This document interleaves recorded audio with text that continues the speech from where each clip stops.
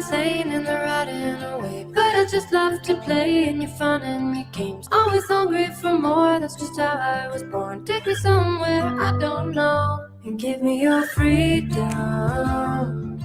Oh, you love me to pieces, yeah, I need it. Want your pandemonium, life is so easy. Whoa, you love me to pieces, yeah, I need it. Want your pandemonium.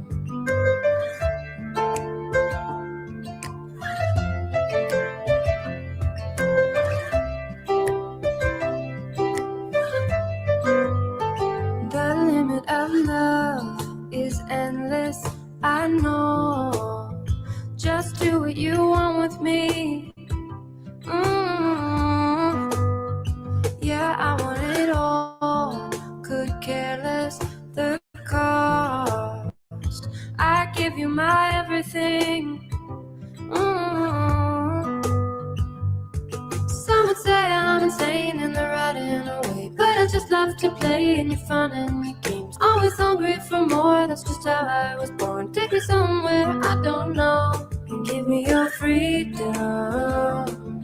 Oh, you love me to pieces, yeah, I need it. Want your pandemonium, life is so easy.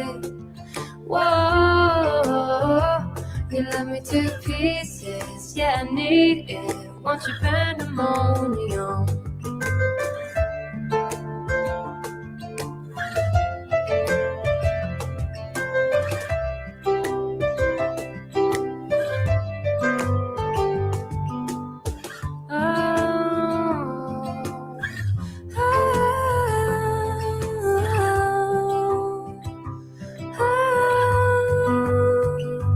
Give me your freedom.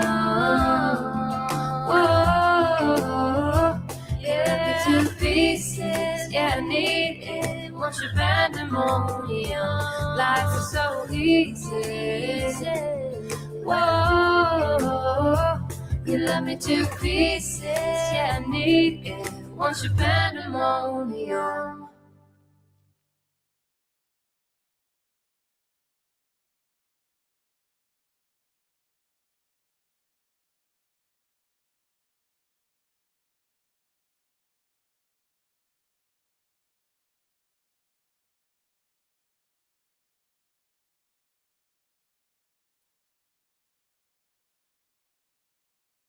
Ooh, let me share. Hey y'all, how y'all doing? Hope everybody's stayed away from this crud I've had. It was something else. Still hanging on a little. I know I sound different. Oh well.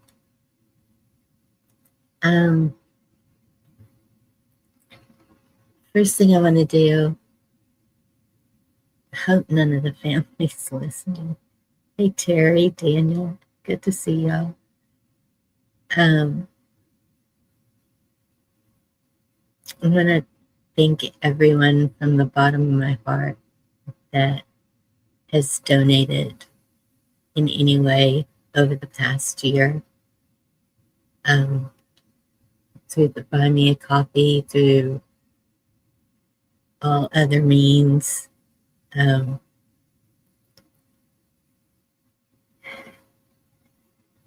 Hey, what, Mike?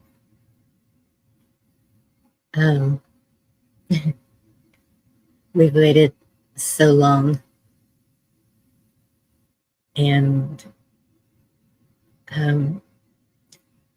my daughter's headstone was delivered today.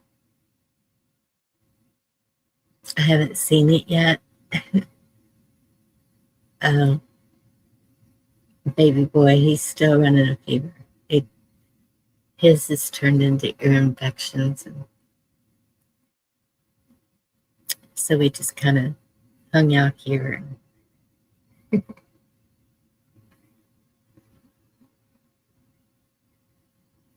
Right, what? But it came just in time Saturday, the family is going to gather at the cemetery. And then after that, the community is going to gather at the river and do a memorial for 1 year. Thank you, Al. Good to see you. I am feeling better. I don't sound like it, but I am.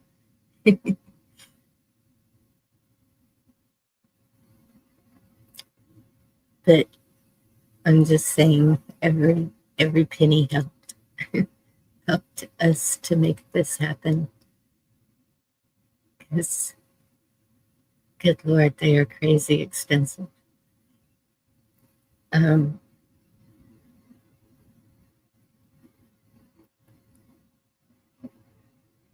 And thank you all for the well wishes through all this. I know I can be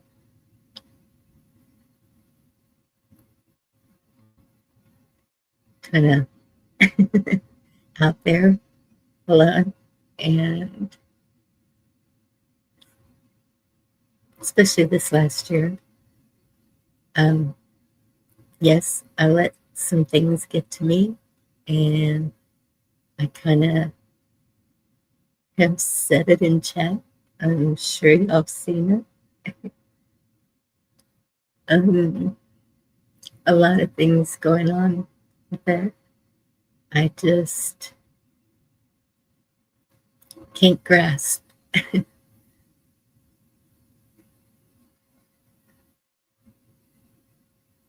um,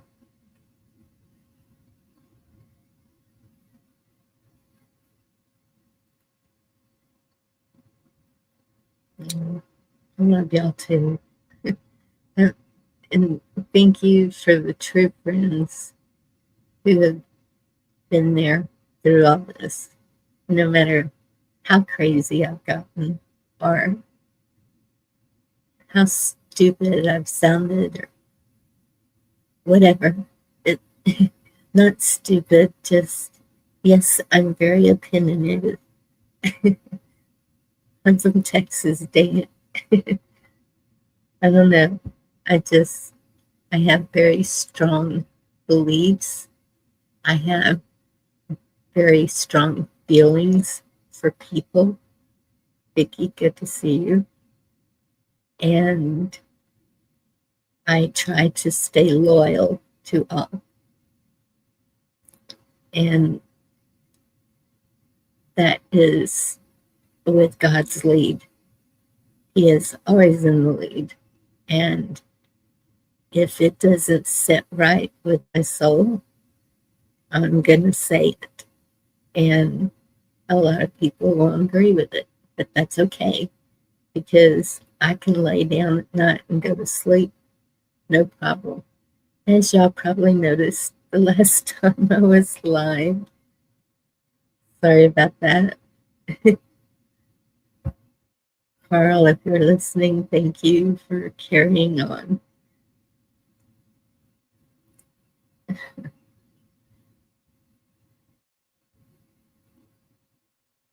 So,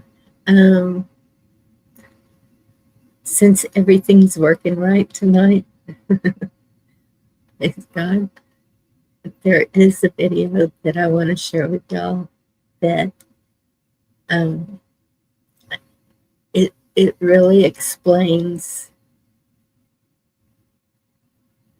me and a lot of other people that I know. And it's just, hopefully you'll understand more of where I'm coming from once you see this video. Man, I sound like a frog talking. Sorry. Let me see. It's this one.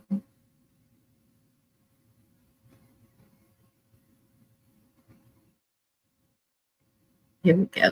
Okay. Let me see if I can pull it up. Make sure it's going to share. If I have talking fit, I'll mute. You don't need to hear that.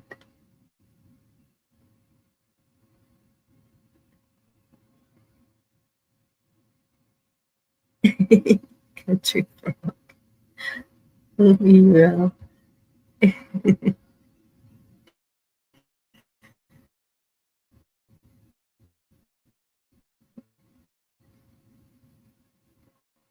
Okay.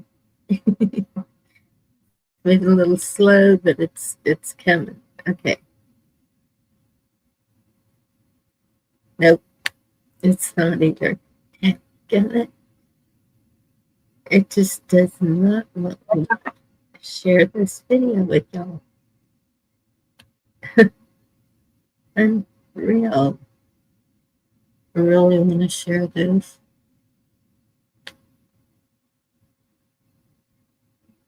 StreamYard, please let it share. Hey, Prepper 101, good to see you.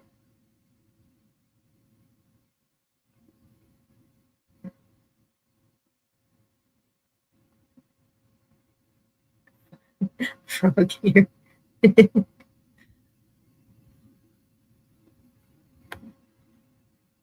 tell y'all are in a silly mood tonight. Okay, one more time. I'm gonna try. Come on, you can do it.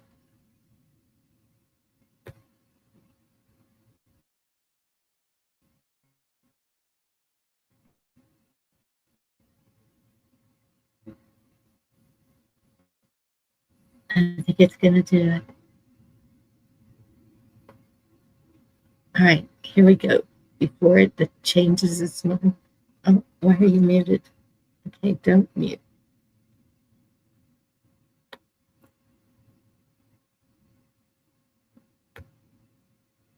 For nearly a decade, it printed its own currency, maintained embassies, and signed treaties with France and Britain. When Texas joined the Union in 1845, it wasn't absorbed from territory like every other state.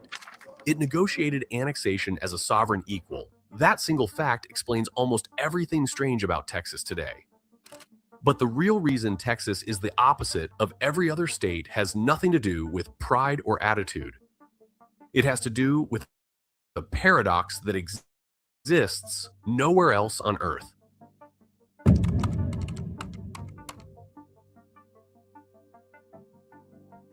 Before Texas could become this paradox, it had to become a country. And the revolution that made it one wasn't what most people think. The Texas Revolution wasn't Americans fighting Mexicans. It was Federalists fighting Centralists. When General Santa Anna seized power in Mexico City and dissolved the federal constitution, he didn't just anger Anglo settlers, he infuriated Mexican Texans who had built their lives under that constitution's promises. Tejanos fought alongside Anglo colonists at every major battle, not as traitors to Mexico, but as defenders of the federalism Mexico had abandoned. The famous "Come and Take It" flag that flew at Gonzales in October 1835 wasn't anti-Mexican defiance. It was anti-authoritarian protest, a message to any government that tried to disarm citizens who had been promised the right to bear arms. The cannon the settlers refused to surrender had been given to them by Mexico itself years earlier for defense against Comanche raids. The revolution succeeded not because of American firepower, but because of a single catastrophic mistake. At the Battle of San Jacinto, Santa Anna made an error that changed North American history. His army camped in an open prairie with their backs to a bayou, confident the ragtag Texan force posed no real threat. On the afternoon of April 21, 1836, while Mexican soldiers rested during siesta, Sam Houston's forces crept through tall grass and attacked without warning. The entire engagement lasted 18 minutes. Mexican soldiers, caught between charging Texans and the water behind them, had nowhere to flee. Santa Anna himself was captured the next day, hiding in a marsh, wearing a private's uniform in a desperate attempt to avoid recognition. Under duress, and likely fearing for his life, he signed the Treaty of Velasco, granting Texas independence. Mexico's Congress refused to recognize those treaties. They called them illegitimate, signed by a prisoner, not a president. That refusal created a legal limbo that would trigger a full-scale war within a decade. But before that war came, Texas had already begun building something that would outlast any treaty.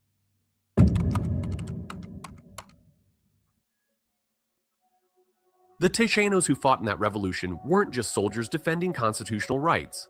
They were the people who invented everything Americans think of as cowboy culture. This is the part most people never learn. Rodeos, roping, cattle drives, the wide-brimmed hat, the pointed boots, the leather chaps. All of it was invented by Mexican vaqueros centuries before Anglo settlers crossed the Sabine River. Spanish mission records from the 1700s document vaqueros at San Antonio de Valero herding thousands of cattle across South Texas 300 years before the American Wild West existed as a concept. At Mission San Jose, vaqueros managed herds of 5,000 sheep and 1,500 cattle using techniques they had refined over generations. They developed the riata, the braided leather rope that became the American lasso. They designed saddles with horns for roping, stirrups for stability, and cantlebacks for long rides across open range. The equipment, the methods, the entire culture of working cattle on horseback, none of it came from the American East. Anglo settlers who arrived in the 1820s and 1830s didn't invent ranching.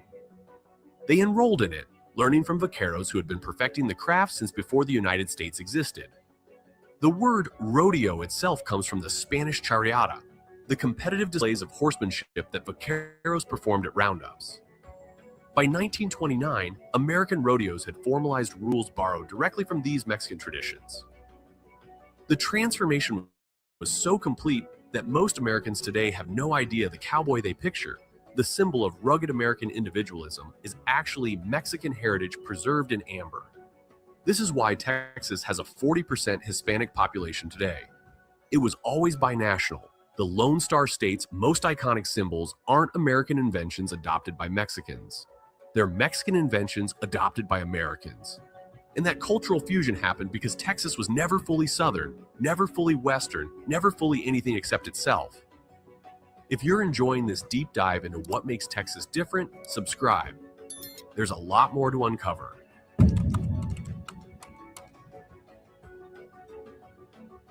Texas has 53 Fortune 500 headquarters, more than any state in the country. Apple is expanding there. Samsung built the largest semiconductor plant in America there. Tesla moved its headquarters there. Yet Texas charges zero corporate income tax and zero personal income tax. Only 5 states lack personal income tax. No other state lacks both corporate and personal income tax simultaneously. This seems economically impossible. How do you fund the second largest state in the nation without taxing income? The answer is buried underground. Texas's no-income tax policy dates to the 19th century, back when oil was just beginning to reshape the state's economy. Once the policy took hold, it became self-reinforcing. Businesses relocated for the tax advantage. Population grew. Political will to implement new taxes never materialized because voters had never known anything different, and because the state discovered it didn't need their income.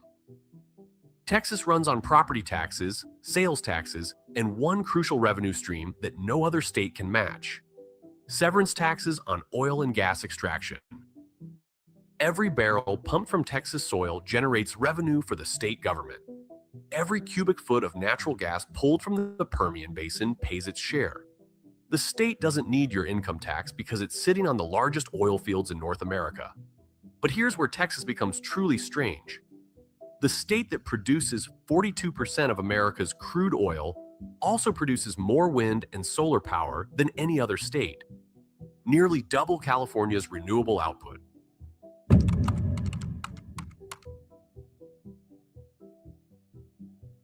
This is the fact that makes Texas genuinely impossible to categorize. In 2024, Texas pumped a record 2 billion barrels of crude oil. The Permian Basin alone contains 20 of the nation's top 100 oil fields. Drilling rigs dot the West Texas landscape like mechanical grasshoppers, pumping around the clock, feeding pipelines that crisscross the state. If Texas were an independent country, it would rank among OPEC members in production. The state accounts for 96% of recent U.S. oil production growth. When people talk about American energy independence, they're really talking about Texas. And simultaneously, in the same state, often in the same counties, Texas generates 169,000 gigawatt hours of wind and solar power annually. That's not just first place. That's nearly double California's 92,000 gigawatt hours. Drive through the Panhandle and you'll see wind turbines stretching to the horizon in every direction, their blades turning in the constant prairie wind. Solar capacity alone has increased 800% since 2019. Panels now carpet former ranch land across West Texas, converting the same relentless sunshine that once just baked the earth. The flat, windy Panhandle became America's wind corridor, not through environmental activism or green mandates. It happened through the same market logic that built the oil industry: cheap land, loose regulation, and profit motive. In 2005, Texas passed legislation enabling massive transmission infrastructure for renewable energy, not because legislators wanted to save the planet, but because they saw a business opportunity. Wind turbines make money. In Texas, that's all the justification anyone needs. The result is a contradiction that exists nowhere else on Earth. Texas is both the fossil fuel capital and the renewable energy capital of the United States. The same state dominates both sides of the energy debate. Oil executives and wind farm developers operate under the same flag, often invest in each other's industries, and both pay severance taxes that fund the same state government. This isn't hypocrisy. It's Texas.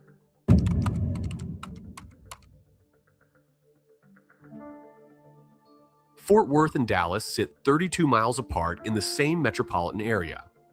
They share airports, highways, and sports teams.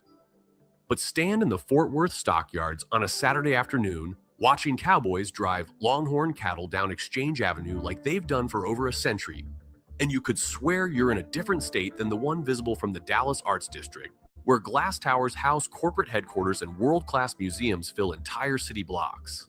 How did two completely opposite cultures grow up side by side? Fort Worth and Dallas are just the most visible example. Texas isn't one place, it's at least four. Drive east from Dallas and you enter the piney woods, a landscape that looks exactly like Georgia or Mississippi. Humid air, dense forests, small towns where accents sound distinctly deep south. This is East Texas, and culturally it belongs to the old Confederacy as much as anywhere in Alabama. Now drive west, far west, to El Paso.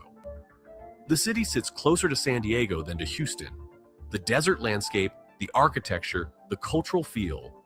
This is the Southwest, not the South. El Paso has more in common with Tucson than with any city east of the Pecos. Between those extremes lies the Hill Country, where German immigrants settled in the 19th century and built towns like Fredericksburg and New Braunfels. The architecture, the food, the family names, generations later, the German heritage remains visible everywhere. Churches hold services in German, bakeries sell strudel alongside breakfast tacos. And south along the Rio Grande, the valley is majority Hispanic, Spanish-speaking, and culturally binational in ways that would feel foreign to someone from East Texas. Families cross the border for dinner. Business happens in two languages. The international boundary feels more like a suggestion than a wall. These aren't gradual transitions. Drive 3 hours in any direction and you're in a different America. Texas covers 268,000 square miles, second only to Alaska. You can drive for 12 hours straight without leaving the state. At that scale, regional variation isn't surprising. What's surprising is that it all functions as a single state, governed by the same legislature, following the same laws, waving the same flag. A rancher near Amarillo and a shrimper near Galveston live under the same state constitution, but their daily lives share almost nothing in common. The contradictions that would tear most places apart somehow hold together here.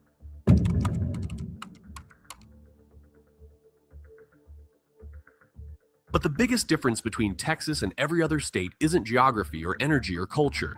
It's who lives there now. In 2022, Texas reached a demographic milestone no other large state has hit. The Hispanic population equaled the non-Hispanic white population, both hovering around 12 million people.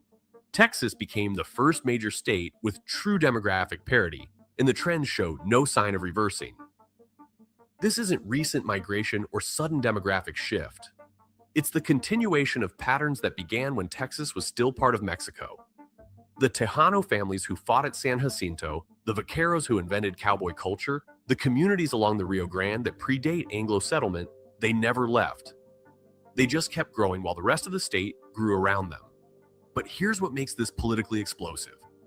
Texas's 4 largest cities, Houston, Dallas, San Antonio, and Austin, all lean liberal. Blue cities inside a red state with a rapidly diversifying suburban ring that nobody quite knows how to predict. Migration compounds the uncertainty. Californians priced out of the Bay Area moved to Austin, bringing tech money and progressive politics. New Yorkers fleeing high taxes settle in Dallas suburbs. Illinois families relocate to Houston. Each wave of domestic migration brings voters whose political habits were formed somewhere else. The Texas Demographic Center projects the state will reach 42.6 million people by 2060, a 37% increase from today. And more, that growth depends on migration.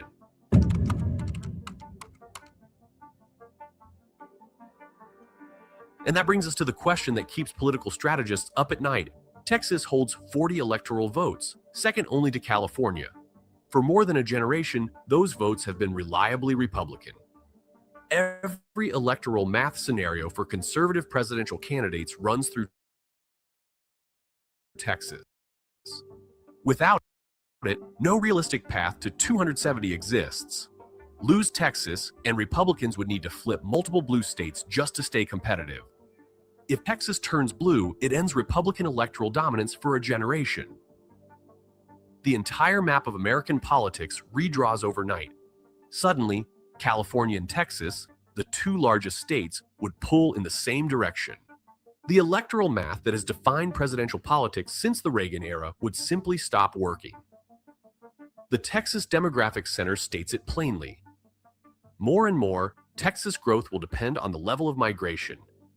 Migration will be the major driver of either growth or decline in the future. The same forces building modern Texas, domestic migration, demographic change, urban expansion into formerly rural counties, are the forces that could flip it. Nobody knows exactly when or if that happens. Hispanic voters don't behave as predictably democratic as some analysts assumed a decade ago. Migrants from blue states sometimes shift their politics after arriving, drawn to Texas precisely because it's different from where they left. Suburban voting patterns remain volatile nationwide, swinging with each election cycle. The projections suggesting purple by the 2000s and 30s and potentially blue by the 2000s and 40s depend on variables that nobody can fully control or predict. But the trajectory is clear enough to make Texas the most watched state in American politics for the foreseeable future. Every election, both parties pour resources into Texas, not always expecting to win, but probing for weakness, testing whether this is finally the year the dam breaks.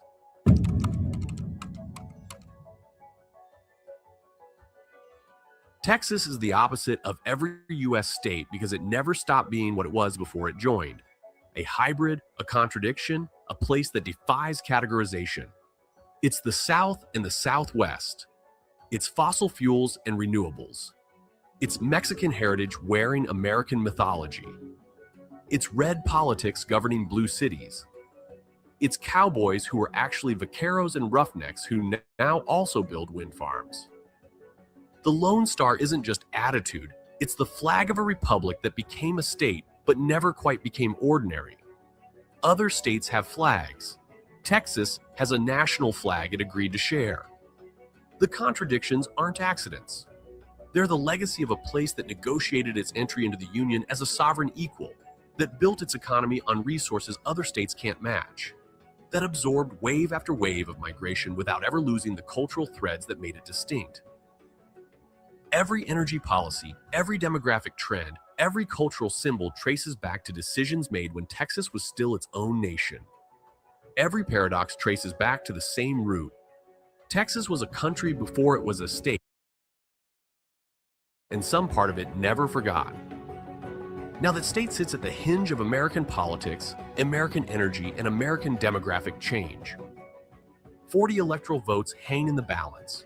Billions of barrels of oil and gigawatts of wind power flow from the same landscape. 12 million Hispanic Texans and 12 million non-Hispanic white Texans share a state that was Mexican before it was American. What happens when the opposite state tips? That's the question the next 50 years will answer. If you want to see how geography shaped another state's strange story, watch one of the videos on screen now. And if you haven't already, subscribe. We've got a lot more ground to cover.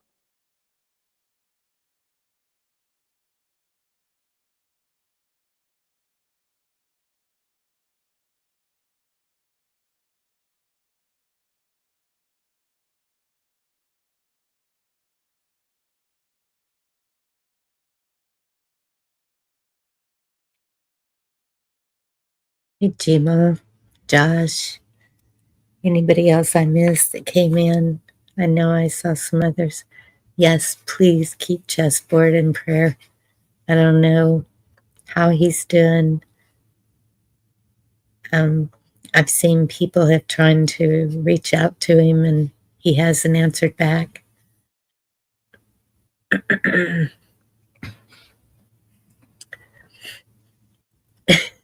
Okay, Gma. I saw some of your comments. Never had a credit card.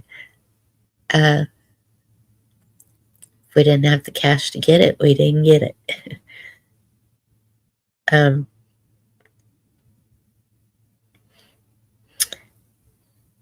Just anyway, so that pretty much explains our relationship with Mexico, and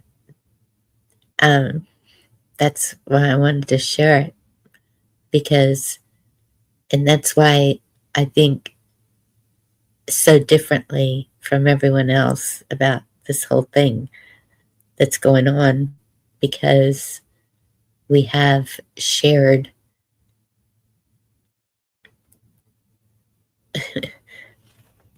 our whole existence, really, with Mexico. 420, good to see you. And as you heard, different parts of Texas are very different. So someone in East Texas would totally disagree with anything I say, probably. I'm closer to the border. So in North Texas, they're just, they're, it is. It's like you're going into another country when you go to different parts of Texas. But even at the same time, when my daughter and I took that trip, everyone was, it was great. Had nothing to do with color, sex, where they came from, whatever. It was everyone just getting along.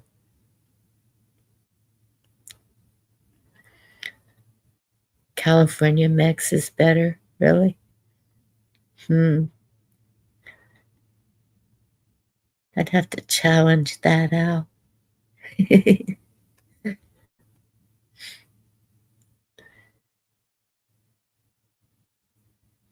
Yeah, y'all, if y'all can click that link, what just dropped, that's pretty interesting. Texas is one of them also. Using the gold and silver as tinder. To me, it sounds like It's still a push towards digital. The state will be in charge of it, and it is trackable. So your purchases are still trackable with the gold and silver because it goes through a bank still.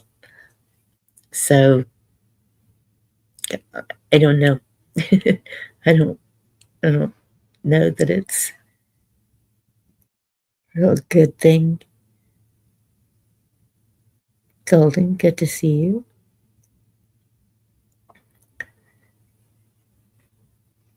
Put the link if anybody wants to come up and talk.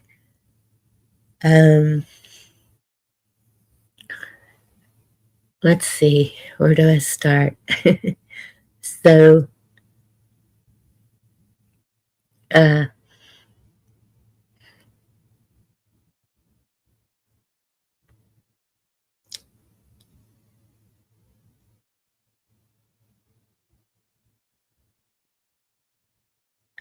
so what about the coin shops? I mean, the coin shops you can still go and purchase and sell to, I would think. I haven't been to a coin shop. Person to person is the way to do it. That's the way I would do it. I wouldn't. I definitely wouldn't put it in a bank and trust them to. Wayne, you're one of them that came in. It's good to see you.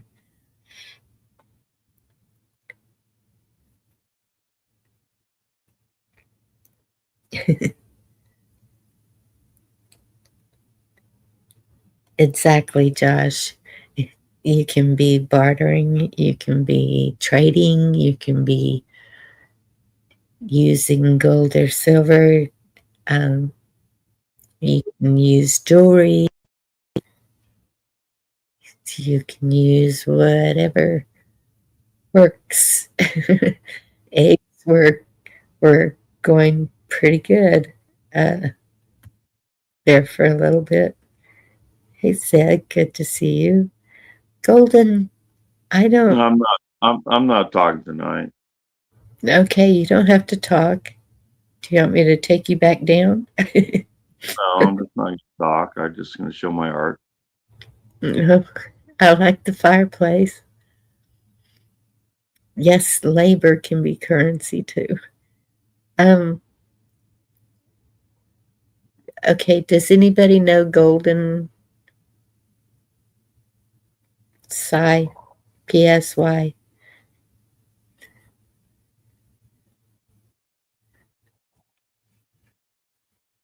There you go, 420. Oh, I'm not depressed, Wayne. Not about that. Okay, I see a yes and I see a no. And first time. Golden, I'm going to give you a chance, but we'll see what happens. I will delete you if you pull anything.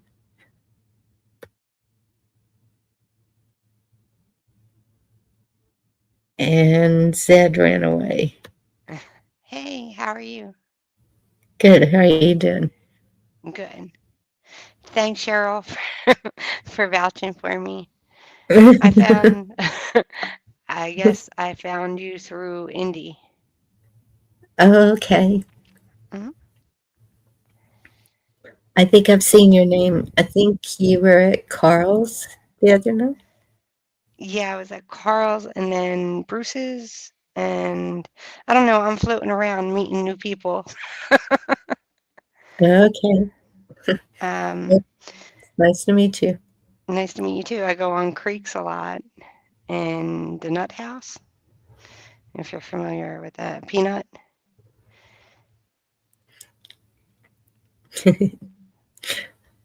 um, Oh, she sings. Okay. Got it. Love Creek. Yes, Creek's great. So I'm on his panels a lot too. Yeah. So do you want to go digital as far as currency goes? No, no. I Yeah, I don't refuse either. to go anywhere near it. Um, I am, uh, no, I just will not. I won't get the real ID. I am, I pretty much um, don't comply Okay. with pretty much everything. Well, I saw something odd with the real ID, and there's no explanation on the website about it. But the stars that are on it are color coded, Hmm. and I can't find out what the color coding means. So I find that interesting. Yeah. Um, and we probably won't know, but I've been um, looking for a vehicle, and when I was eh, eh, when I was looking at this car, uh, they ask you for your license, and he says, "So why haven't you renewed it?" And I said, "Because I'm not gonna. I'm getting a passport." And he said, "Because of the GPS tracker on it." And I said, "Yeah, that could be it." So I think more people know what's going on than we actually think.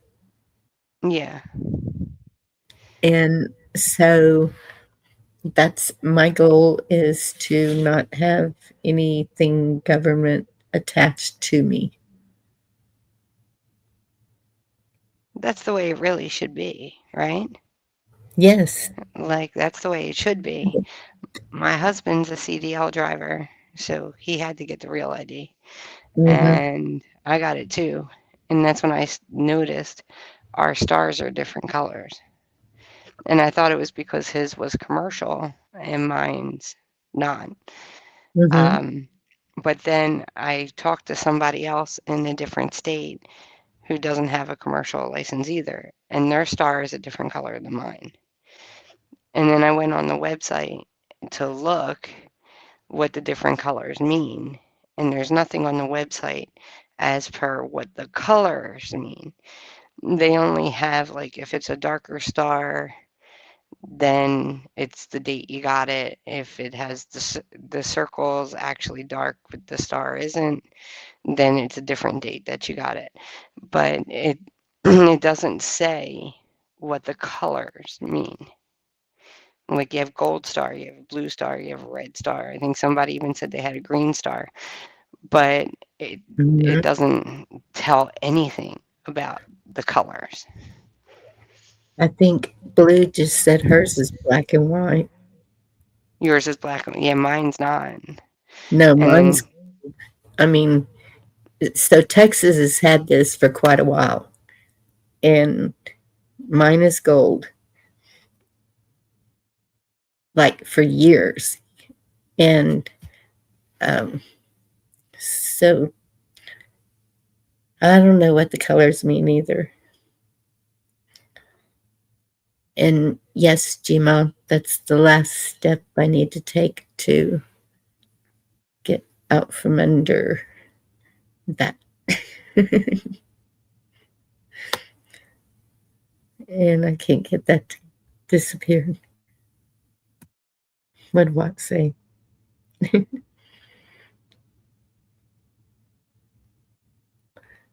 Right? We've had a fake ID all this time.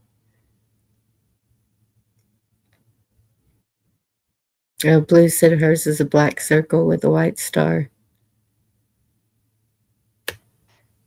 see, Hmm. that's weird that it's different. And you said yours is gold. I think mine's gold too. Yeah. I think. I don't remember. I have to look at it, but I just thought it was weird that it was different colors. And I'm like, okay, what does that mean? And I kind of feel like it's a herding. You know what I'm saying? Yes. Yes. Like this color, Remember the eventually this color is going to go here, this color is going to go there, this color. And I don't like that. That scares me, actually. FEMA zone something or other? Probably, maybe, possibly, allegedly. I don't know. Remember when the illegals were coming in and they had the different colored bracelets? Yeah. And trying to figure out what that meant too.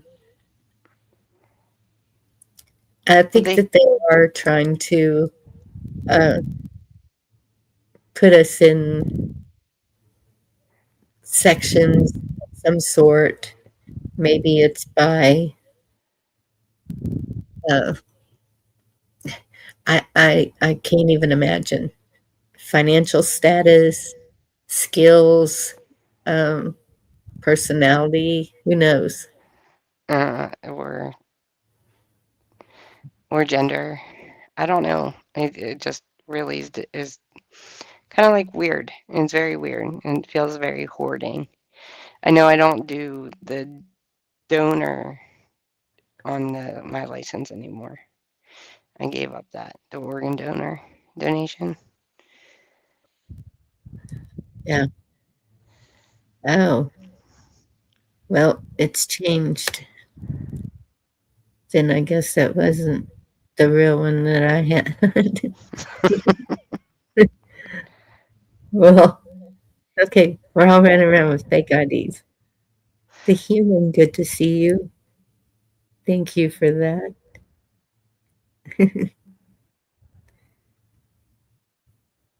Yeah. Um, so I know that eventually I won't be able to purchase in a store or do anything without it, but that's okay. I will get by. That's why I'm working towards complete self sufficiency.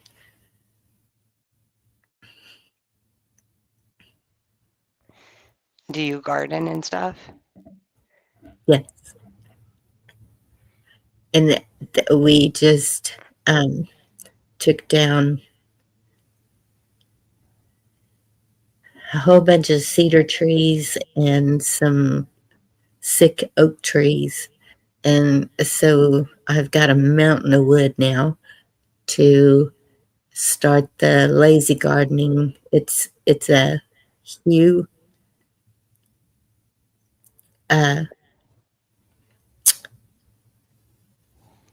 what do you call it? Hue experiment, hue, uh, and so it's you dig a hole, put the wood in, pack it with manure clippings from the yard, pack it in good and tight, cover it with soil, and then start making mounds with your grass clippings, your tree limbs, whatever, and hey, D-Dog, good to see you. And so the first year is supposedly the only time you need to water it. And then from then on, it doesn't take any water because the wood in the bottom under the ground will act like a Hugo Man. Thank you, Gmo. It will act like a sponge to absorb the moisture that comes in. And it really sounds awesome. And also, at the same time, I'm doing it's rain ponds And so the rain would go into the ponds and hopefully fill the aquifer back up so that you're returning what you use back to the land instead of just taking. It's like you're working together, stewarding the land like we're supposed to. Hey, Watt, good to see you. Evening, everybody. Hello. Yeah, it's getting close to that time. Almost 30 days and counting. Almost a month away. A little over a month till spring. Yay. So I don't know if it's just in Texas, but um, HEB is just in Texas. And while I was at HEB, the seed truck pulled up, and the brand of the seeds is Bonnie. And, You need to see if you can get your cut, right? Just tell them you'll settle for a small 5%. That should cover it. And when I saw them, I was like, woohoo, there's the new seeds. And so stocking up some more. What do you grow? So I'm growing only what I will eat. Okay. My son-in-law has made requests, and if he helps, his requests will be granted. But he thinks that I'm going to do this by myself, and if I do, then it they're going to benefit. I mean, anything I cook, I share with them. So either way, but tomatoes, peppers, onions, garlic, everything to make salsa.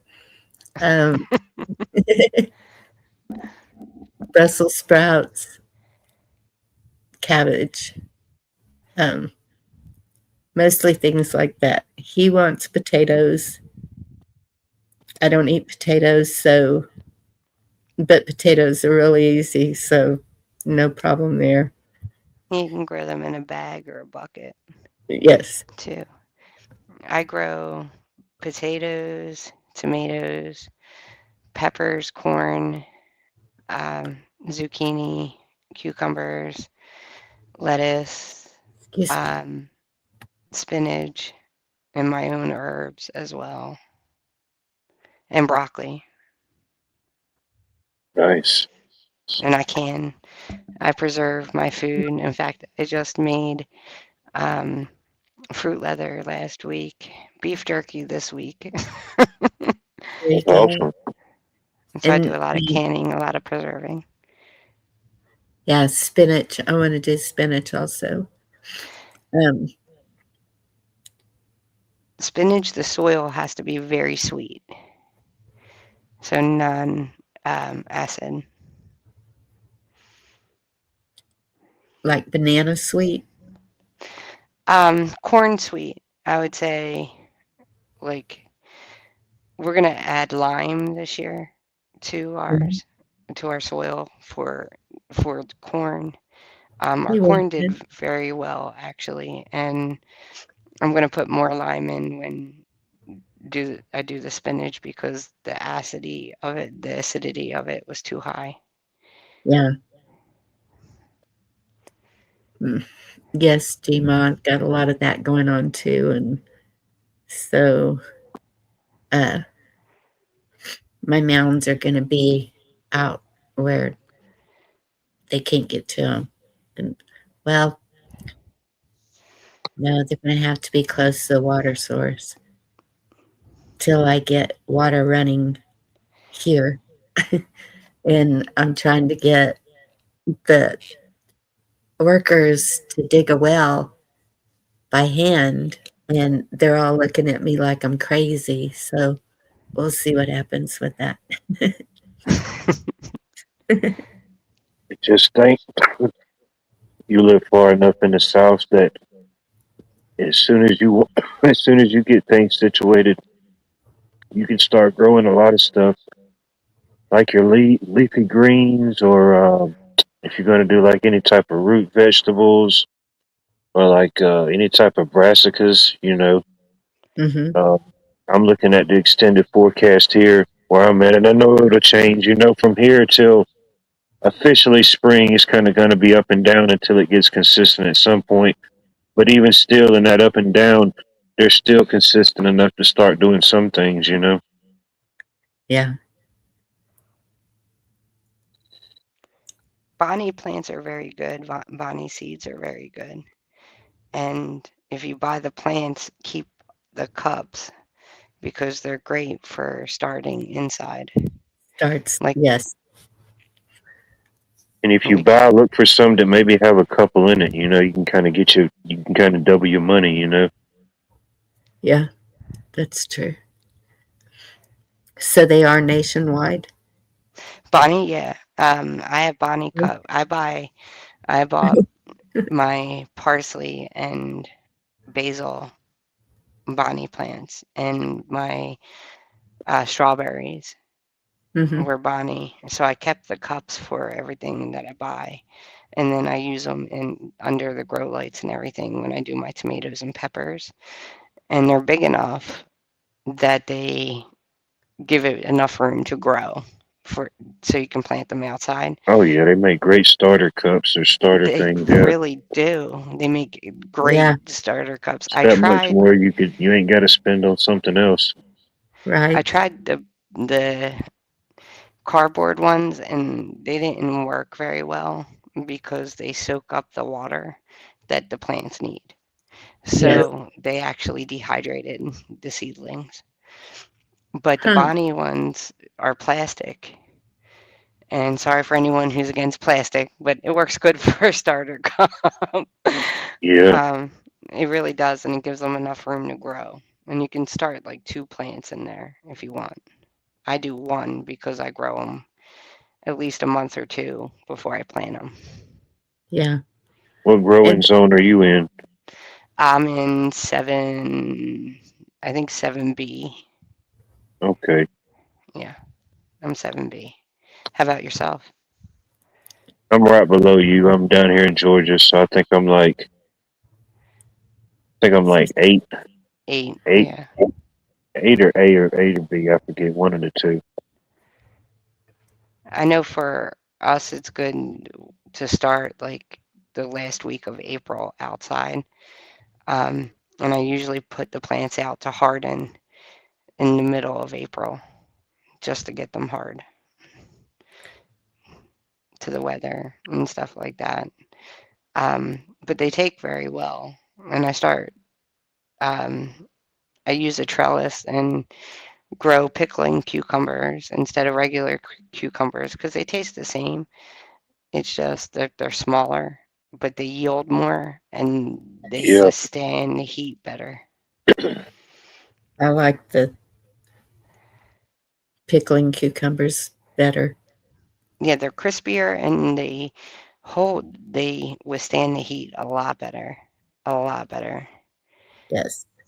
Got I love cucumbers. I try to grow several varieties each year. Some of them the same, some of them new, but I forget this one variety. I ordered some seeds because it's supposed to be self-pollinating. It handles all of that stuff itself, and it's heat tolerant. It said it was heat tolerant, which will work well, here in my area because it gets pretty hot through the summer. Usually there's not a very long spring. Sometimes we just get right into summer. It just lets us know it's coming. So I'm gonna try them out and see how they do. I did well until August with like pretty much everything. The corn was done by August, and the green beans were done by August. They just didn't, they were too woody. Like they grew too fast actually, but didn't grow long enough. I did bush beans, and then Bush beans, yeah, they're always good. yeah, the zucchini That's usually done by August because the heat will kill them. And what the heat doesn't kill, the squash bugs and I forget. Some people call them kissing bugs, but I forget what their name is. But they tend to eat Eric?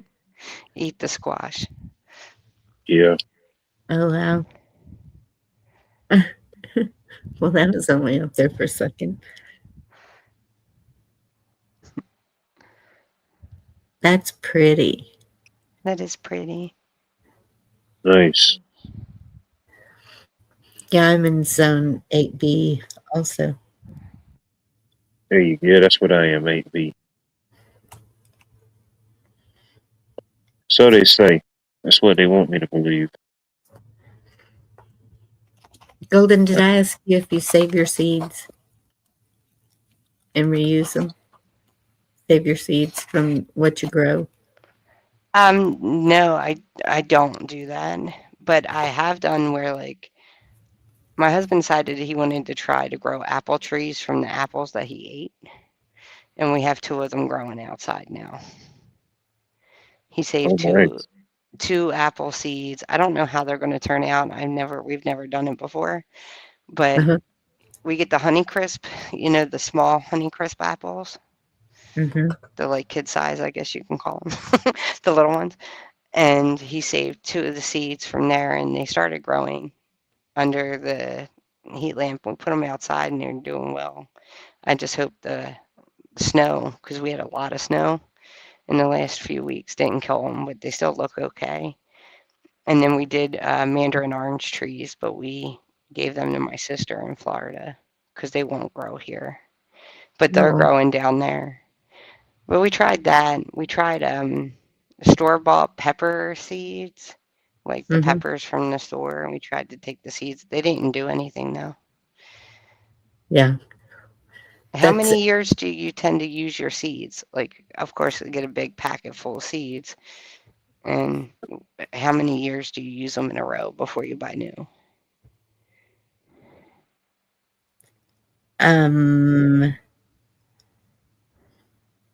That's a good question. I share mine.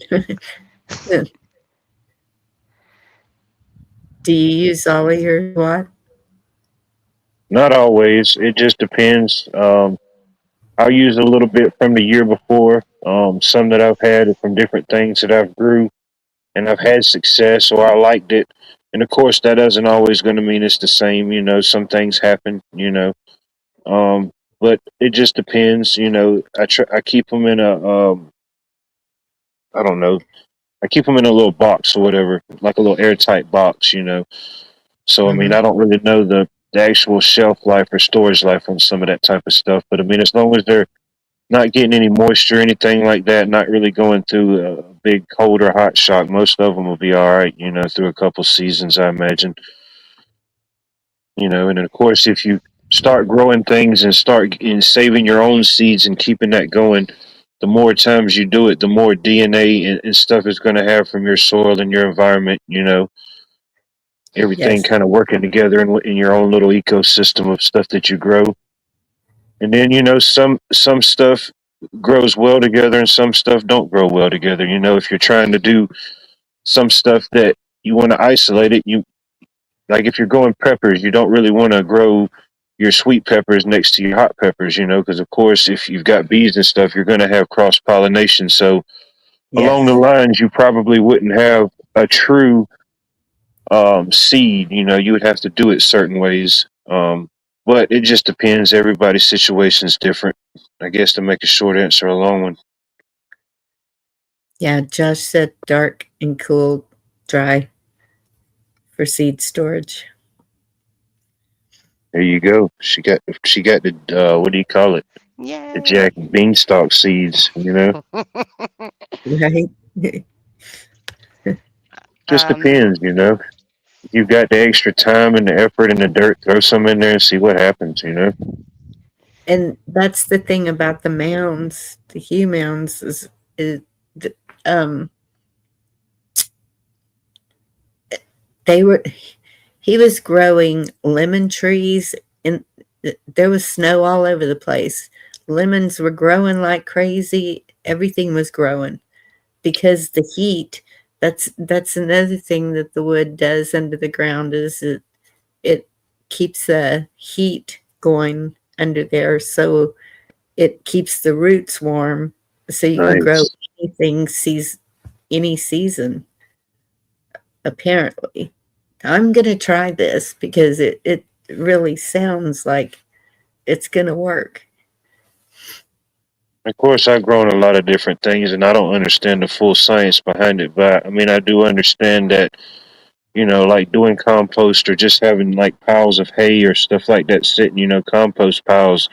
You go in there and flip it, and you get you a thermometer or something and read the center. Or even if you do it like now, midwinter, you flip a pile, you can see the steam coming off of it. It's pretty warm in there, over 100 degrees probably. Hmm. So I could imagine with the right conditions, certain things could be done. Um, yeah, We we have a plot that's a U shape to keep the squash away from the cucumbers.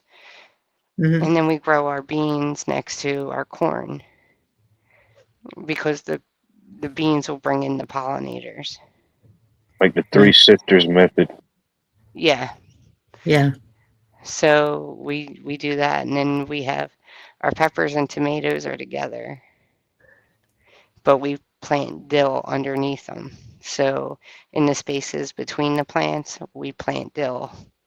And all I do is throw dill seeds out and see. Yeah, I Yeah. don't even dig or anything. I just throw them out there. Um, and then I separated the cabbage and the broccoli last year, but we tried was it the lettuce last year, and it kept growing tall, but Cookie dough. it wasn't like big. You know what I'm saying? Yeah. hmm But it was tall. It was very tall. and like finding the right varieties for your area. That's what I'm Certain little thinking. things. It I've was still, grown the romaine hearts. Oh, buddy. but cookie dough.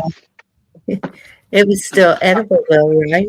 I mean, Yeah, you everything was still. edible. I got enough lettuce to, you know, for Good. food and everything, and I give a lot of my stuff away to people that I grow. It'd I be preserve trying. some of it and give the rest away. Yeah, and that's that's how I plan to make new friends in my new place. It's a good There's thing. yes, Yeah. there's one little lady down. Uh, she's a ways down. Um, I was driving by there and I saw that she has a raised bed. It looks like it's about a 10 by 10, and she's got a row of each thing that she wants to grow in there, and it's already it's really looking good right now. Kind of surprised me after that ice storm, but she's got it going on down there. It's awesome. Yeah. Yeah, I had over 2,000 tomatoes last season. Oh, well. Oh my goodness. I had a lot. Um all of mine were cherry tomatoes, cherry or grape, and uh they really went crazy. They I was really surprised. That was the best yield of tomatoes and peppers that I had. Yeah, I had a good yield of. I do just bell peppers, but I can't eat the hot stuff, and my husband doesn't eat it either. So I'm Oh, like, we just do, mild, mild peppers. But yeah, Yeah. the tomatoes, like they were like the cherry tomatoes really took off last year. The Romas didn't do that well. yeah, I know. I'm San having and the trouble with San some. Marzanos are hard too. Yeah. Um, well, I had jalapenos and serranos, peppers. And then, Serranos are good. yeah. And I just kept putting them in freezer bags and sticking them in the freezer until I got enough to make the salsa, just sticking them all in there together, the tomatoes, the peppers, everything. Everything that's going to go in it. And D-Dog is a master gardener. If you have any questions, he'd be the one. Okay. If you I have a have a lot of small, questions. if I you have have a a lot of small questions. garden, it's called a Mhm. handkerchief garden. For a small garden, 25 foot by 50 foot. And Mhm. that's this little manual came out in 1887. And it will tell you everything you need to grow to feed a family of 6 for a whole year.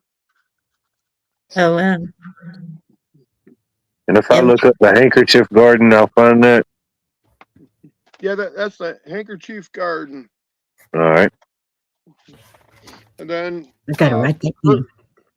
Burpee's Farm Annual, 1888.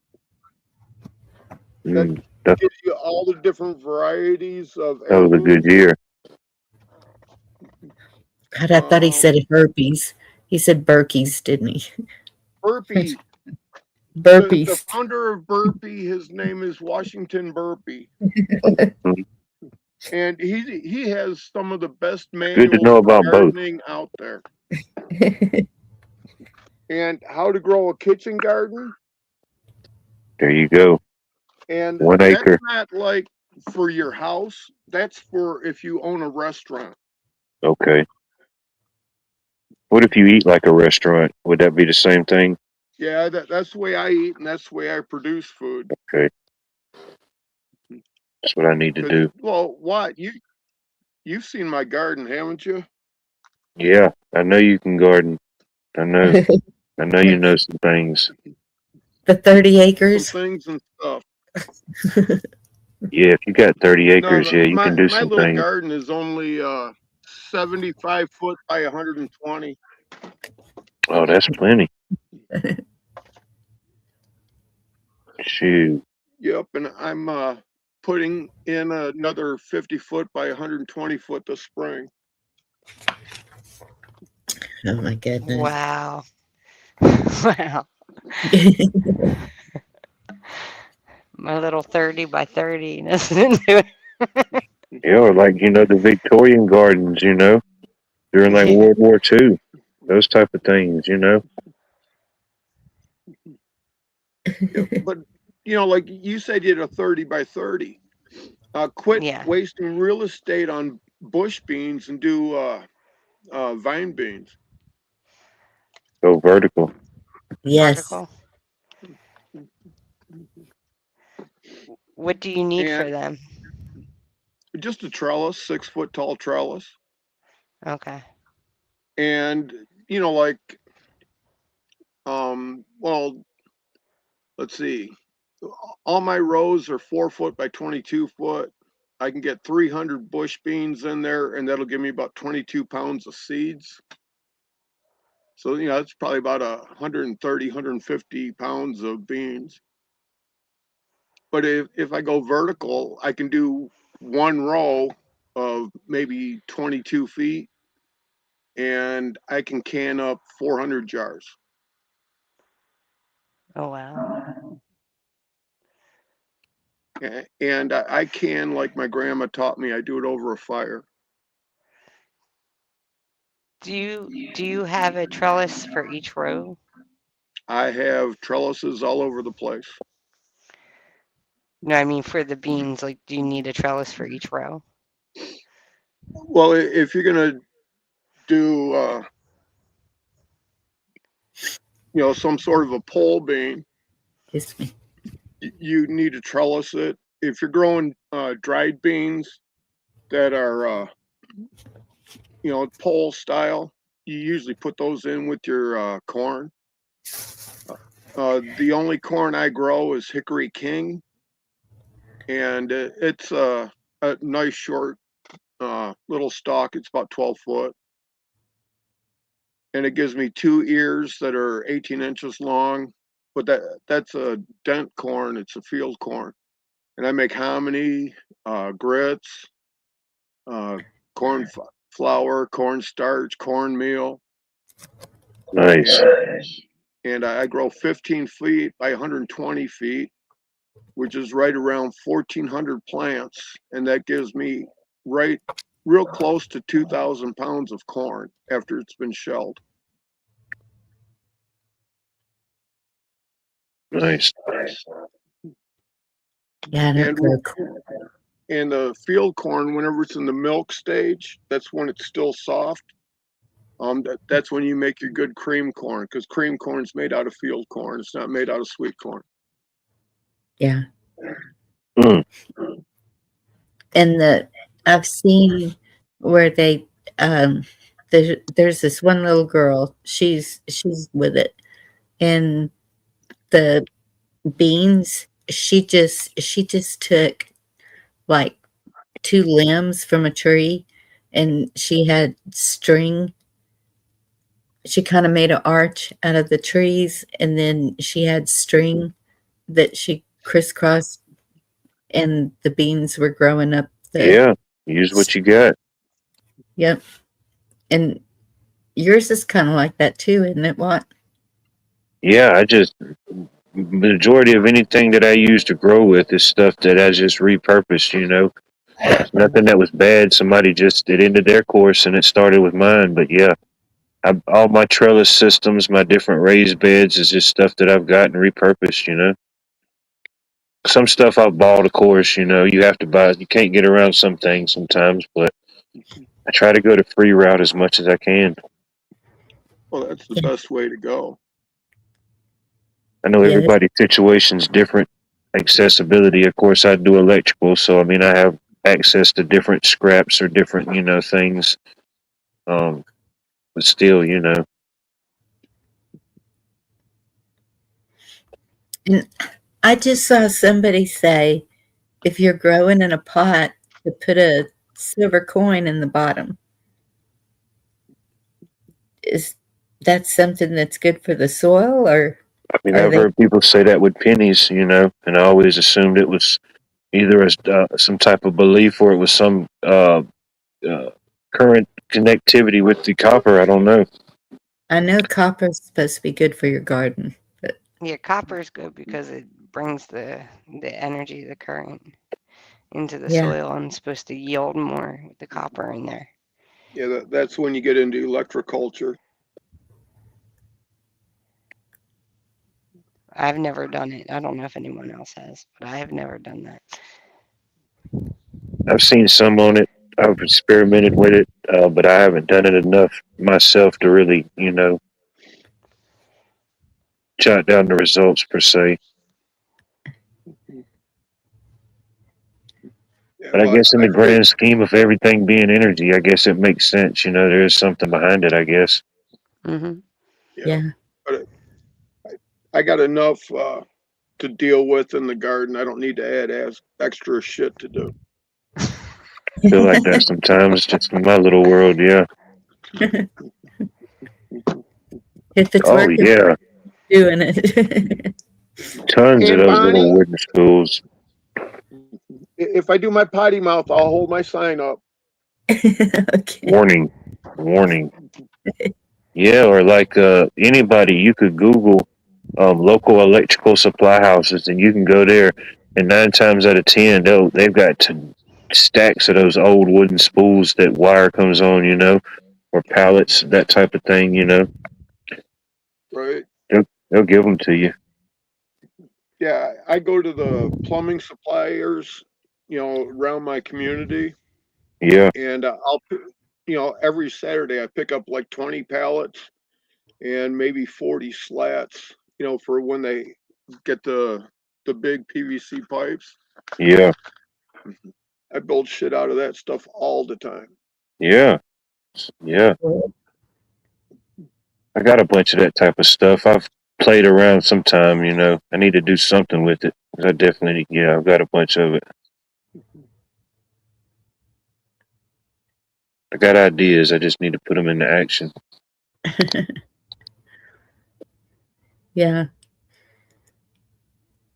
that's Hey, the grass behind this house is like um it, at least 2 feet tall, maybe taller, and nice.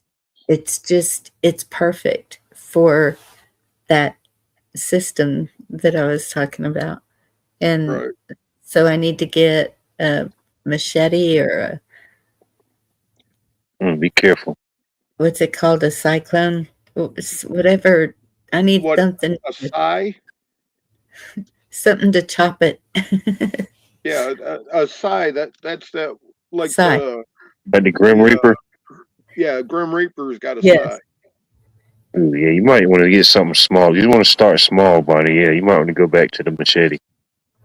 Yeah, but the side, that I think that would be easier. Wouldn't have to bend over and yeah. We got to record this. We It's got a to lot see this easier. happening. And so do they have those at like Home Depot or Tractor No, Supply? Yeah. No, I haven't seen no. them. You'd probably have to order that. Yeah, you'd probably go up to TSC and order it. Oh, okay. Oh, I love moonflowers.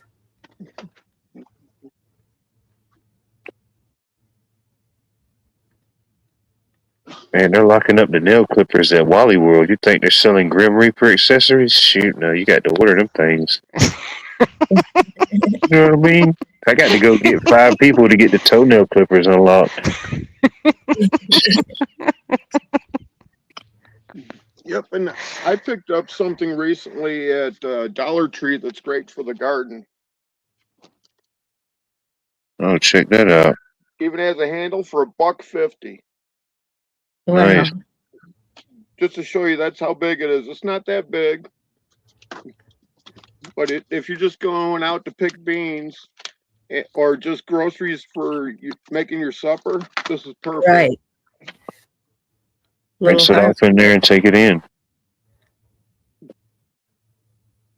at Dollar Tree. Yep, Dollar Tree, $1.50. Poof, it's yours. I'm telling you, when I go in there, it's like, oh, this looks useful. They they have a lot of um yeah, I just went in there not very long ago because I made a wreath for my daughters for Saturday and got everything I needed there. Yeah, I still support the $1.25 tree. Yep. They're 25 tree. I still got some good deals in there sometimes. They had socks locked up, Josh. Dang, it must have been the good ones. Man, the medical grade diabetic socks. Right? You ain't Right. walking out of there with no Fruit of the Loom.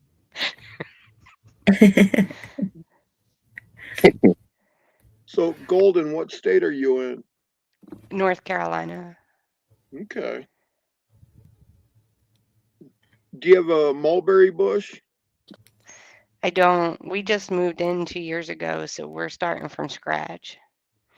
Like, Okay. like If you completely have, from scratch. if you have like a city park that has a lake on it, and there's a section of it that they don't really take care of, Hmm. walk through there and you can get a couple of clippings off of mulberry and just stick it in the ground and call it a day. Oh, really? Okay. Yep, same thing with elderberry. Really? That's nice to know because I wanted to grow elderberry too. Yep, Elderberry is really good for you. and Like it's all the super berries. easy to grow.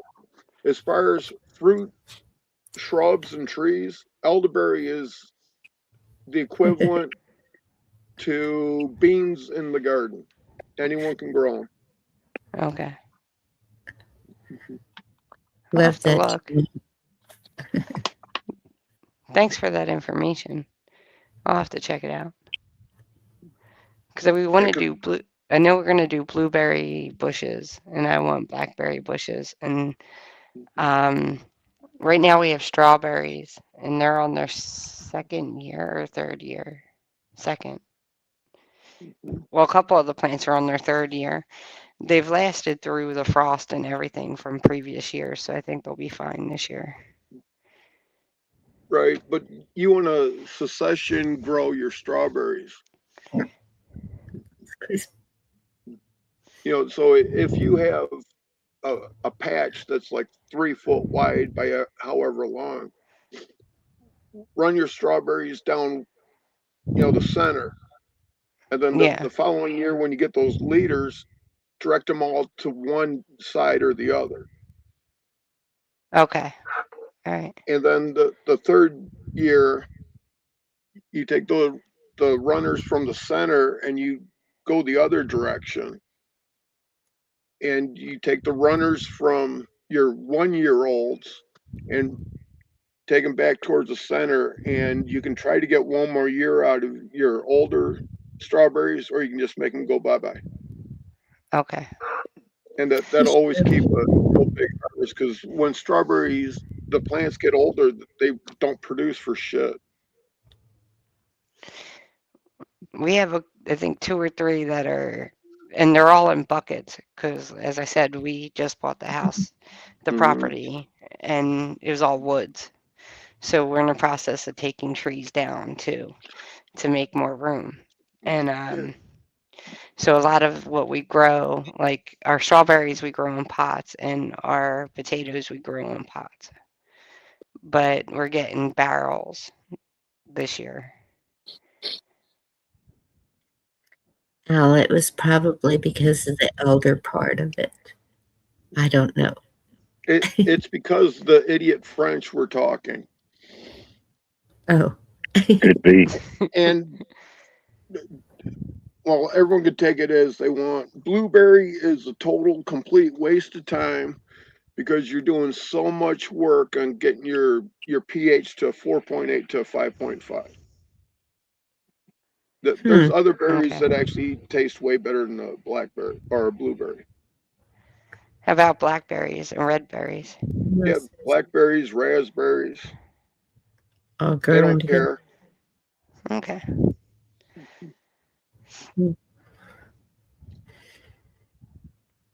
All right, guys, I got to get going, but thank you for having me up, Bonnie, and it's nice to meet you guys.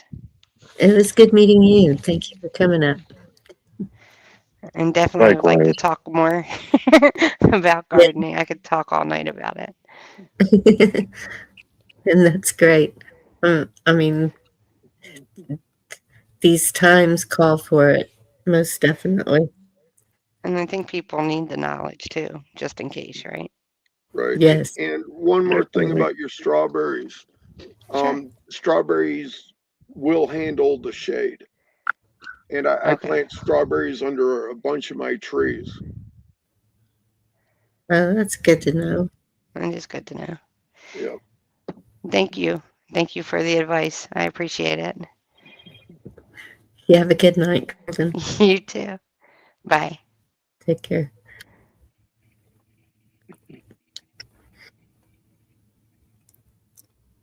You guys were talking about gardening and canning. I had to come up. You know that. I know that.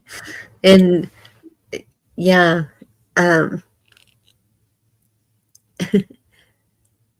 need to get my friend out here that she cans everything.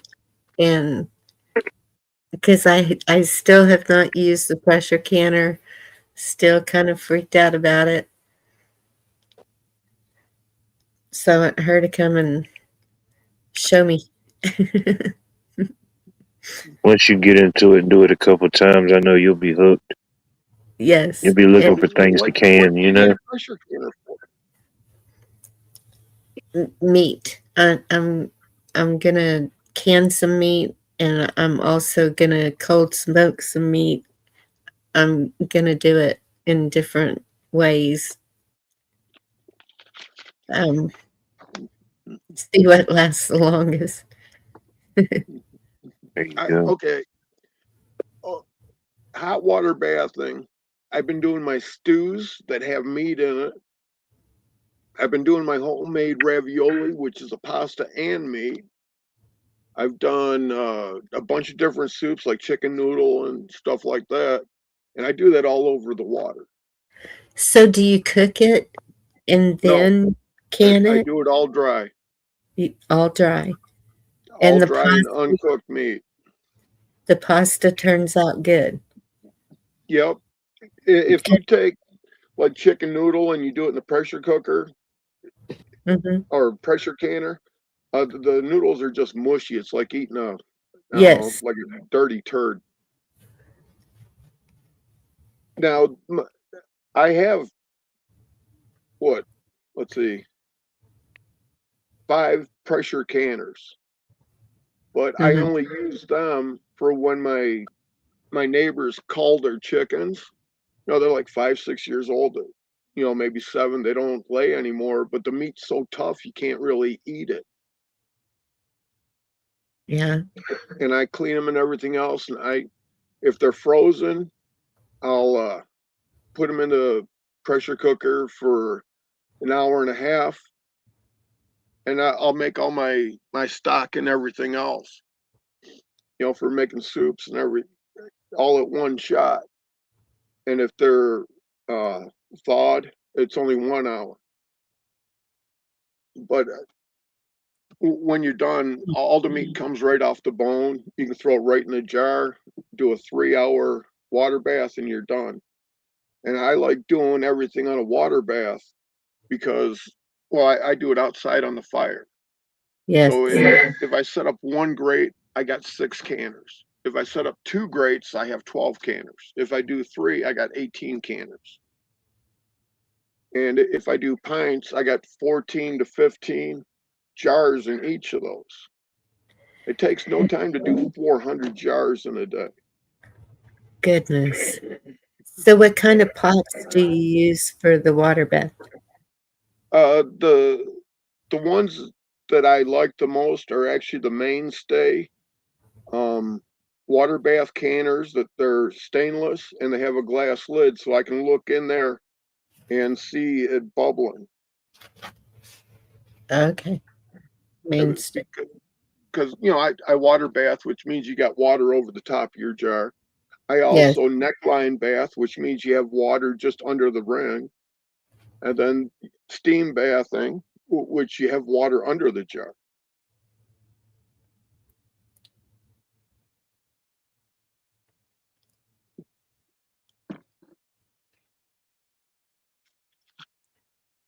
See, I don't remember it being so difficult when I was helping my grandmother can, and I don't remember her ever using a pressure canner, but my mother said that she did, but I don't remember it. And we were canning green beans, and well, she had a humongous garden too, like is big. And pickles, of course, we had to make tons of pickles because I love pickles.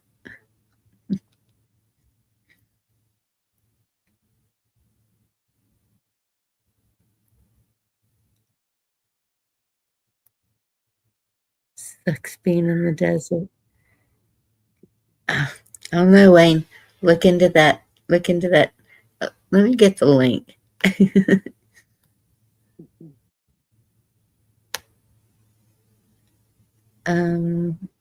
Well, Wrong place. through the federal government, BLM, Bureau of Land Management, still has property all over America for homesteading. Really? If you don't like being in the garden, you can move for free.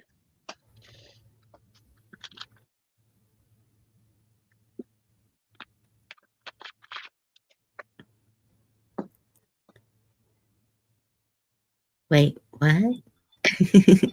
What?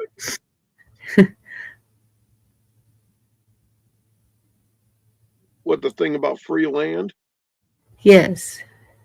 The Bureau of Land Management, you go to their website and you can put in for a homestead of free property.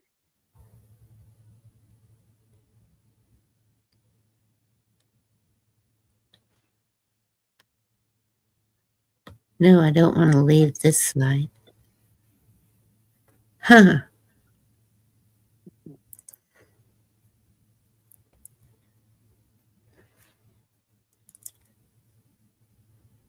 Yeah, I don't know that I want to live on their property.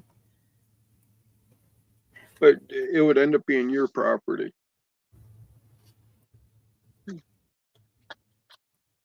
Interesting.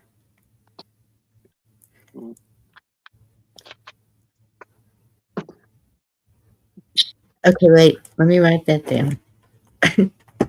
Land What? Management What are we writing Bureau now? of Land Management. Bureau of Land Management.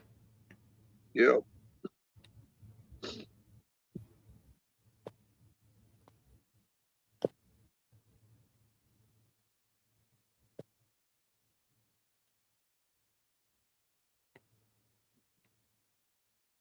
And you just tell them you want a homestead, and they Right. give you property to homestead.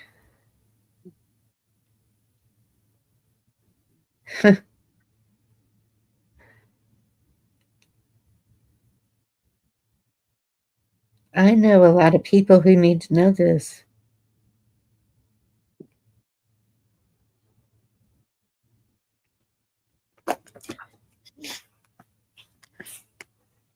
Well, there's also cities and towns all over America where you can get, a decent piece of property for under $100 because the community has shrunk so much, and all you have to do is upkeep or increase the value of your house. That's all you have to do. Hey, Jerry. There you go, Zed. Are you listening to this? Write it down. Yeah.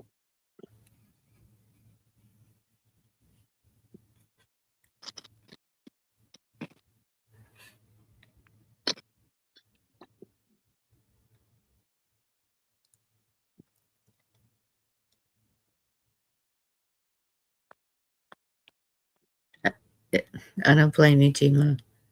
That's yeah. I'm not giving up the shit I got either. Yep.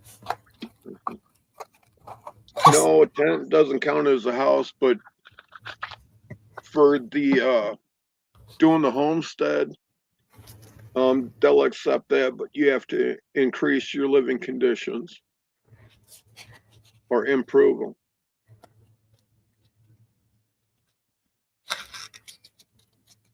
So you just start getting pallets, and I've seen a pallet cabin be built. Look pretty good in the snow.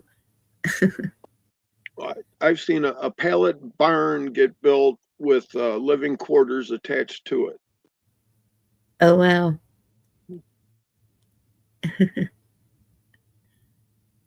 Yeah. I think that was in Alabama. Had to have been. That's 3 of the trees that had to be cut down. For whatever reason, they left the stumps pretty tall, and so they're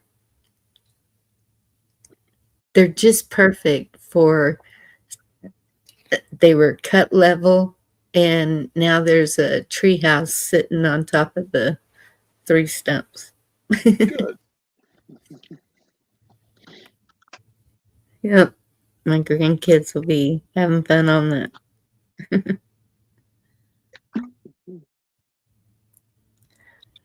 Oh, man.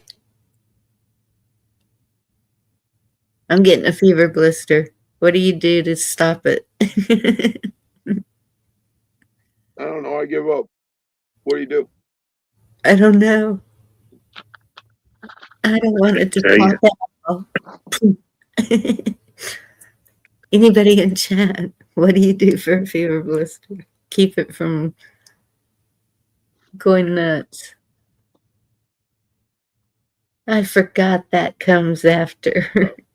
Darn it. I'm leaving on a trip. I can't have a big red blob on my face.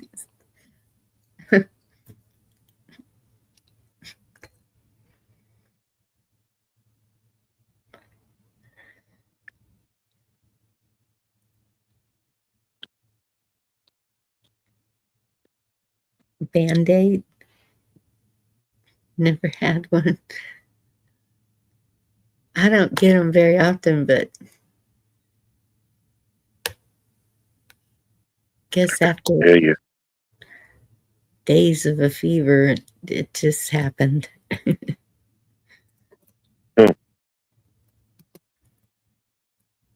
Could be.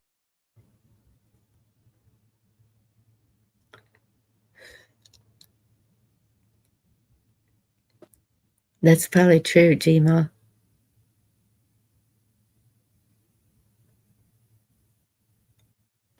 It's a weird sounding helicopter.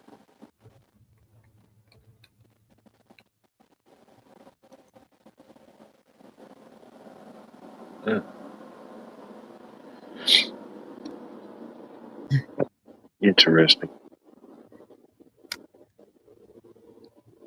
Did you come back to tell me what to do? Said.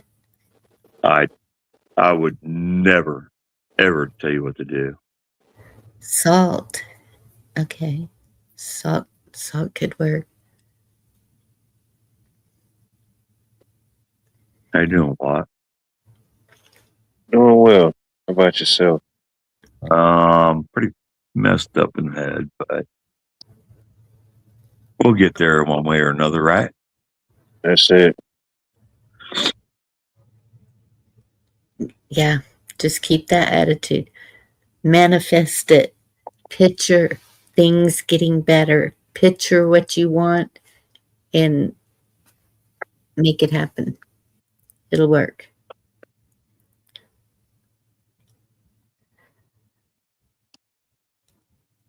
Poke it with a pen and Neosporin. Ouch. Okay. I'm actually working on ship kickers. Hey, Jerry. Never finished it 2 years ago.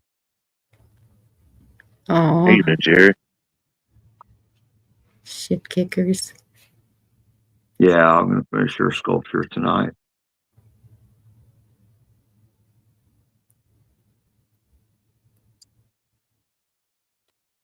That's good. I'm going to send it to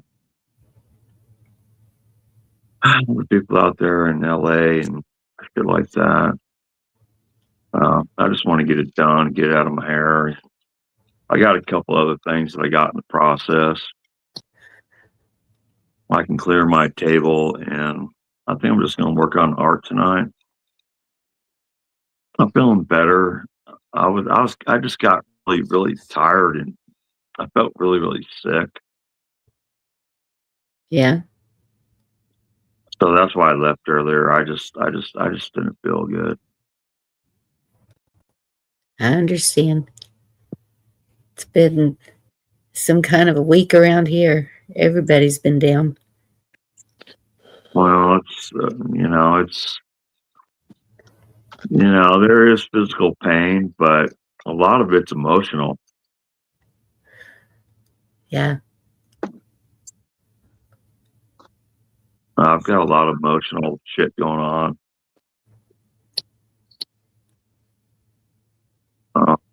I will be moving next week.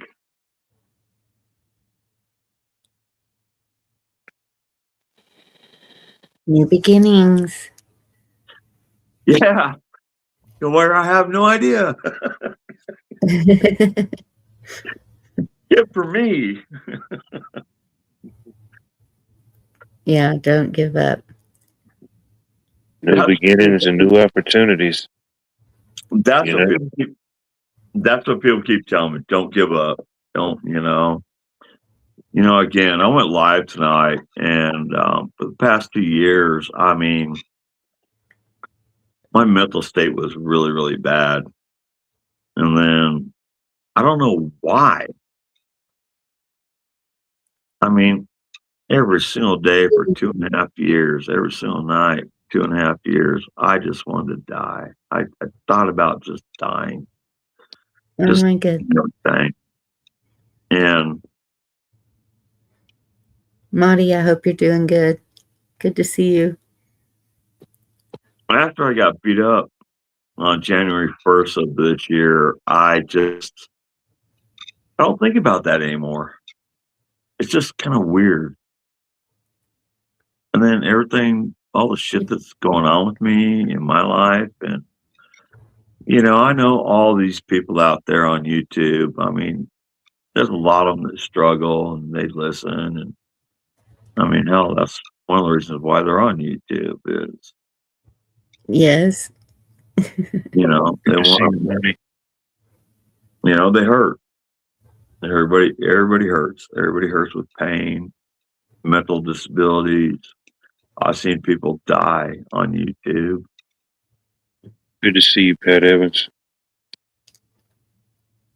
So I don't know. I mean, this is my life now. And I want to live now. I don't know why, but yeah, I'm just gonna sell everything I own and hop in my truck and pack up my cats and go. There you go. I mean, that's the only thing I can do. Yeah. I mean, but it's weird how I don't think about that shit anymore. But you know what? Sometimes it's kind of a weird feeling, but a wonderful feeling to sit back and think that some of your best days and the best moments haven't even happened yet. As much as we've seen and we've been through in this small time we're here. Yeah. Oh no, Some of our I've had best moments and days. experiences, we haven't even lived them yet. Oh well, I've had some pretty good days throughout my life, buddy. Oh no, I know. Yeah, we all have. But No, I mean, like I said, I just want to get a cabin on the lake. I just want to watch life go by. Maybe have a good woman.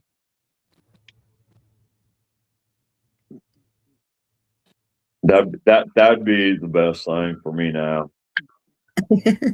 So Sounds- you want a cabin on a lake, and then you want to add a headache to it?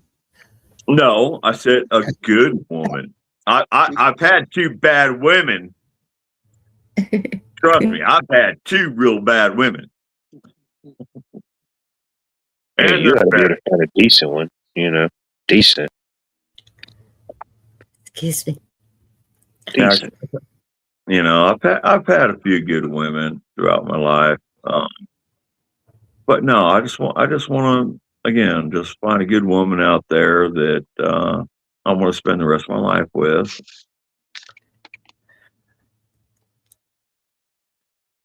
Take I care think of. a lot of people have that dream, but if it's meant to be, it'll be.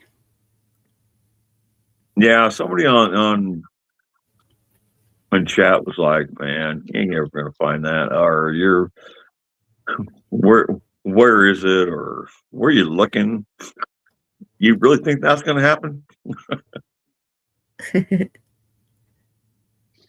don't know. It's just who I am. Oh, how? I'm going to turn my camera off and I'm going to clean up my coffee table. And then you guys can watch me do some art if you want. I'm gonna turn my camera off too. To hell with it. We never see who you are what. I didn't realize it was still on. Damn.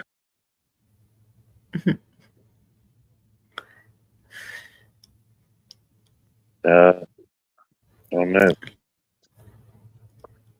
You Well, know, I like listening to Bonnie. She's really relaxed and been through some stuff to where, I mean, everybody's got their own beliefs, is what I was trying to get to. Uh, watching the video that you put up on Texas, and I was thinking of actually going down to Texas. That kind of scared me. The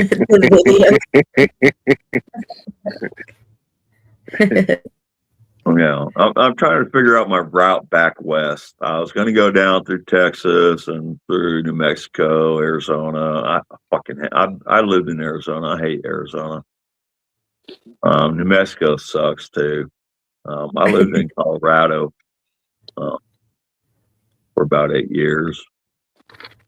Yeah.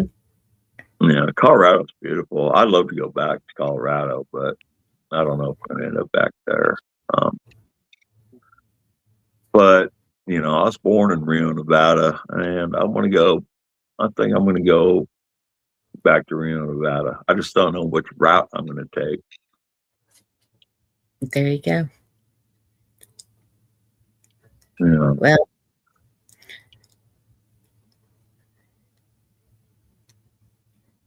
And if people that are on YouTube are listening to this shit and you live on my path, I might drop a piece of my art.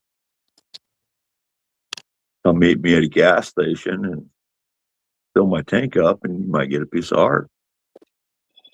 there you go. That's Yeah, one way.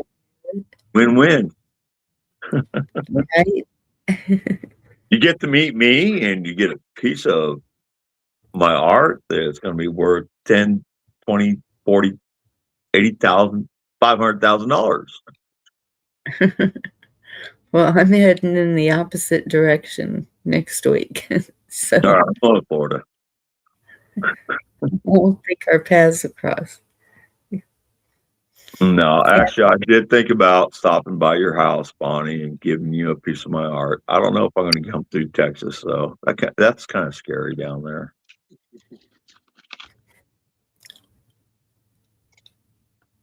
Well, I might meet you somewhere. I'll send you another one for your daughter. How's that?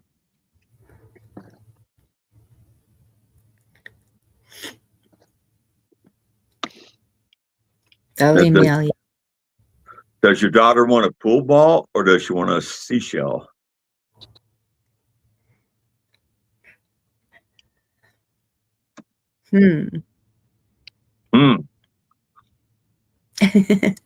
Or does she want to, or I can send her a rock. A rock? Yeah, I'll send her a rock. We have a lot of rock. Here's your rock. We live on a rock. Yeah. My grandmother was very biblical, and she's the one that picked out this land.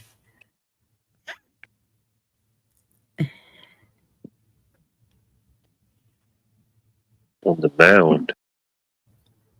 Well, you can email me, Bonnie. Man, you can email your address and I'll see. Well, actually, I got your address. Never mind. I'll figure out what I'm going to do. Things have been really hard for me lately.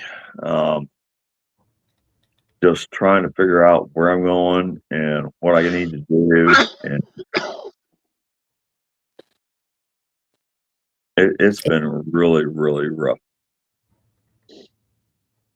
I understand. It'll come to you. It's come to me. Yeah, yeah, it's coming to me. Yeah, I'm moving next week. Blue said she needs emails too. Do what? Blue said she needs emails too. Email me.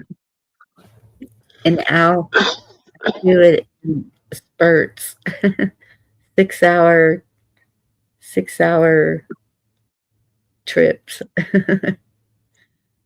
Well, it's going to take me almost 2 days to get to Reno.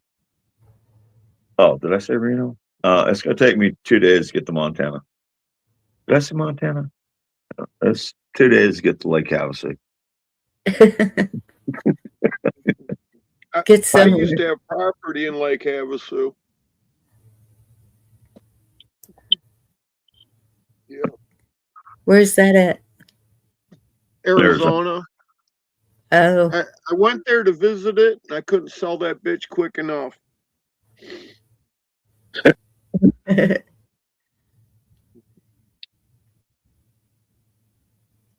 I have never been to Arizona.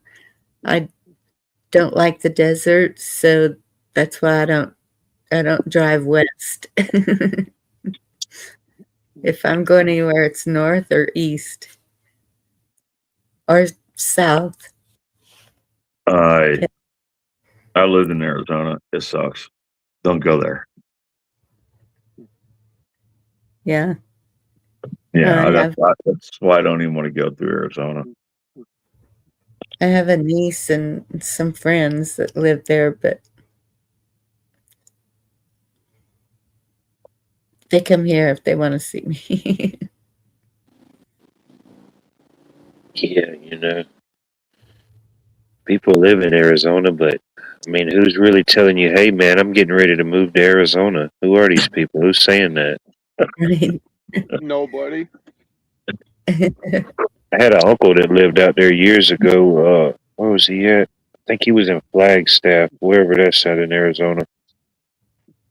Flagstaff is actually pretty cool. It's got little hills and everything, so it's not like the desert. Yeah. Yeah, he lived out there for like 5 or 6 years. Blue said come to East Tennessee. Fuck that. Don't go to Tennessee. Yeah, I lived in Memphis, so I'm good with Tennessee now. No.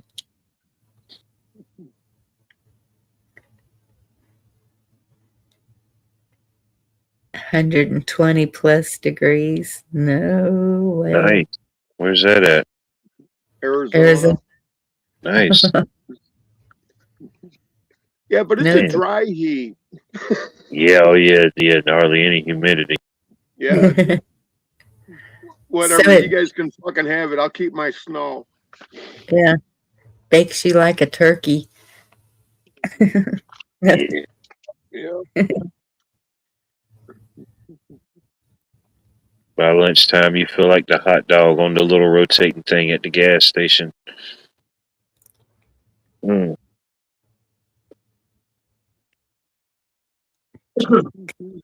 Omelet. Love Sedona. Where's Sedona? Is that California? I don't know. Sedona, maybe Arizona. Sounds like a song. Could be. Somewhere in Sedona.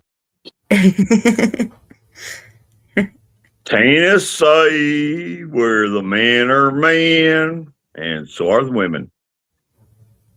Oh, Sedona's in I Arizona. did hear that. I heard that before. Yeah. I mean, if you want a gum job, come to Tennessee.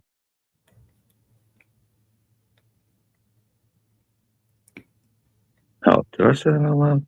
I'm sorry. I'll be Just go on nice little now. short visits. I go on little Okay. short visits to Tennessee. It's okay. That's right. You are in Tennessee. I live in Tennessee right now, and Yeah. Hey, Rabbit. the cops want me out of here. The cops and the courts kicked me out of Tennessee. They kicked you out of the whole state. They kicked me out of the whole fucking state. They said, move by March 1st, or we're going to charge you for resisting arrest.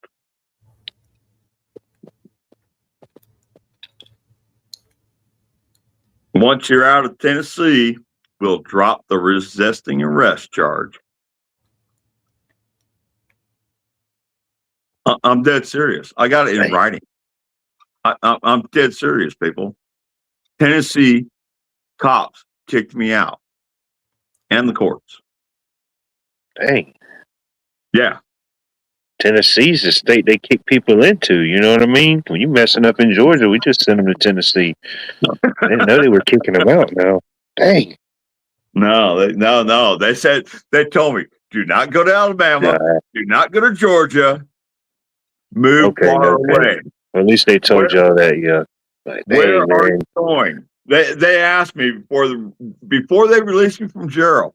When they released me from jail, they said, where are you going once you're gone? I'm like, as far away as I can, Montana.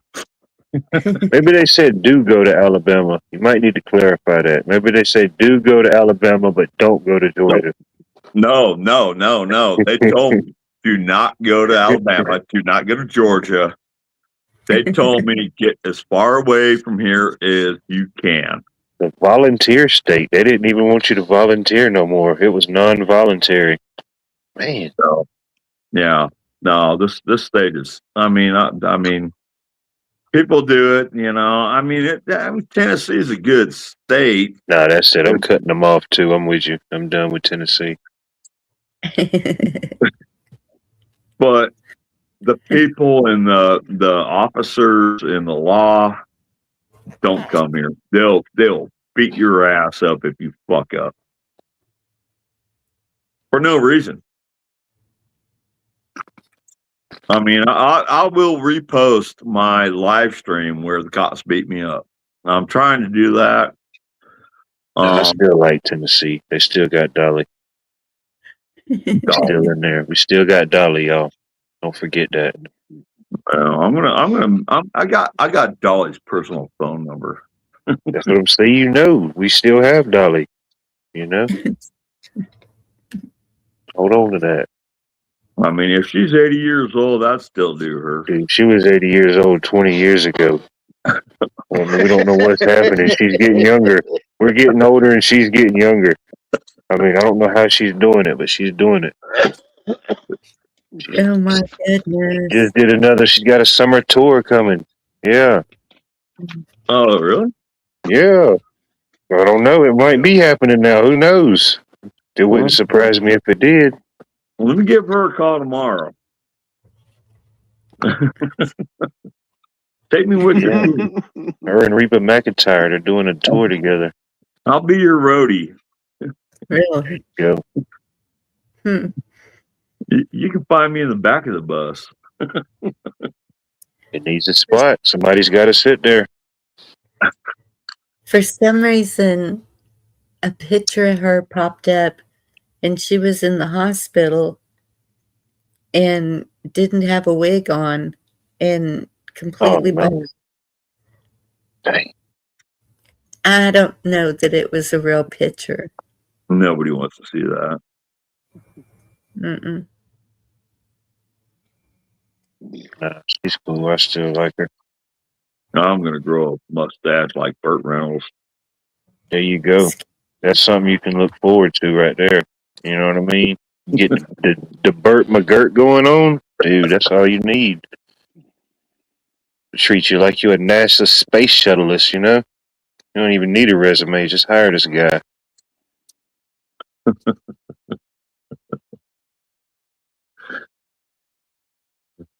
You know, he used to have I guess you could say in his heyday, whenever that might have been. But anyway, you know, he did film several movies here in Georgia. And at one time during the 70s, he had a nightclub in Atlanta called Burt's Place. Oh, really? Just a little random factoid of no use at all. No, what happened to Kenny Rogers' chicken? Oh, no, where'd that come from? That was in Texas, right? I don't know. Kenny's Roasters or something like that. Yeah, that was in Texas, right? Yeah, I think KFC bought him out. They Oh. weren't playing that game. What?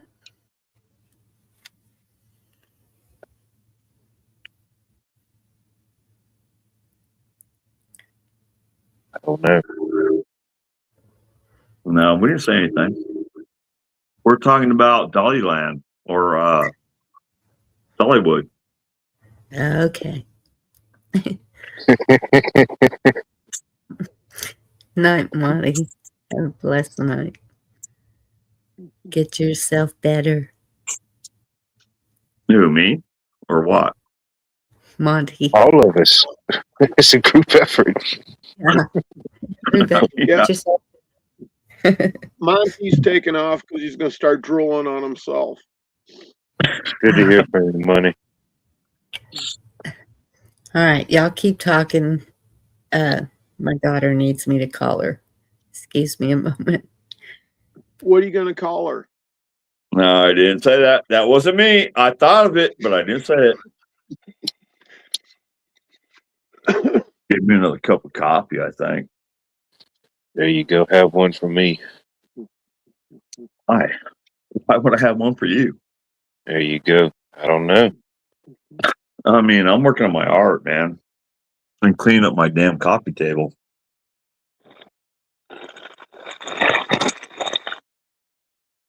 I know tomorrow's Friday the 13th for all the superstitious, I guess you could say.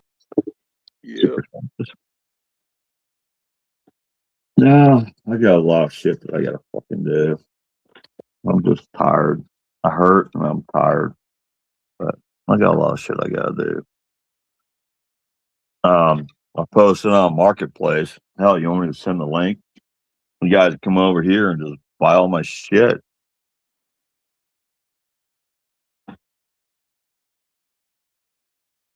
Off the Marketplace. When this guy showed up and bought a bunch of stuff and gave me all these Jesus like people. Facebook Marketplace. Yeah, this guy showed up and gave me all these little dudes. All these little dudes that I send out with my art. I like the Marketplace feature on there. You can find some good stuff sometimes. I've gotten a lot of free stuff on there. People just say, come pick it up. Well, that's what's going to happen next Tuesday. Yeah, I'm selling everything this weekend.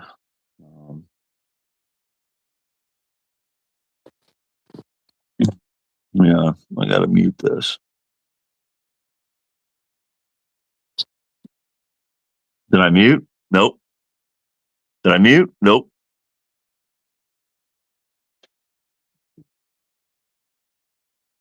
I think I kind of mentally muted there for a minute. I apologize. Well, I was just singing Baby Shark in my head. I'm fine. Damn. Oh, man, dude. I was just thinking I went into like some form of intergalactic black hole. Now you've fused it with the baby Sharknado. Well, you're Oh, welcome. man. You know Well, how should I painful say? that'd be to be in a black hole and only hear Baby Shark playing? Okay, I'll change it up for you. How about the Phenomenon song? I don't know what that is, but I may like it better. Okay. It was on Sesame Street in the 60s. Oh, I've definitely heard it. I've seen a lot of Sesame Street as a kid at some point. Right. Dang. Yeah, you can't win with either one of them, really. Well, whenever we set up a show, do the sound for it, we started doing the sound check to Baby Shark, and it just gets people just totally triggered. It's great. Let you know the audio's working. You know, they can hear it. Yeah. And we know how loud to make it so we don't have to listen to them bitching. Yeah.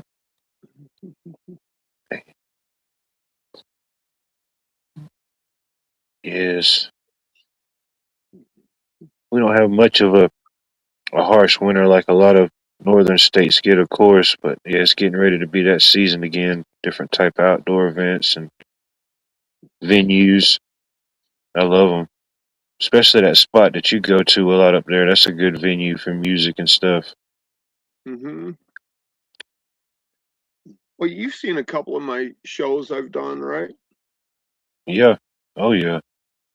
Yeah.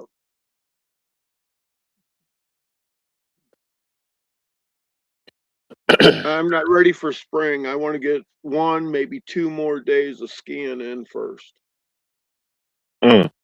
Never been skiing. I wouldn't know what to do with that much snow, you know? It's easy. You play in it. Shoot, we got 5 inches during the snowpocalypse this past weekend. Or the weekend before last. And shoot, that shut everything we had down for a couple of days. Dang, that Skeeter girl, she'd love to have 5 inches. Yeah, I remember. Yeah. What is it? What's her name? Scrappy. I That don't fold Scrappy my girl would stuff love in to have half for 5 inches. nobody.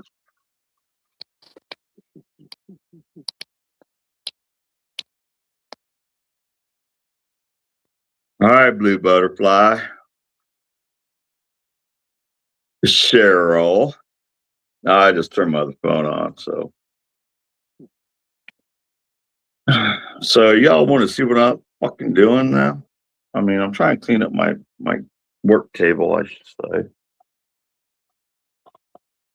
We're gonna make some epoxy up here pretty quick. Feel underprepared. I don't have anything for show and tell at the moment. Well, you got your drawings, right? Yeah, that's too far away. I calculated the steps. It wasn't in this equation. Well, I got to finish Bird's Nest. This thing's gonna be beautiful when I'm done. I got to fix it though. I've exceeded my social credit steps for today. There's Bird's Nest. There's Bob. So, Bob, Well, Bob. at ease, soldier. And he's some other, but here's Bird's Nest. That's the only one that I put lights in. So I'm gonna finish it tonight. It's actually got 2 lights in it, but I broke the other one, so we got to fix it. But that's what I'm doing. When this one's going to, I made this for another YouTube subscriber that's a big wig, and I'm gonna send that to him up there in Wisconsin. What do you call that piece? What title is that one? Construction. Destruction? Destruction. There you go. That's good. That's a good name for it. But we're gonna finish this one too. Nice. You know, it's destruction. He's gonna appreciate it. Trust me. You know, it's gonna make me big on YouTube, and it's really gonna get my. I should have sent this out like 5 months ago, but I didn't. I wasn't done with it. I didn't like it. I still don't like it. That's destruction. Whatever you want to call it. We'll put a pause in there. And then I got a few other pieces of work going on. Right now we're working on hip kickers. And thank you guys for me sending it. This is something I should have done 2 years ago after she passed away. I just didn't know what I wanted to do with it. And now it's time since I got to move. Man, it's been 2 years already? Yeah. What I'm doing is I'm sanding her base down with 600 grit sandpaper. So this is what you guys been hearing. Mm-hmm. A little elbow grease in motion. Everything's hand sanded. All my wood's hand sanded, ladies. And white. What? So that's what I've been doing. All sitting there talking to y'all. Thanks for being there. Cool. But I've almost got it down. We're gonna spray it with lacquer. I'm actually going to grab my light and we'll show you what's really going on. I kind of cleaned up my work table. But I've been sitting here working on this table for 5 years. When I first got here to this place that I live at, I was building chainsaws on this coffee table and selling them on Marketplace.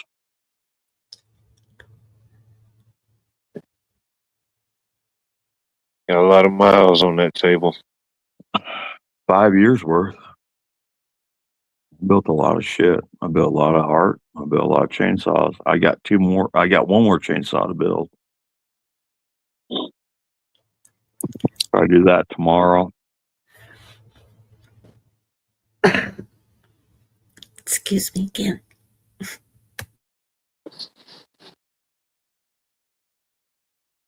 Hi, Bonnie. So, Bonnie, you All want to right, get you talk me into it. I'll go get something for show and tell. Ugh. all right?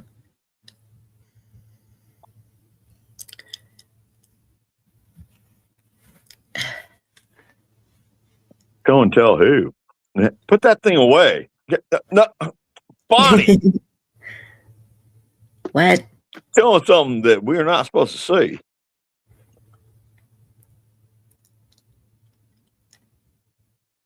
Is D-Dog showing his toys again?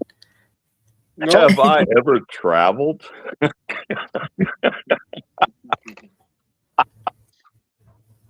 Cheryl, I've traveled my entire life. Fuck.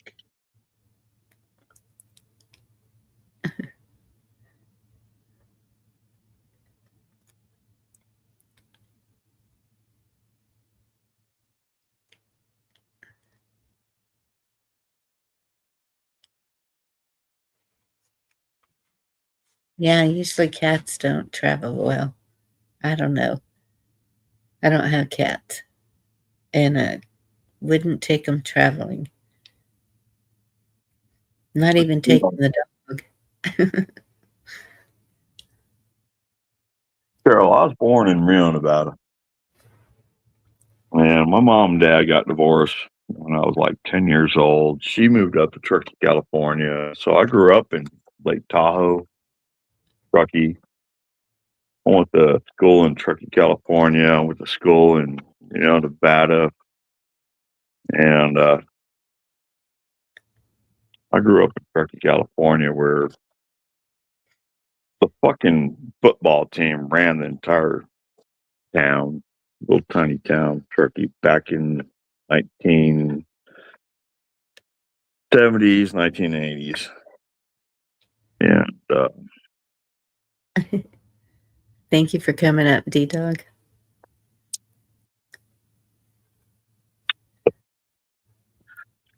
but I started building houses back in the 1980s, late 1980s. And I ended up buying a camper and rebuilding that entire camper from everything. And I moved from Truckee to Vegas to Arizona to Colorado, back up to California for over 6, 7 years of my life. And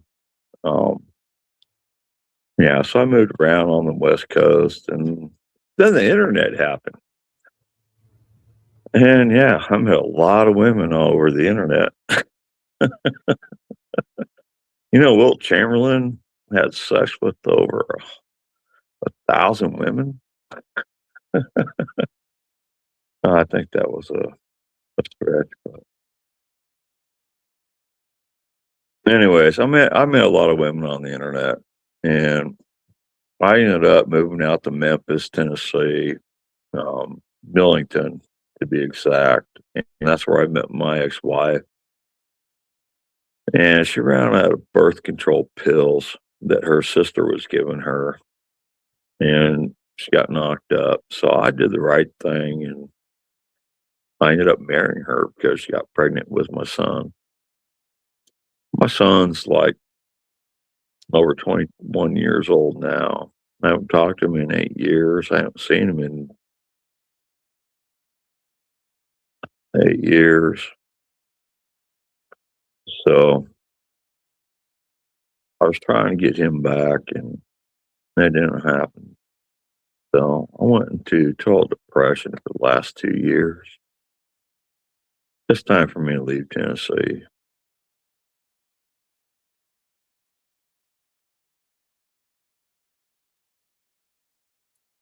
I mean, that's the story of my life. It's shit happened, and now it's time to move on. Hmm. Look at that. Look at that piece of wood. Let me get all the scratches out. This is going to be shift kickers. Trying to decide what to do with their piece. I mean, it's beautiful the way it is, but I could see scratches in it. I don't like those miniature scratches. Everything's got to be perfect. This is a hard piece of cherry wood. Burnt cherry is what it is. Cool. I want Cheryl, it perfect. Go ahead. I was just going to tell Cheryl she hasn't met a wild boar in Texas yet. So how does she know she doesn't like them? Only most of it is going to cover it. So this is what it's going to look like when I'm done. I'm just going to show that real quick.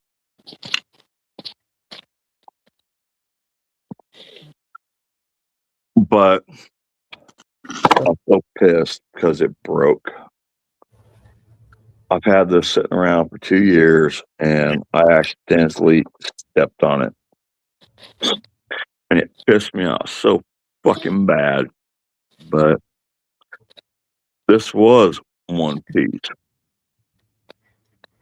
And I'm going to make it one piece again. But this is going to be shift kickers. I mean, if I got to melt it back together, I'll melt it back together. But I'm just going to epoxy it. I don't know. I might try to melt it back together. But the problem is, if I try to melt it, it's gonna melt the epoxy. And that's the only problem with it. I fucking hate that I stepped on it. It fell on the floor. I was feeling well. Darn it. Yeah, but I'm gonna make it perfect again. It will be perfect when I'm done with it. It's gonna be perfect. Use a little character, use a little something extra. Yeah. It's organic, Yeah. So that's gonna be shift kickers. And I was sending out to LA, wherever those people are on YouTube. The whole roof's gone. Do what? Nothing. I'm paying attention. I'm paying attention. I ain't got enough money to pay attention. I barely got enough money for gas. And I got Bird's Nest I gotta finish.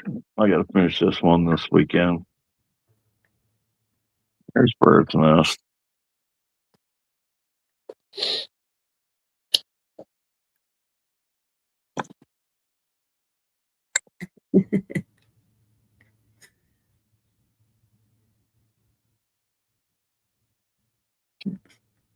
Save your children and teach them to invest in assets today. Get excited about compounding interest.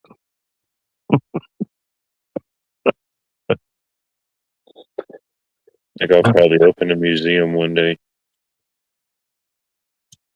Sounds like a good plan to me. Could be a good investment. I don't know. I either go big or have to go back home.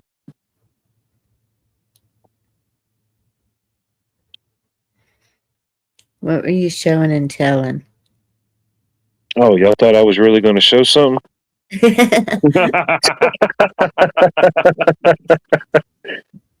No, I got a few little things. Let's see here. I'll show you something. A few little whatnots, what I found at the flea market last weekend. Let's see here. I don't know if y'all can see that. No, we can't see that little thing. Come on. Pull it Wait. in. Let me. These are Olympic edition pins. Hold on, I'll show you. Let me open them up. I'll show you. I thought that was pretty cool. I don't know if you can see them with the light. For different Olympic sports, it was a Snickers edition they did. Maybe the '94 Olympics. I think that's what it said on the back of them. Gymnastics. Yeah. Yep. But to kind of give you a reference, it's about as big as a lighter. But yeah, I found that. I also found at the same table, this lady had this for sale. It's it's an Olympics, the Atlanta Olympics pin. Oh wow. I thought that the 100th year of the Olympics was in Atlanta. I thought that was pretty cool. I got that one. What else did I get? Oh, I found this. A meat puppet. I don't know. I thought this was pretty cool. God, I'm waiting for the brownie badge. I want the brownie badge. No, I didn't get the brownie badge. They beat me to it. But this was a Star Trek blueprints. And it's got, like it says 12 different things, and it unfolds and it shows you, it's like the blueprints from like all the different ships or spacecrafts from the TV show. Oh, really? I thought that was pretty cool. I got one of those. All right, I'll unfold one for you. Well, not one of those, but hey, you want to see mine? No, that is cool. I love Star Trek. No, seriously, I'm not putting him down or anything, man. That is awesome. You putting me down, man? Is that what you're doing out here right now? Yeah. Are you putting that on record? No, I've got this. Should I post it on Marketplace?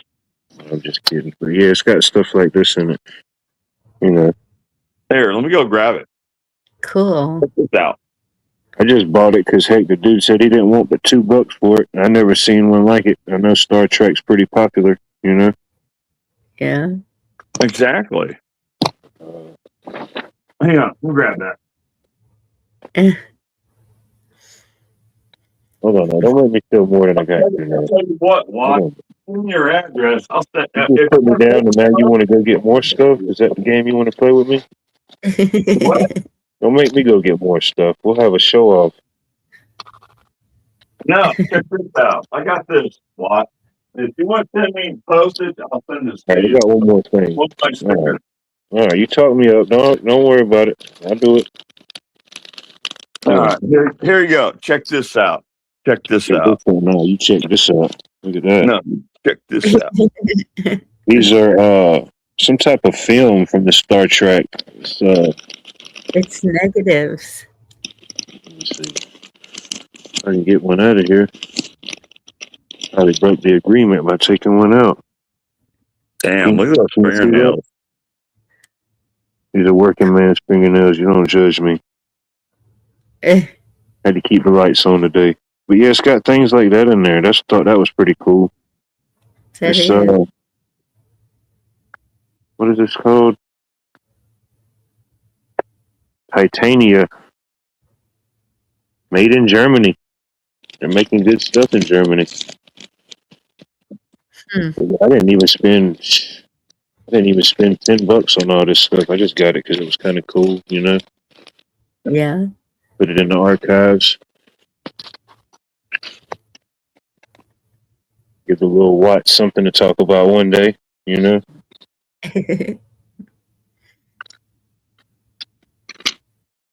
Is that everything you're sharing? Maybe. Maybe I'll tell you something later. For now, I yield. Is it Okay. me? Is it my turn? Wait, hold on, I got one more. Hold Is she on, gonna wait blow a me minute. up like you? She's got to blow me up like you before I show. Be careful. That way, mine looks bigger. You only get so many pixels. That's the thing about it, you know? All right, here's mine, Watt. If she blows me up, What you got? Boom, yeah. Oh, you got the 2200. See, I ain't got the 2200. You got the real deal. yeah, ain't that awesome? Check this out. Yeah, you still got the box and all. This is what's in my box. Oh darn it! Hang on a minute. Old cigars. Yeah, this is. I mean, I have no idea. I tried to sell this thing on Marketplace a bunch of times. Nobody bought it, so I kept it. The box is all messed up, but hey, it's still a box. Yeah. I'm trying to get it open. Let's see here. Task Force games. This is like a true unboxing because you actually got a box. I didn't have one. I didn't think about that. Yeah, I got the box, and check this out. It's got all the fucking diagram shit in it. Oh, damn. You got the blueprints. The blueprint, Starline. Damn, this shit's written in Starwinese. Yeah. Task Force games. I got the other letter. We got Sponge. Nice. Yeah, I kept this thing together, man. But yeah, if you want to send me a shipping cost, like It's like $20. a back sponge. That's a good one. Hold on to that sponge. Check this out. Damn. We got them all in bags. They're all pewter. All the pewter Oh, wow. game tokens. We got Klingon or Romulan. We got them all.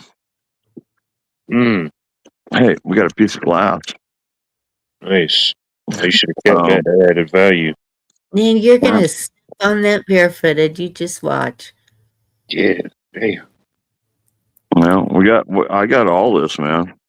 Well, I got another one too somewhere if I can find it. But no, if you want to send me shipping, like $20 shipping, man, I'll throw a sticker in there, and you can have all this.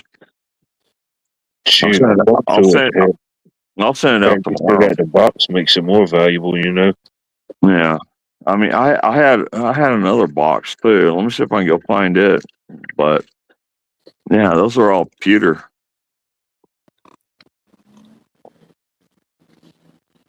I'll send it to you. Just email me, and I'll send you this whole thing for like $20. You got a fax machine? Hell no! I just sold it today. Come on. Might be the only one with one still. Damn. Well, if you want this again, if you want this, mine's got my email, or my email's on my channel for my art. But if you want this, man, I'll send it to you just for shipping. I mean, like it costs. It probably costs about $12 shipping, but man, I don't need it. I don't need it. Let me give it to you.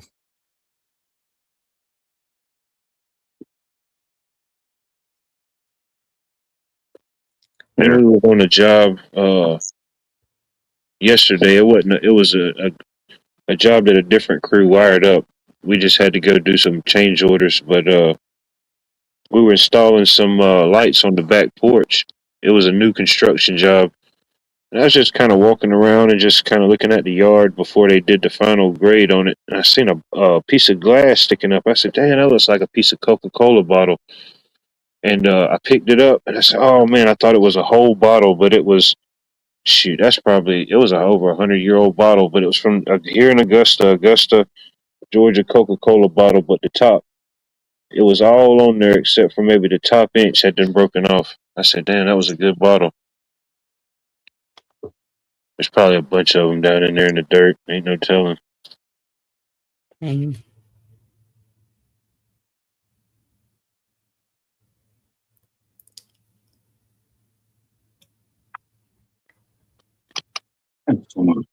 Oh, Michael Jordan. What? Michael Jordan?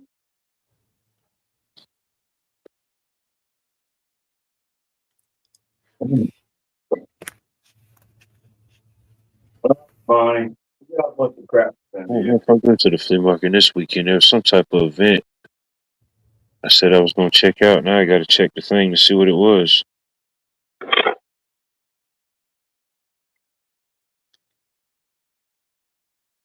Can't remember now. What is fidelity?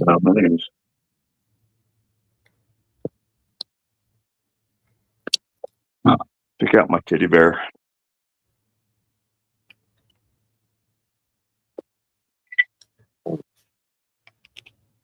I know it was a problem.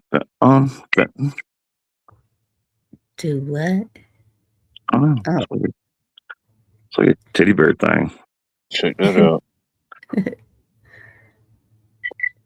Show and tell, right? That's cool.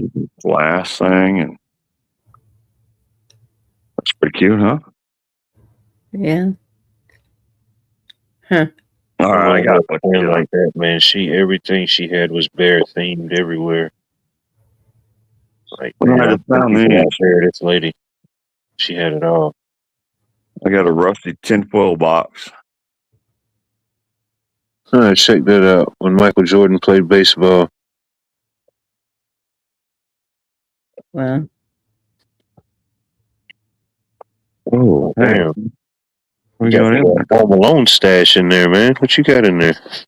Man. We got that one in a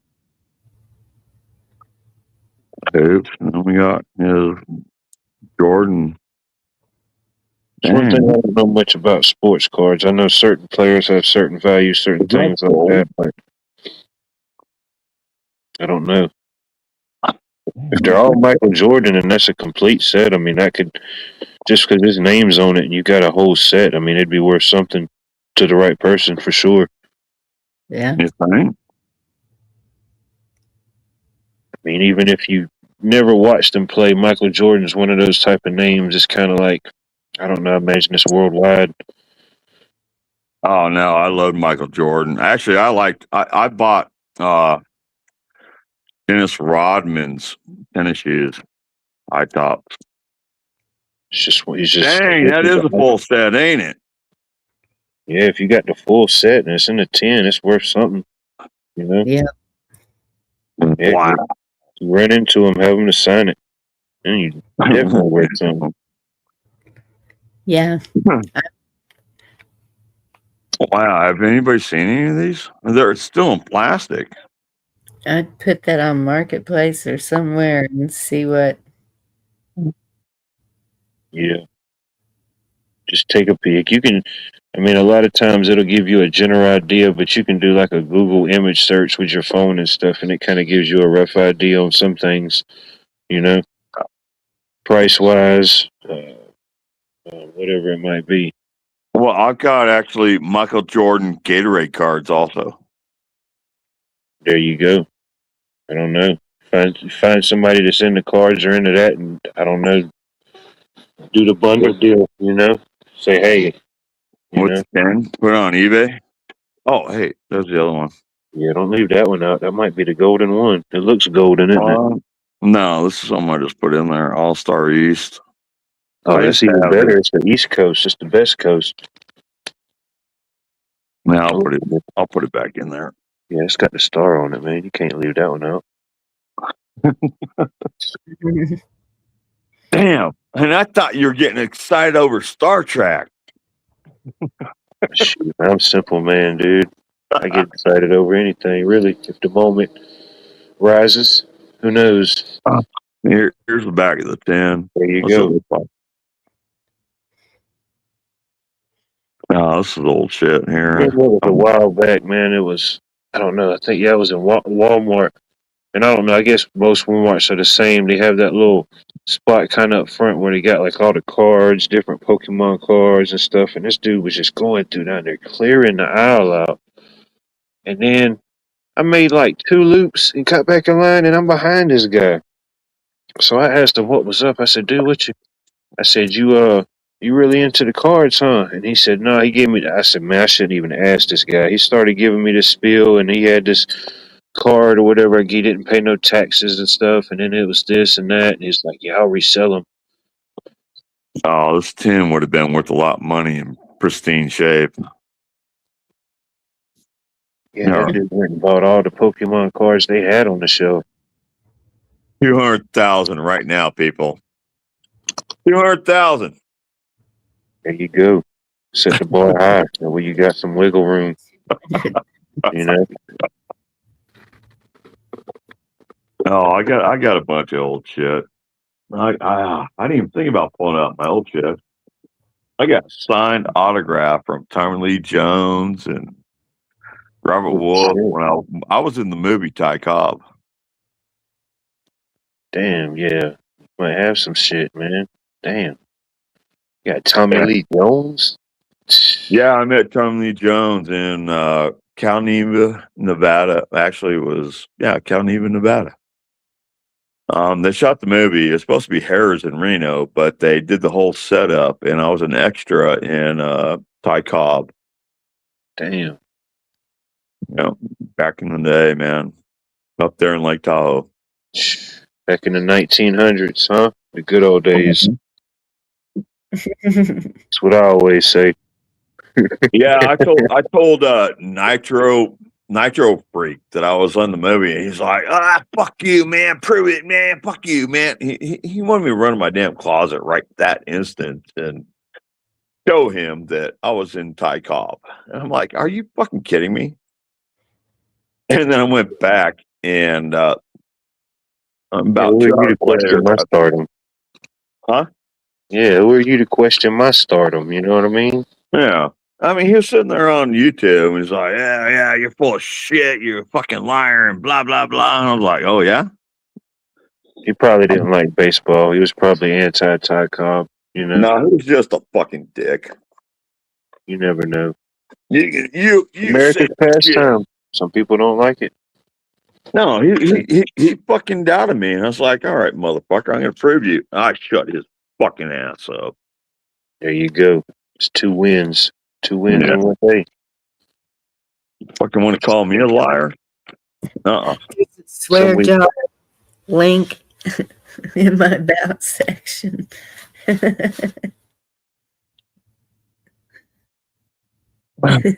Wine for Butterfield? Blue Butterfly, Tennessee. Where do you live in Tennessee, Butterfly? I think she said east. Well, she did say east, but I mean, I'm in between Chattanooga and Nashville. East Chattanooga would be Knoxville. Knoxville. Yeah, Knoxville is actually a really nice place.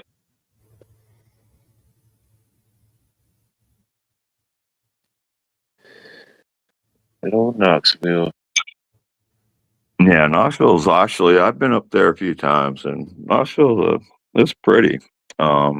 It's a lot better than fucking Nashville. I'll tell you that much.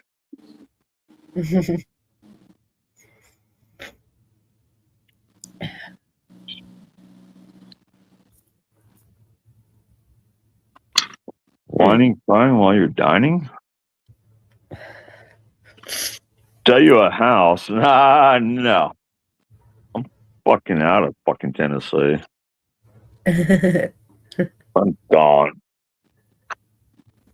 I'm gonna sell Queen's Crown over there for $500,000 and buy me a house on the lake, a little cabin on the lake. I don't want a house. I just want a little cabin. There you go. I just want to watch. I just want to sit back and watch the world destroy itself. That's all I want. Have TV and internet and watch the world destroy itself.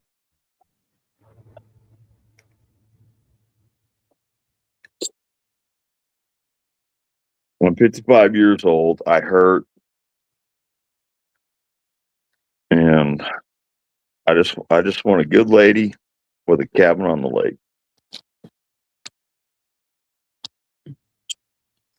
There you go. Let it be so. And a dog. I want to get a dog. Why not? Why stop at just a good lady and the cat, you know? Well, I got 2 cats. I was actually thinking about getting rid of my cats, and that's going to hurt. You got to make some sacrifices, you know what I mean? I know. You got to balance it out. All right, I'll sell Bob for $10,000 right now.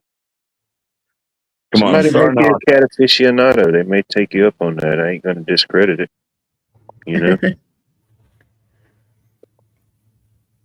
I'm not buying a cat, that's for You know, sure. however you want to take it. It can be taken there. Excuse me. I don't know.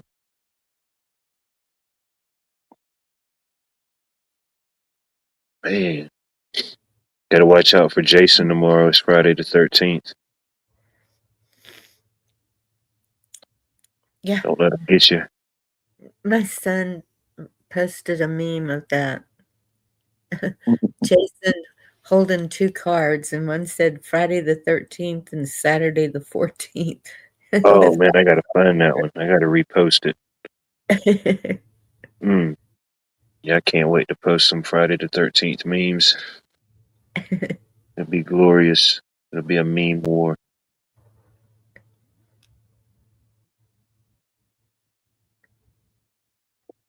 Well, I got to fix one thing right now, and I dropped it. It fell off the banister above my stove. This is the second time it broke. Oh no. The blackened part broke again. It Gives a fell off little the character. banister and hit the stone. Well, It was meant to be. It's like a broken heart, you know? No, I just gotta glue it back on. There you go. Symbolizes the completion. Yes, sir. It's like living art, you know? It's transitional. But yeah, I gotta epoxy that back on. Pat said in 2014, Valentine's Day and Ash Wednesday was on the same day. Interesting. 2014. Yep. How about next year? They said that I was looking up some articles about the Super Bowl after it happened, and I seen this one where next year the Super Bowl is going to be on February the 14th. Hey, Mary. Oh, Really? that's kind of strange. I'm pretty sure I guess it's happened before in time. I don't know. But yeah, they said next year it's going to be on February the 14th. I said, hell, they're going to mess everybody up. They got to do the Valentine's and the Super Bowl. You know what I mean? They ain't going to know how to handle it. It's going to be situation overload, you know? They don't know if they got to buy the box of chocolates or the 50-piece wings, bunny. What are they going to do?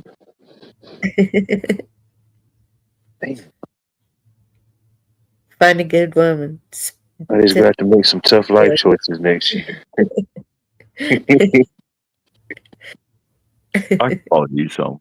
I haven't eaten anything in like 2 days.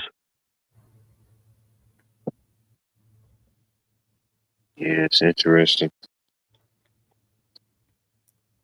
So who wants my Star Trek? Who wants my Jordan?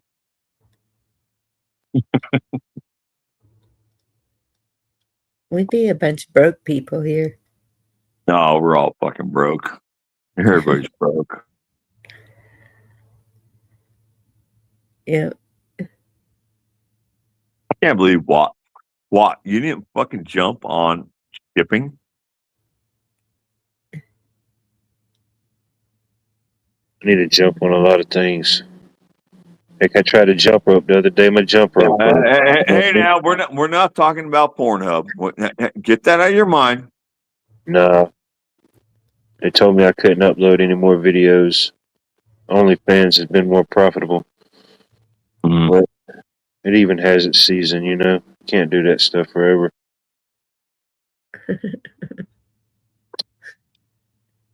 But yeah, I can't wait to get the fuck out of Tennessee. I don't play. Chessboard! How are you Chessboard, doing? about you. he has risen. How are Good to you hear doing? from you. You sent an email. Food porn. Food porn is good. I ain't broke, but brother.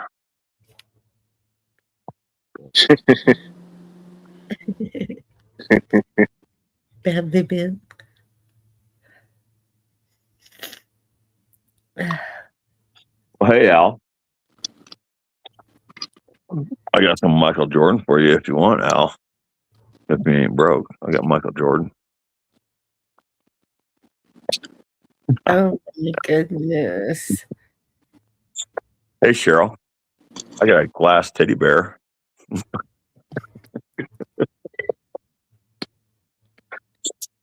All right, I'm just kidding with y'all. Thank Right. you. It's good to see you, Chess. How you doing, Chess? Is your leg healing up? I'm fixing to show you.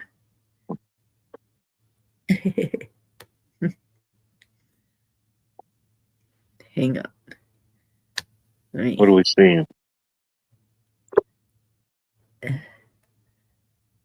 Chessboard sent me an email. Oh, there it is.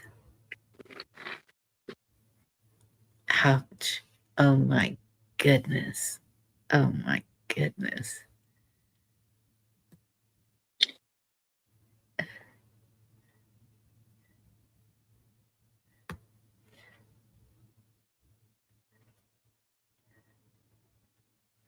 All right. Now let me come back to y'all. Careful. I'm shutting my mic down so I don't say anything wrong. Oh, there's Ken. Hey, Ken. How are you doing? What's up, buddy?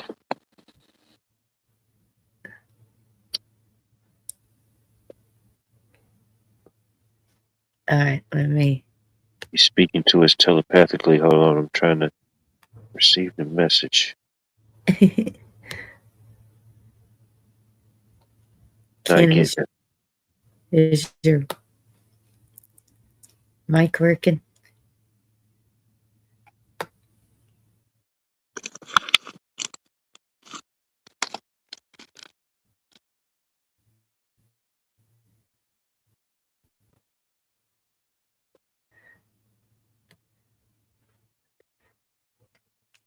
Okay, let me see what.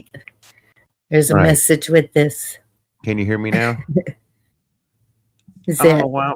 I don't know why yes? on my other account it goes right, but this one somehow my mic goes to some other setting, and I have to go in there and adjust it every time.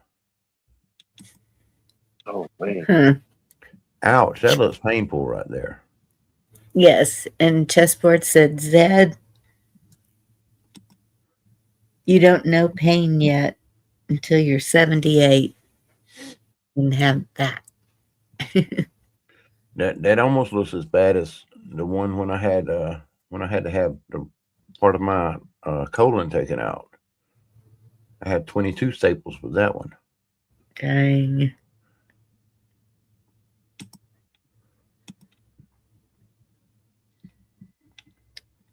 That was kind of rough then too. That's been 3 years now.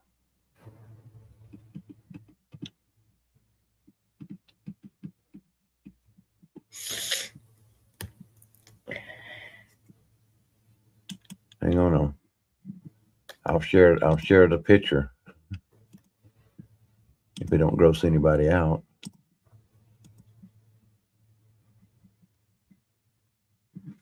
I'm sure you are, chessboard. I'm glad you're doing great. But yeah, that definitely looks painful.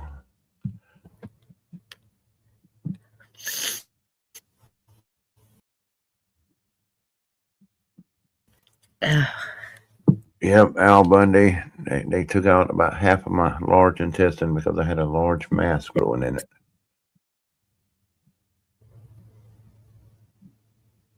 it.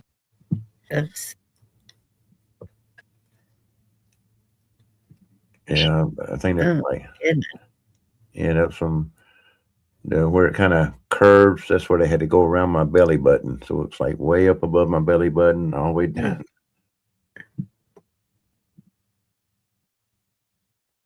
Couldn't laugh, couldn't cough. Oh, that was rough.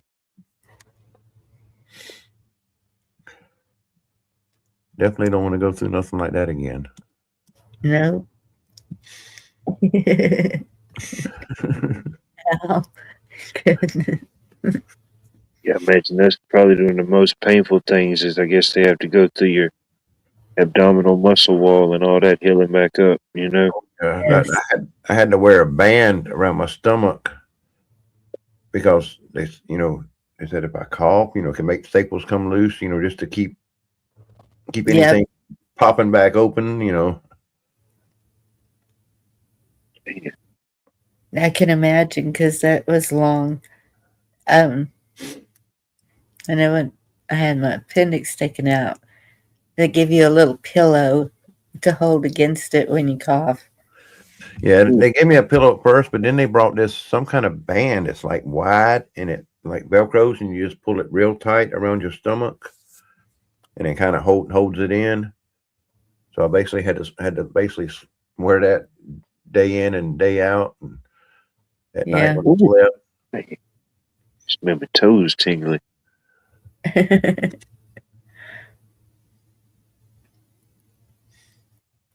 uh, I've been really lucky with surgeries. That's at 2 or 3, but normal ones. And the only other recent thing I've had, and that wasn't painful at all, and that's because it was like a little bitty hole. Is when they went in through my wrist to put the stent in my heart back in December. Of course, I didn't feel anything. My wrist was a little sore for a few days, but no major pain. Yeah. Mm. They didn't even put me to sleep for that. They just kind of like gave me some medicine that kind of like supposed to deaden the deaden the feeling. It's crazy how they can go in through there and get into where it's at, you know, and do that. Well, they give you two choices. They can go through your groin, or they can go through your wrist. I said, go through my wrist, please. Yeah. Yeah. Yeah, as you're doing it, you can watch it on the camera with that little wire or whatever it is with the camera and all is going through your artery and everything else. Subway of the body. Yeah. Man.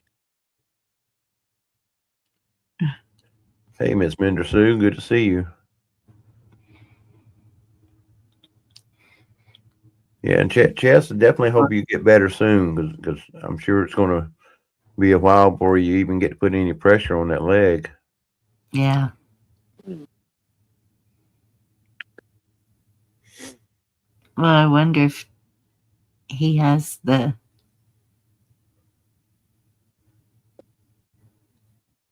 knee chair. What do you call that? It rolls around. It looked like in the picture that she was in some type of wheelchair or something, but I don't know how that knee chair will work with because I don't know how far you can bend a leg and Right. Yeah. Till he gets that mobility back, they'd be able to bend it or however, I guess physical therapy or however that'll go.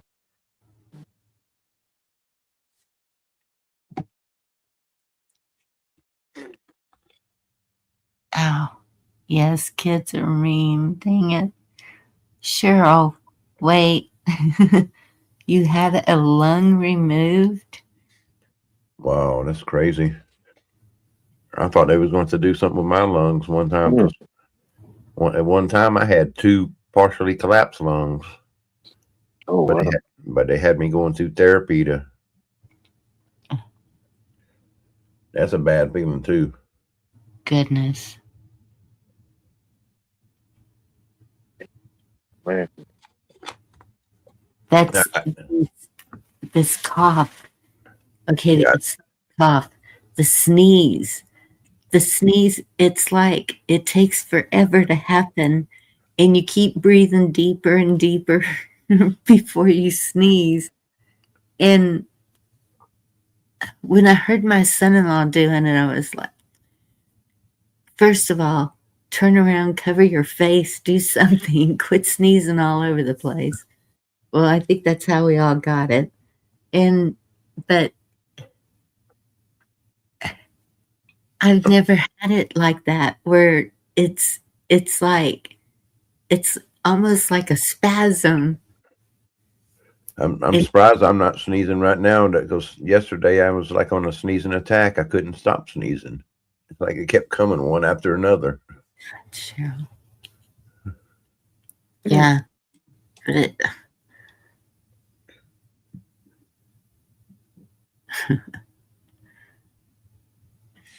because it's one way to make sure you don't get pneumonia because those sneezes make you breathe so deep it hurts. Yeah.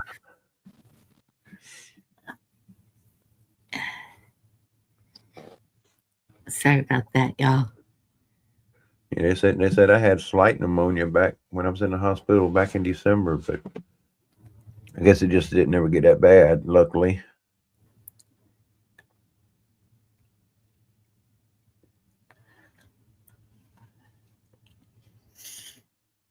Mm.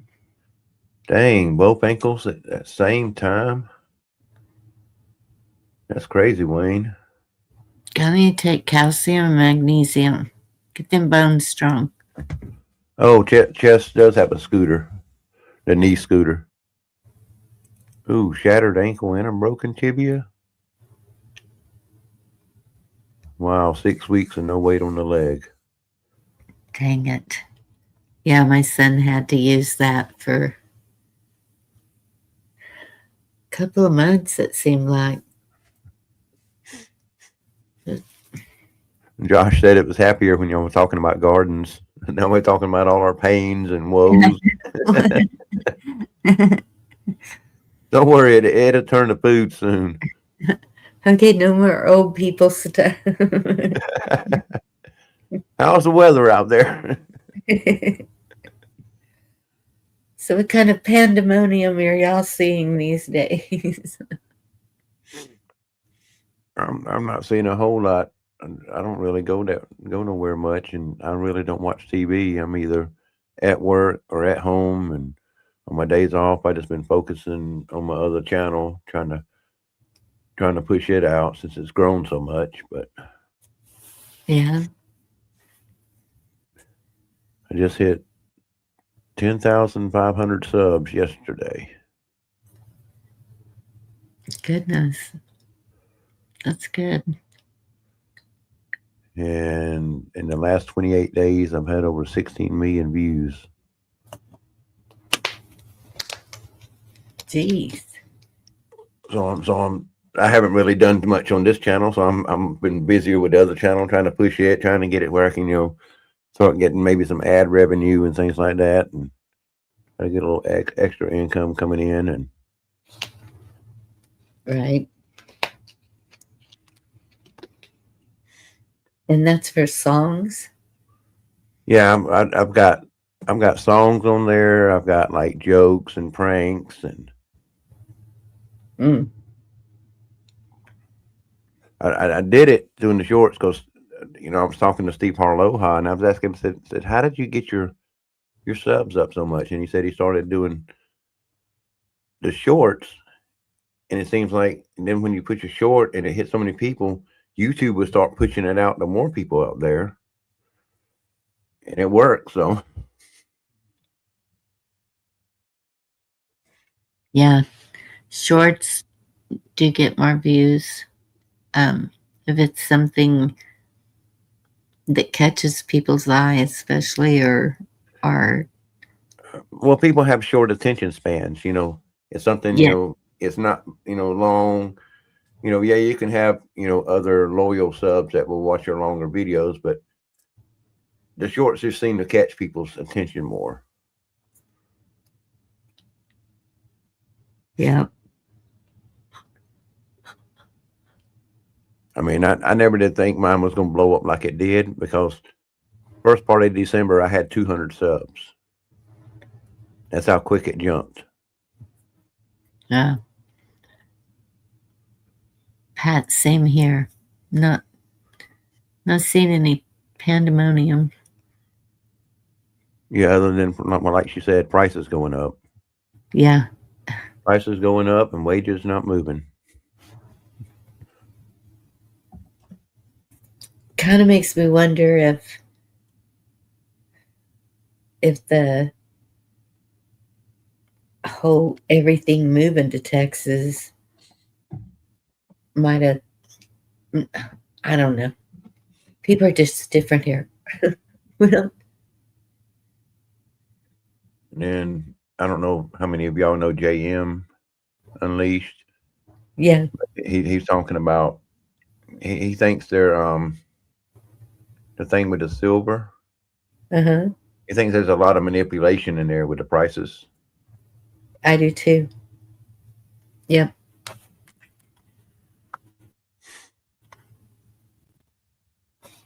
I mean, I think there's a lot of things going on behind the scenes that we're not seeing. Yep. Did y'all see the girl that testified at the House floor with what happened to her? I heard about it. I didn't see it. But all this stuff going on with Epstein, you would think with so many things that are coming out in those files, why is nobody getting arrested? Why is nobody going to jail? Yeah. And that's the thing. It just keeps, everyone's been waiting for it to come out. Okay, it's come out, and there was some bad things that they supposedly accidentally released too in those files, where it had the underage kids, the pictures of them. yes. And then they went back, and wanted to try to redact everything. And Yep. I mean, it just breaks my heart when you see stuff like that happen to children. I know it. It is the sickest kind of evil. And then there's this other, conspiracy coming out, which I feel that's what they did, about Epstein still being alive. And I think he was, because when they cut them cameras, I think they put another body in there, because if you look at some of those pictures side by side, the nose features don't match, the cheek features don't match. hey, Dave. Hey, Dave, good to see you. Haven't seen you in a while. The man in the iron mask. Josh said other countries have taken up the investigations because we're incompetent here at the I moment. believe it. I believe it. Did you see where Iran burned that effigy of Baal, the god Baal? Really? And having it, something about against Israel, they had the flag and all that stuff. Yeah.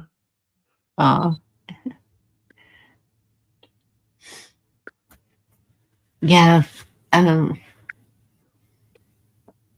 lot going on around the world for sure.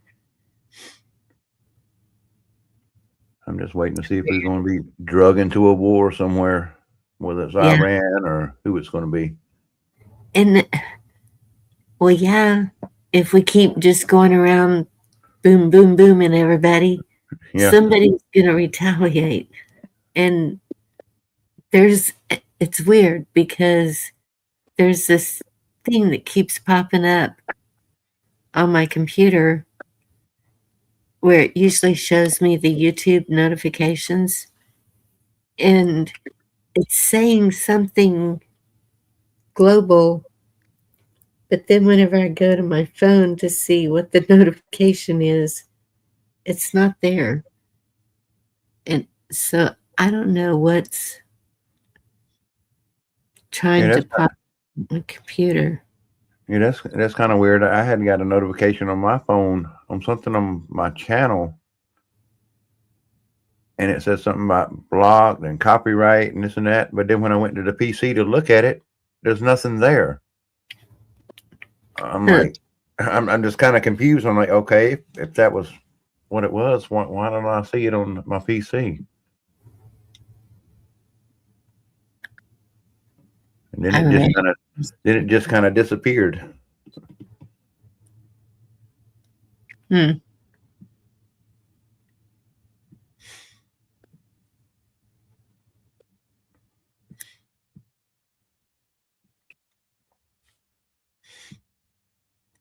That's good to hear, chessboard. That's awesome. Someone else. I'm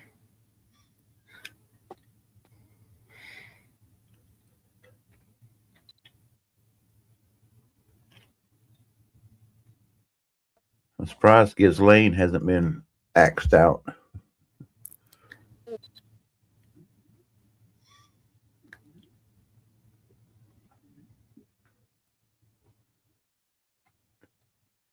Yeah. Then you got all this connection they're talking about with the Clintons and that the Guthrie case. Okay, I've been seeing a lot about Guthrie, but they found her mother, right? Or they got her back. Yeah. Who is that? Who's the Guthrie daughter? She's the news anchor. She's like one of the top news anchors for NBC. Oh, okay. See But that whole story was weird, especially after I seen and I didn't know much about it. You know, I didn't look much into it, but it was another channel. I don't know if they created the video or they found the video somewhere, but it showed the lady when allegedly her mom was still missing, and she was like, you know, I guess putting out a video to whoever did it, bring her back or this and that. But there was one part in there that was like almost exactly word for word from the movie Silence of the Lambs, when there was a scene when one of the girls went missing, and I think it was like the lady in the movie was like a senator or somebody. She was a bigwig, and she put out a statement, you know, bring so and so home, this and that. And I was like, man, that's weird. It's It's like almost right like in your face. it's almost like it's scripted, huh? Oh, it was, dude. It was like the same. That scene from Silence of the Lambs. You could look. I'm pretty sure it's all over. You could find it now. But yeah, I seen that a couple days ago. I never watched that, but shows you how much I watch TV. I didn't know who she was even. But so, did they find out who took her mother, and why? Was it just for money, or? I heard at one time they had got a suspect or somebody of interest, but then I think nothing came out of that. So I don't know. I don't know if they found, you know, whoever was in that mask, that they had that video of them at the door, you know, that had the mask on. Yeah, that looked weird in itself. However, they got that. It's like, you know, going into that Lord of the Rings era. Whoever controls the ring controls the universe. Yeah. You know what I mean? I mean, it's that type of optics, you know, especially with Ring pushing their big thing that they're pushing, and all this was caught on a Ring camera, you know. Yeah. That's what I'm trying to figure out, what the purpose is of what they're doing with ICE. because that's over and beyond. And now that they're taking testimonies, what is it, Senate that's doing it up there in DC? I don't know. I don't know if they're preparing us for police state martial law. I think that's coming. I seriously do. Yeah. Just don't know how. So, I have really been looking into how immigration works because of all this, and I remember the outcry about the kids in cages. Was that Obama era or Bush? No, I don't know. Yeah, that was Obama era. And then I don't know. With each one, it seems to be something different, and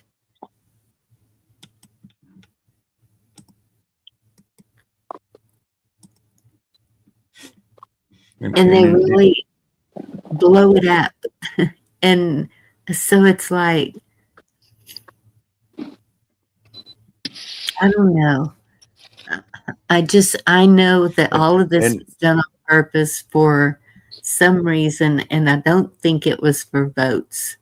Because if it was for votes, they wouldn't be deporting them now. There's something to it. And why are the detention centers in such bad shape that these people are eating bugs and rancid water? You know what they said? You will eat the bugs. That cloth swab. Just seems like there's something to that. You will own nothing and you will be happy. You see that where I posted in there about, if you heard about it, the Arizona sheriff that blocked the FBI access to evidence in that Nancy Guthrie abduction.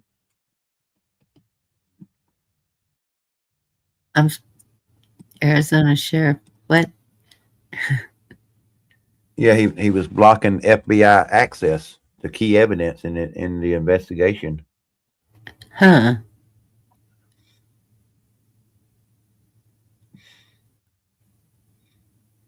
Supposedly that they have physical evidence like a glove and DNA and some other stuff, and they're not letting the FBI have it. I don't understand how. That is insane, Dave, because we have to have photo ID and registration card, voter registration to vote here. That's the way it's always been. That's because they want illegals to vote.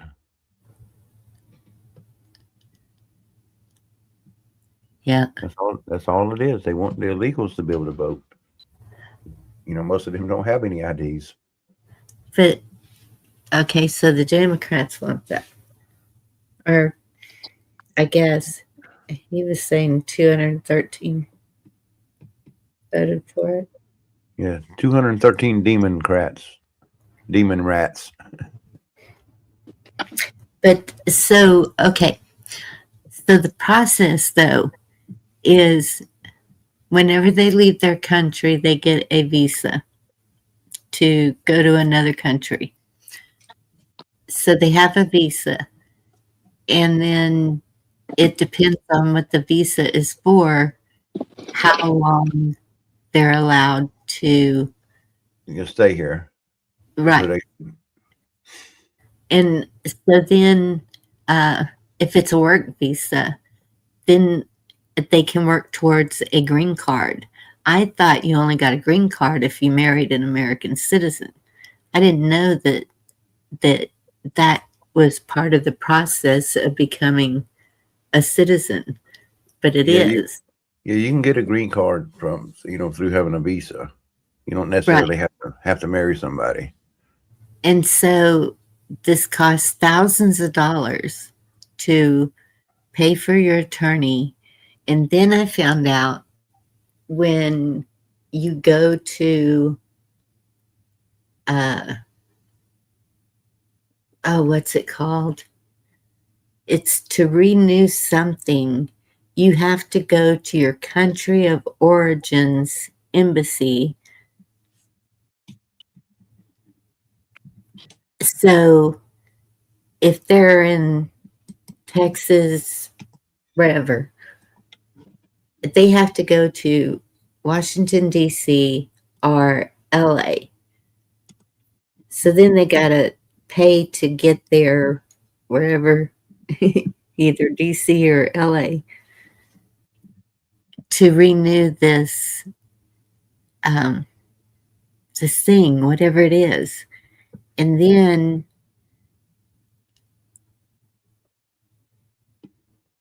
if they make it up to that point without them hauling them to a detention center now, if they make it to that point, and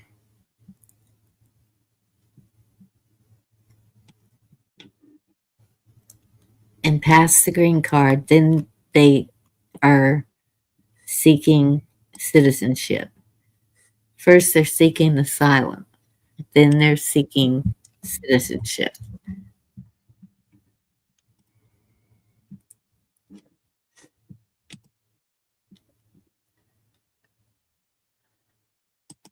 It's crazy what they got to go through, and it takes years. Like, it could take 10 years to get to the citizenship.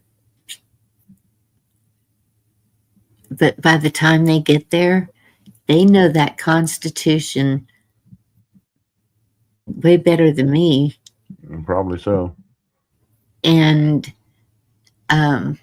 they are so excited to become a citizen. And once they do that, they're denouncing their citizenship in their home country. There's no dual citizenship there, I don't think. But then there is a lot of dual citizenship here because you've got several people up there in Congress and stuff that have DC, I know.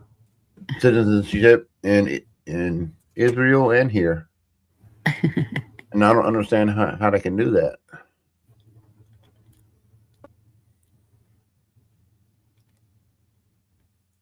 Yeah, they can do a request for an extension to stay. Maybe that's what it is. I think you're right, chessboard. Is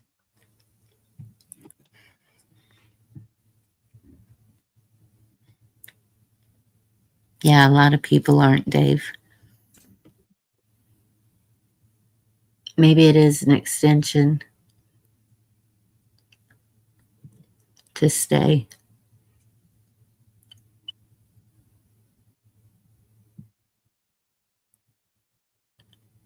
Yeah, that was crazy, Dave. But then again, I don't pull for the left or the right. They're both same wings of the same bird. And I don't quite understand why people get so mad that they like the ones that are coming from South America and making that trek, and it's not always a safe trek, that they are willing to risk their life to get here to make enough money. And so everyone here thinks that they get paid lower wages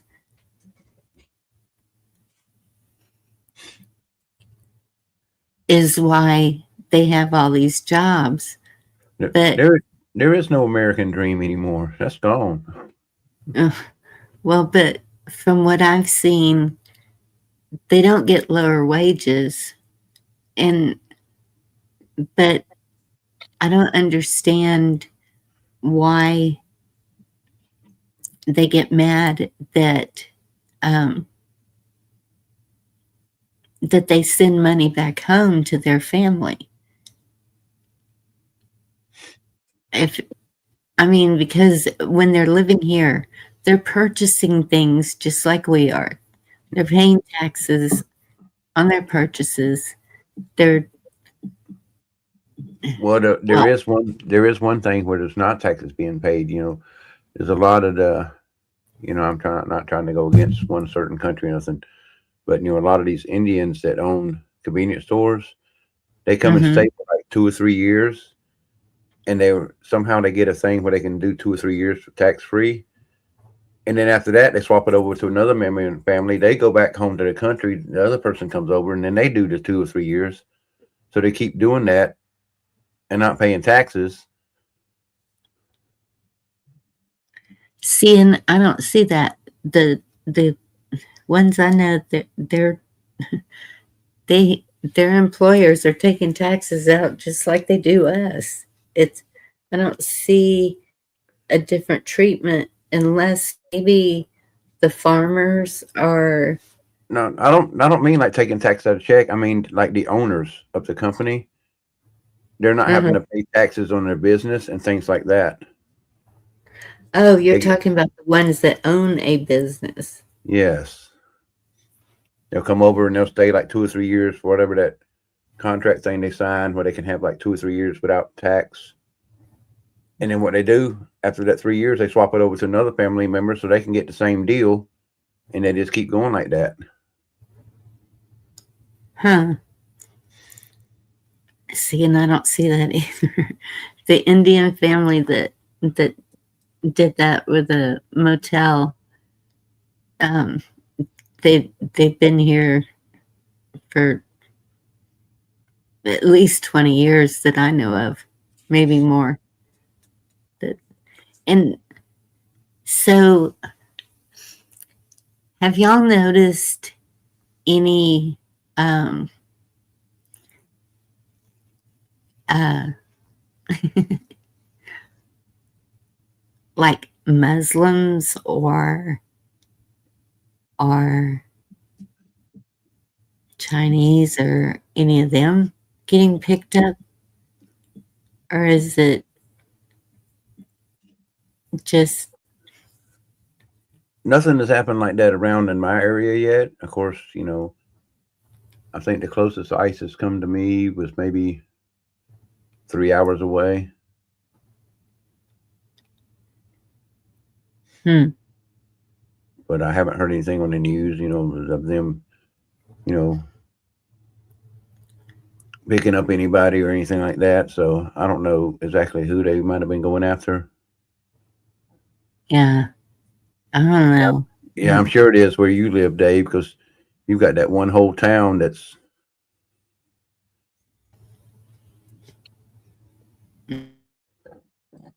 yep, Dearborn. And that's where all the Muslims are. Yep, I definitely would not want to be in Dearborn. So do they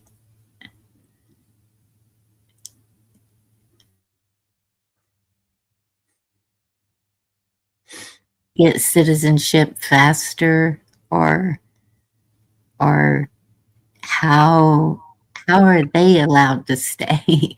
I'm just Yeah, curious how yeah. it How, works. how come? How come ICE hasn't went into Dearborn? Yeah.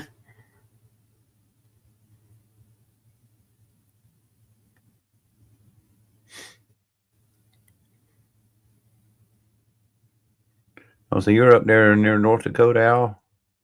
That's where my uncle was up there near Yeah. Fargo. Near Fargo, or was that North Dakota? Somewhere up there. Wow. American citizen, how judges. police and all government are now Muslim. Ooh. Yep, Wayne's right. We need more ammo. Mm-hmm.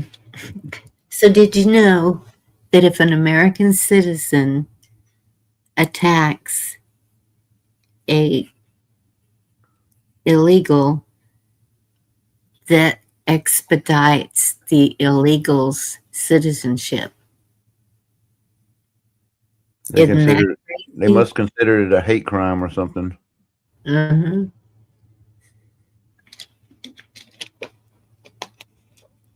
That's ridiculous.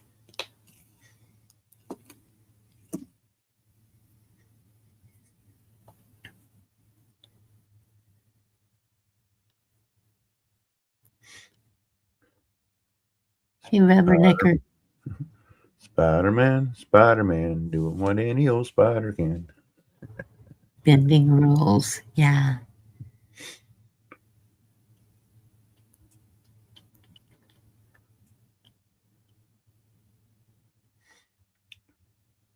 But this looks like a job for Superman. I know it doesn't make sense, Cheryl.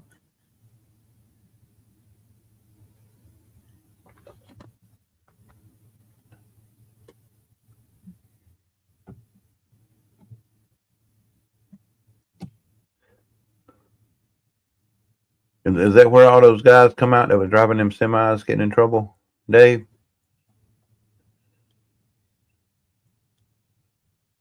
They were having all those accidents.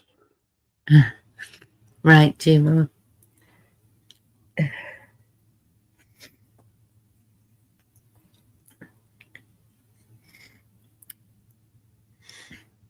I thought they were happening in Florida. Could be wrong.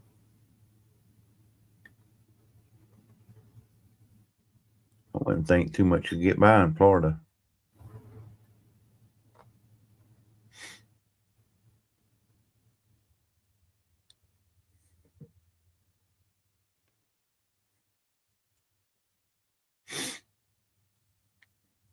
Yeah, chessboard. They get away with it. Apparently. Allegedly. Allegedly. When they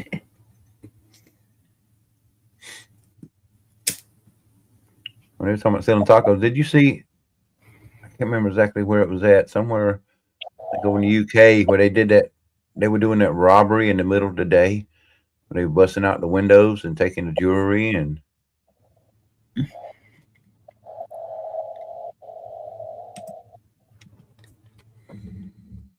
God. I didn't see it, but Yeah, it was crazy. They were just sitting there busting out the windows and. see, and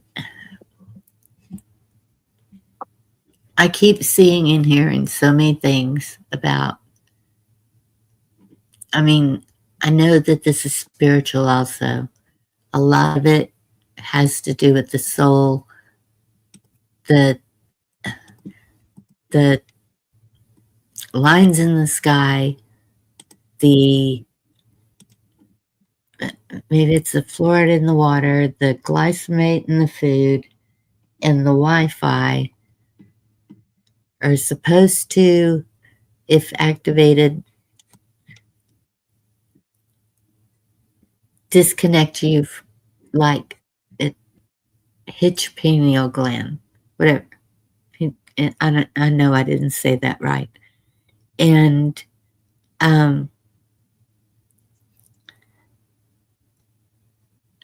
so then I'm hearing that this is going to continue throughout forever unless humanity can come together. And don't see that happening. And Don't that's see what it happen either. Humanity come together. Yeah, that's never gonna happen. There's too much division everywhere.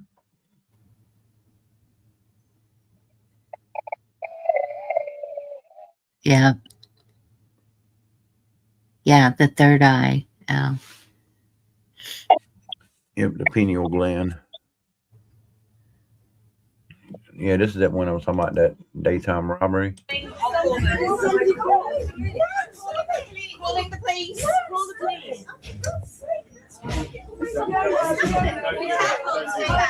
Isn't that eye safe doing that? Shut the door in case he comes in here.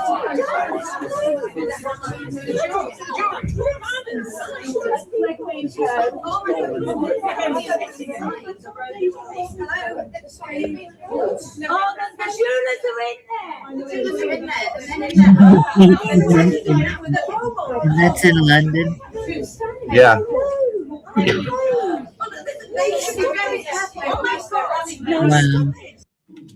Yeah, what gets me is, you got people over there filming it and all these people standing around. Why don't, if they would have all gathered up together and just went over there and jumped, they could have overtook them two guys. Yeah.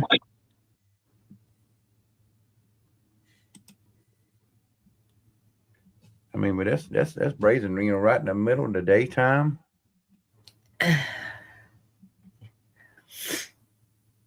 So why aren't people stopping these things?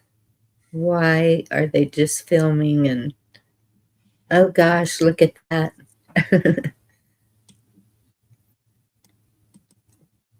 Probably because they know they would be the ones to go to jail. If you're stopping a criminal now, you Yeah. seem to be the one that becomes the criminal.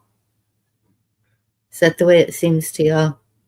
Yeah, I mean that's basically why, back when I first started in retail, if we had things like shoplifters, people stealing, we tackle them, we take them down. Now they're so worried about you getting them, because if you tackle that person that's stealing from you and say they bust their head, now they can have it where that store is responsible for their pain and suffering. They can turn around and sue the store. That is so backwards. Yeah. So then, of course, a lot of people are talking revolutions or something, stuff like that. But then I saw our Sean Stryker. Yeah. He was speaking on InfoWars,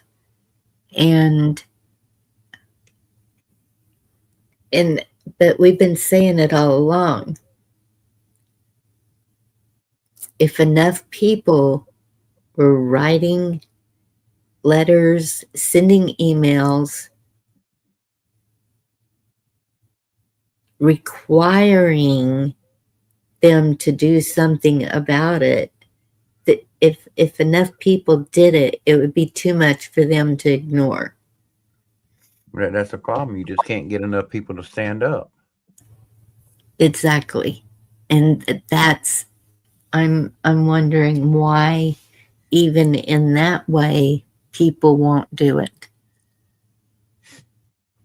I mean, I'm sure, I don't know if Abbott even reads them. If he reads them, he knows who I am. I don't know if it's him or staff, whatever, but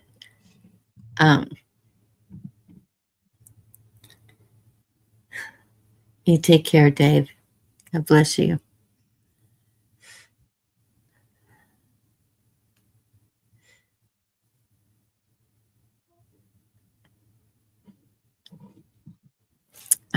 I wanted to see what Chima just said. I missed it.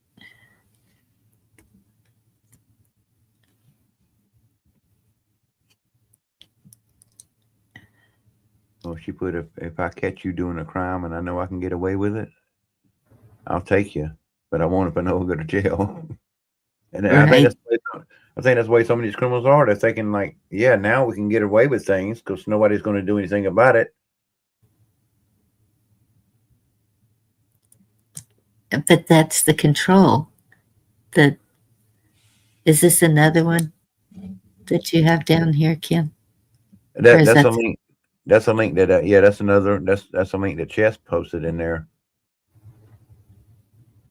that I was sharing. oh, this one? Yeah, this one. Okay. FAFO.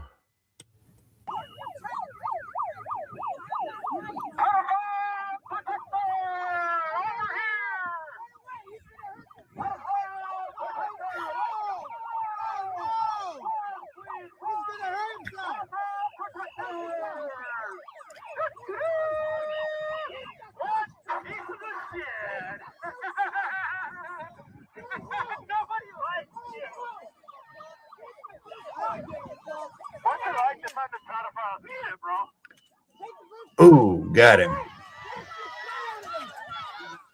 Oh, I saw this. Yeah.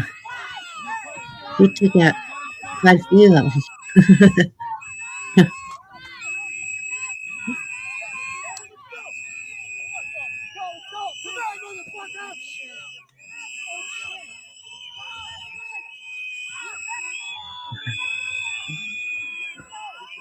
Hey, guys. Damn. Taking care of business. Yeah.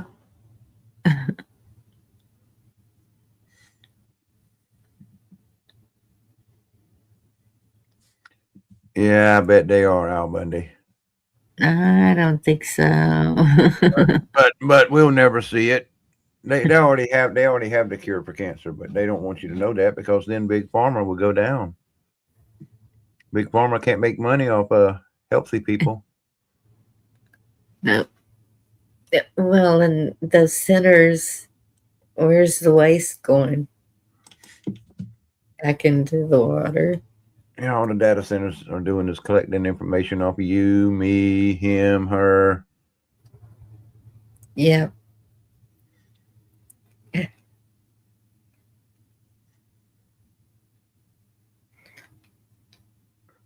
Oh, man.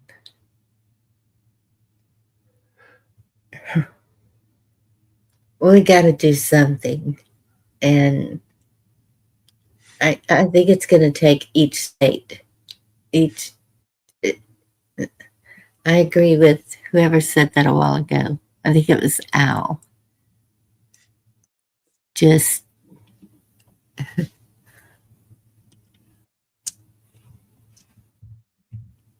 do you and yours and stay gray. Like that's the way I took that. Gray man. But Remember like what Pam Bondi said if they prosecute like everyone in the Epstein files, the whole system would collapse. And maybe that's what we need. I think it is. Start over with a brand new system. Yep. One that's not so corrupt. Back to the people as it's supposed to be. Yeah. That's what it was supposed to be when they set it up, it was supposed to be a small government run by the people for the people. Not this big conglomeration where they become overlords. There was something I saw too, and it was recent. It's a document from the government, and it mentions the General Assembly. And I was like, well, there it is. They acknowledge the assembly. So I don't know why people are not assembling and doing what needs to be done.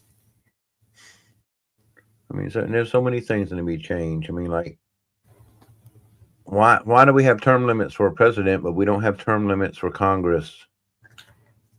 Yes. I mean, why is it going on so long like that? Nothing has been changed. You got people they spend their life in there. Because that's not the point.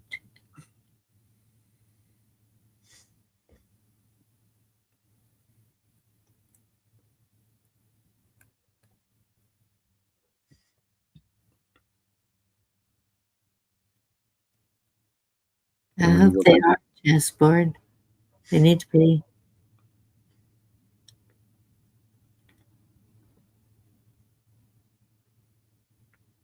If you haven't seen Melania, you're not a patriot.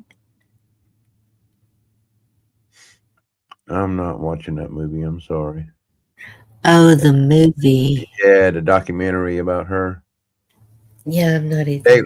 They were Sorry. actually paying people to go see the movie. I think like $50 per person per seat. Here, go Oh watch my this. Trying to goodness. get people in there to watch it.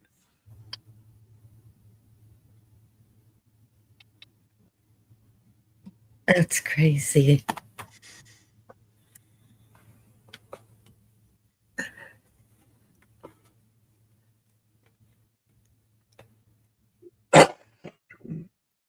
Yes, Jima, that's exactly it.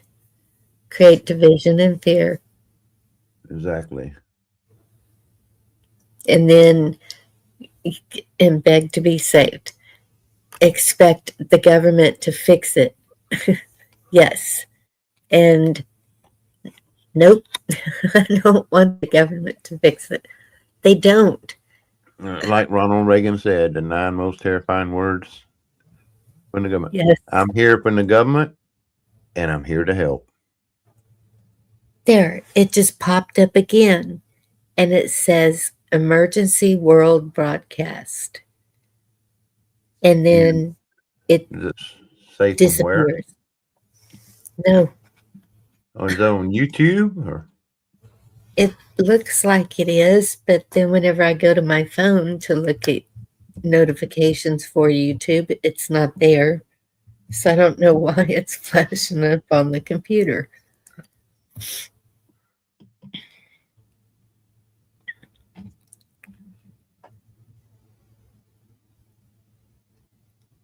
No, I haven't, Andy.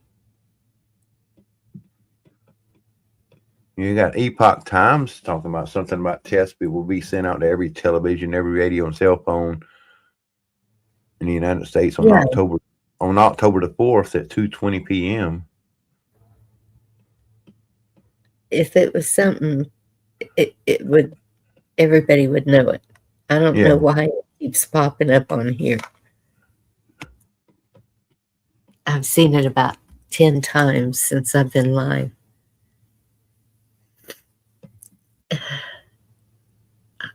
I don't know. I mean, that's the only person I've seen that's put anything out was the Epoch Times.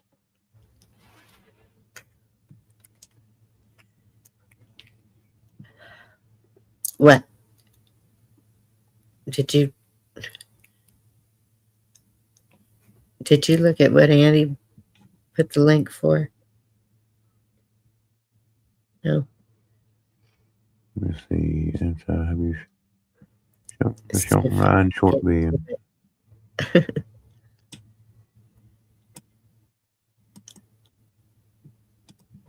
You go pull that up, see what that is.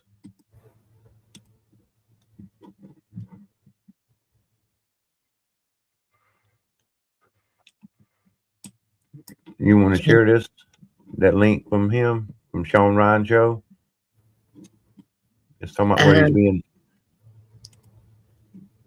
talking Okay. about where he's being threatened for protecting children. Oh, it is only 6 minutes. Yeah. Yes, 6 minutes. You got it? Yep, there it is. Thank you. I need to talk to you about something serious. Last week, I received a demand letter from lawyers representing Kanakuk Ministries, a Christian summer camp in Missouri. They're threatening to sue me for defamation because of something I said on my podcast with Congressman Ro Khanna. Here's what I said. I brought Elizabeth Phillips on my show, and she talked about how Kanakuk employees have been molesting thousands of kids for years and putting them under NDAs after settlements so they can never come out and talk about their sexual abuse and trauma. Kanakuk's lawyers are demanding I take down that portion of the interview. issue a public apology and stop talking about this. They gave me 10 days. That deadline passed. Here's my response. No, I don't negotiate with pedophiles or the people who defend them. I'm not taking anything down. I'm not apologizing, and I'm damn sure not going to stop talking about child sexual abuse at a Christian camp that continues to operate in the same grounds where horrific abuse took place. Let me be crystal clear about the facts. Facts that Kanakuk's own lawyers admitted in their letter. 1. Pete Newman, a senior Kanakuk employee and camp director, sexually abused children at Kanakuk for multiple years in the early 2000s. He's now serving life sentences. 2. Between 20 and 30 civil lawsuits were filed against Kanakuk. 3. Multiple confidential settlement agreements were executed with victims, NDAs that prevented these kids from speaking publicly about what happened to them. Kanakuk can't prove the number is less than thousands, and given their own admission of a cover-up, the true number is unknowable. But here's what really pisses me the fuck off. Kanakuk is still operating a camp at the very location where countless children suffered horrific abuse. They're still running programs. They're still bringing kids to the exact same place. And now they want to silence me for talking about it. This isn't about protecting their reputation. This is about protecting children, and I will not be silenced. My attorney has sent Kanakuk's lawyers a response. We've made it clear. If they want to sue me, bring it on. We welcome discovery. We welcome depositions of Kanakuk leadership about what they knew, when they knew it, and what they did or didn't do to protect children. We welcome full disclosure of every abuse allegation, every settlement, every internal investigation, and every financial record showing whether Kanakuk actually suffered any harm from my statement or whether this is just an attempt to intimidate people into silence. Under Tennessee law, Kanakuk will have to prove I'm lying. They'll have to prove actual malice, that I knew my statements were false, or that I had serious doubts about its truth. They can't do that because I relied on Elizabeth Phillips, whose brother was a victim. I relied on public court records, relied on widespread media coverage of Pete Newman's prosecution, and most importantly, they admit the core of what I said is true. Kanakuk employees sexually abused children.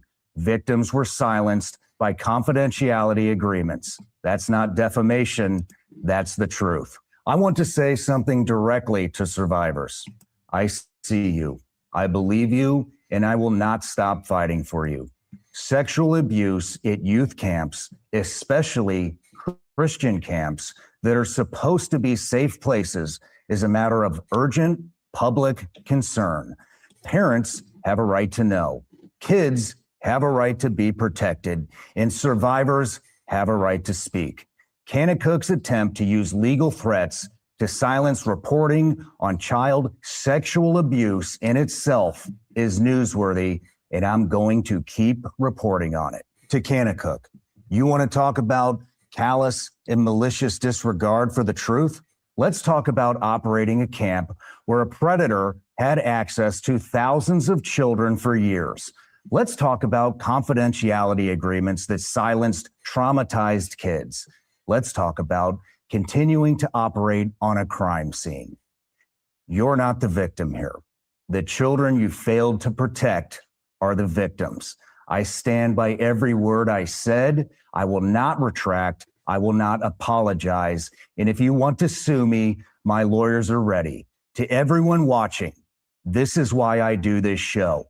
This is why we tell real stories about real people, because the truth matters, because kids matter, and because some things are more important than money or reputation.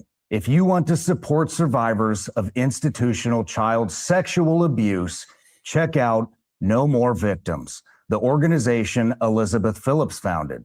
They're passing laws to protect kids and hold institutions like Kanakuk accountable. And if you're a survivor, please know it's not your fault. You deserve justice, and there are people fighting for you. I'll keep you updated as this develops, but I'm not going to be backing down.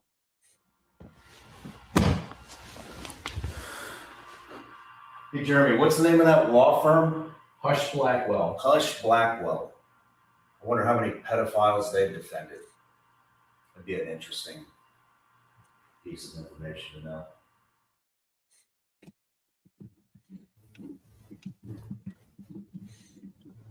Good for him. Wow. That's what you have to do. You just have to keep standing up for what you believe in. Yeah.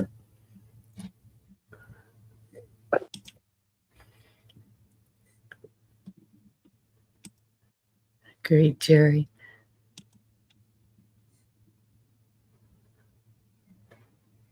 Yep, Al. Good question.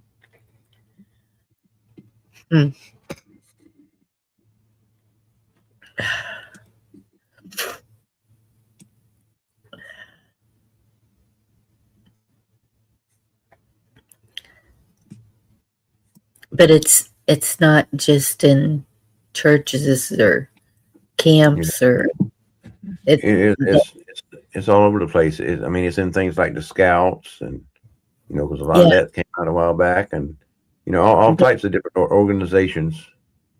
But not even just in the organizations. The homes that it's happening in that nobody even knows about. My wife was a victim growing up. Yes.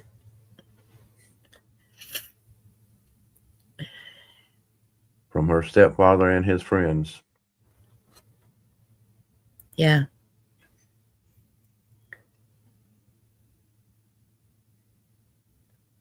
And that's what was it a generational thing, or is it, I don't know. Yeah, I'm not sure. Because I know she's not the only one. And a lot really seem to be going on in that time frame. But then at the same time, I've heard it even from my grandmother. So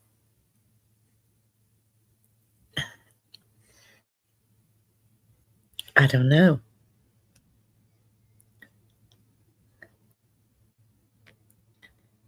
Teach your kids, it's your job.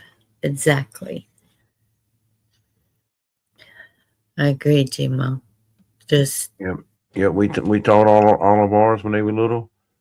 Look, if someone tries this or does this, you come tell us right away. Yeah. Well, but then you have,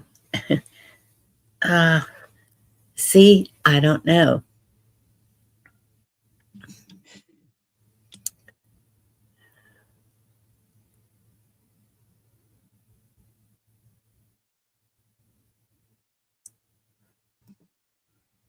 If the mama don't believe it, then what do you do? Go to another family member. Eventually, somebody's got to listen. True. But that's the thing is that we actually there was one that one time went after one of our daughters, and he was the youth pastor at a church up the road. He got caught, and I'm not sure if he's still doing time or if he's out, and has to notify him where he lives. And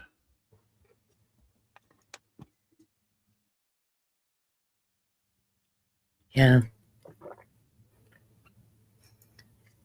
And then you got to watch out for predators on, that get on these games, that play on these same games that kids do, and right. Get in there and groom them, and Well, and that's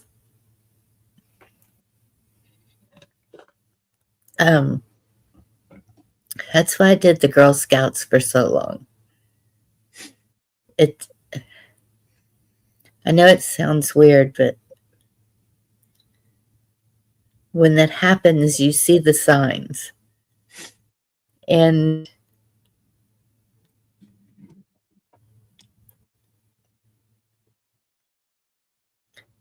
that was the only way I knew of to protect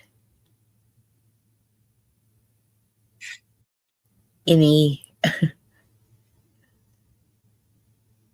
If I saw any signs, was to report it.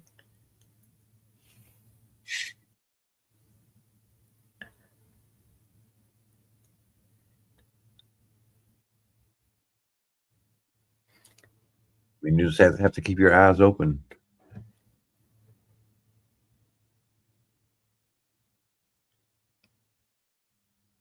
Yeah, that's exactly what we did, Cheryl. We told them anybody touches you or tries anything like that, you come to your father, your mom, one of the other family members, and let us know. Yeah. Same way we're doing with our grandkids. And that was the thing with the Girl Scouts too, is they knew that they could talk to me about anything.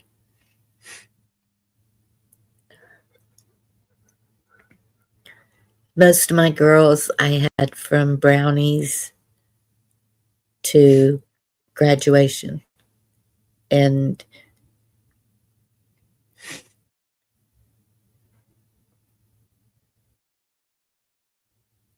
so they knew.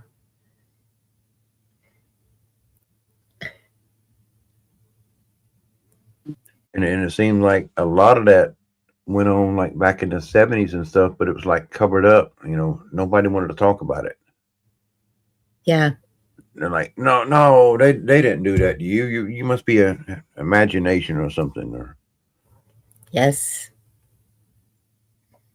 you're just making that all up. That's what I'm saying. They wouldn't believe it. Now it's kind of like they'll believe it, but then I've seen where girls will use that as an excuse just to pay back or whatever. Yeah. Oh, my boyfriend did this. I'm gonna get him back. Or stepfather or whoever they're pissed at. Yeah. No, you're just right. That happened to me in Virginia. And my girlfriend's daughter lied to her guidance counselor in school. And I had social services show up at my place. And they wanted to just fuck me over. And they really fucked me up in Virginia over a lie. Because her daughter didn't like me. So yeah. You don't know who to believe. It was all bullshit. And it had nothing to do with sexual things. It had she lied to her guidance counselor because she said that I pulled her out of her bunk bed and she hit the floor. Yeah. I was so fucking pissed. Yeah, it ruined my life, And a little 10-year-old girl can ruin your life. A 12-year-old girl, 8-year-old girl, just because of their manipulation or lies. Yeah. Can ruin your life. True. I mean, it happened to me. I mean, it didn't really totally ruin my life because I didn't do anything wrong. But I got the hell out of there. I'm not with them anymore. So that was probably the best thing that happened.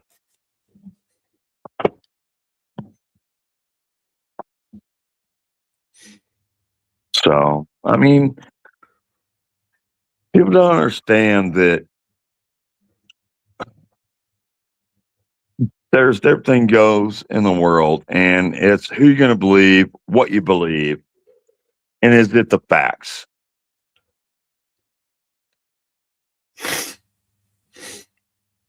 Yeah. It's, you know, when you try to help somebody out, which I've done all my life, all I've been was a good person throughout my life, building houses for tens of thousands of people and helping people out. That's all I've done all my life. I was never a bad guy. And that's what's really upsetting. But then you get treated like a bad guy or something you didn't do. So how are you supposed to come back from that? Can you answer me that one? Same way the victims do. You must be getting ready to make some deviled eggs. Hey, there you go. I'm hungry, man. How'd you know? I said, well, at first I wasn't sure if you were making like an egg salad.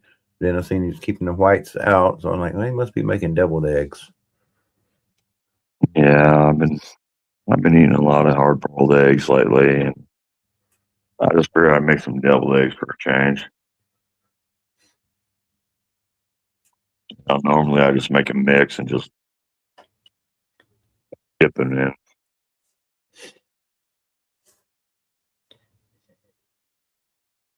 So no, I mean I understand what you guys are thinking. Do I agree with everything you guys say? No. Do I have to agree with it? No. Do I appreciate you guys talking about it? Yes.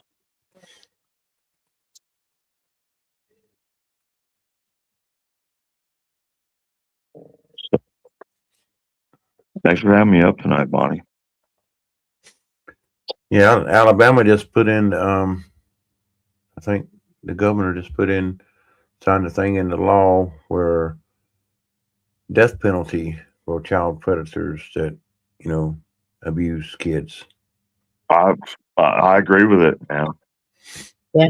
Well, maybe that'll kind of be a deterrent. Yeah. Once they see it actually happening, though. Yeah. Because you can get those apps where you can go and you can pull up and see, how many of the ones that actually tell their address, except for the ones that are kind of running, and see, how far this one is away from you, and where this one lives at, and. Oh yeah.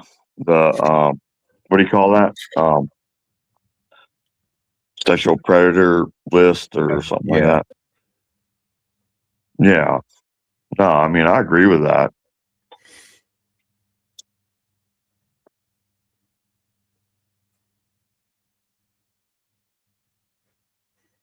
I definitely agree with that. The kids are they're our future. Oh wow, so Tennessee governor did the same thing. That's cool.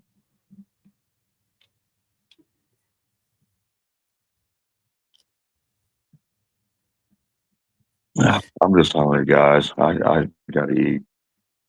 Oh, look at that, man. Ain't that pretty? Looking good. Ain't it pretty? What do y'all put in your deviled eggs? I'd probably have them things gone in 5 minutes. Probably less than that.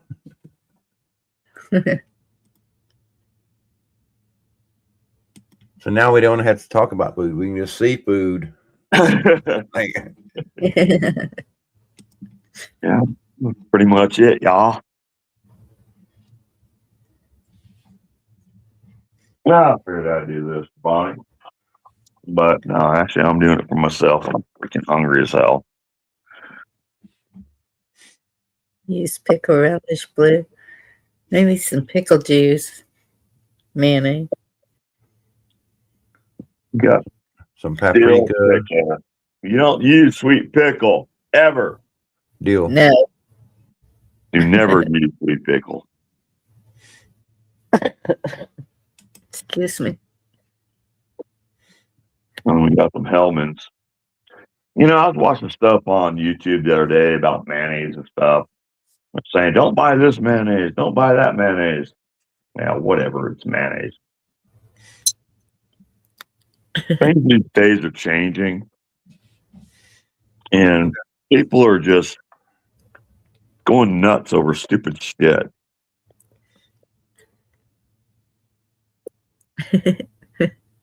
I bet you somewhere on that label it says bioengineered. I don't know. You want me to look? Bioengineered, huh?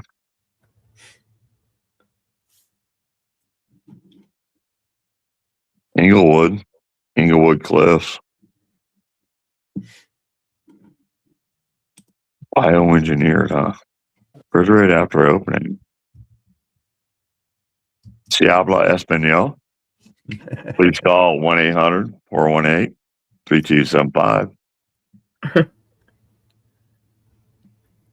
Well, over 100 years, man.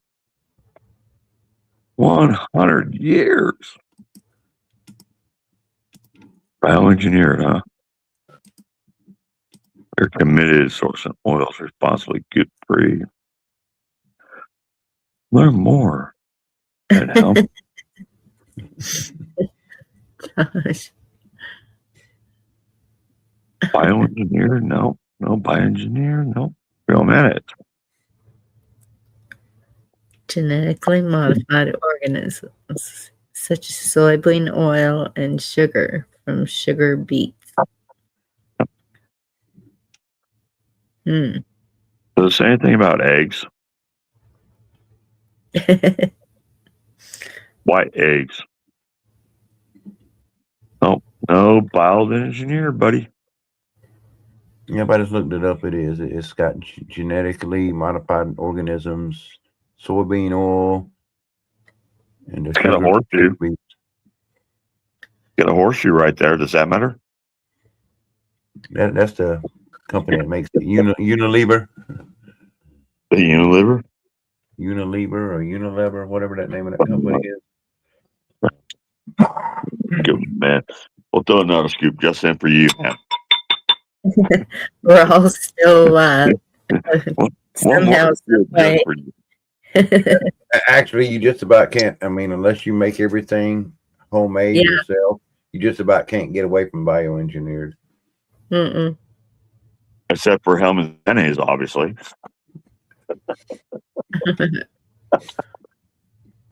And we go, okay, bioengineered.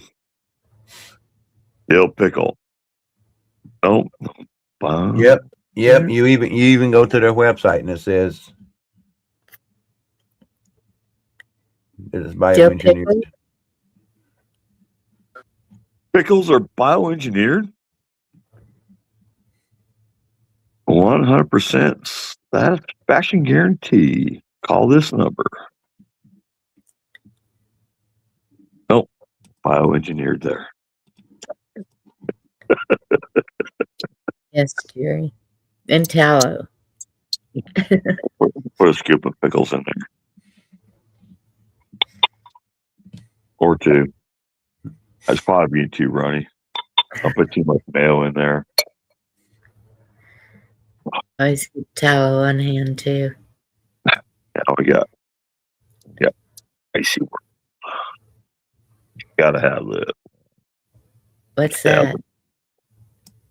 garlic. That's garlic. It's garlic. Oh, of course. Gotta have the garlic in there.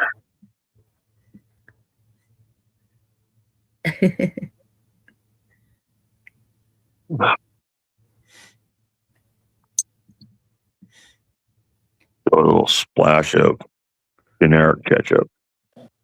I mean, mustard.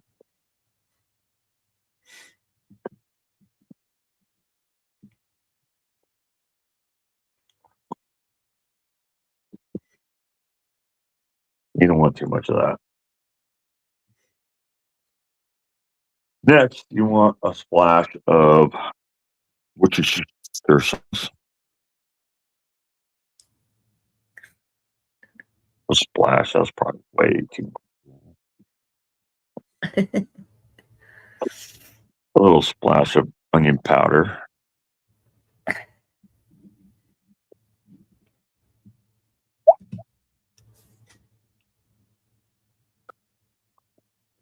A little splash of garlic powder.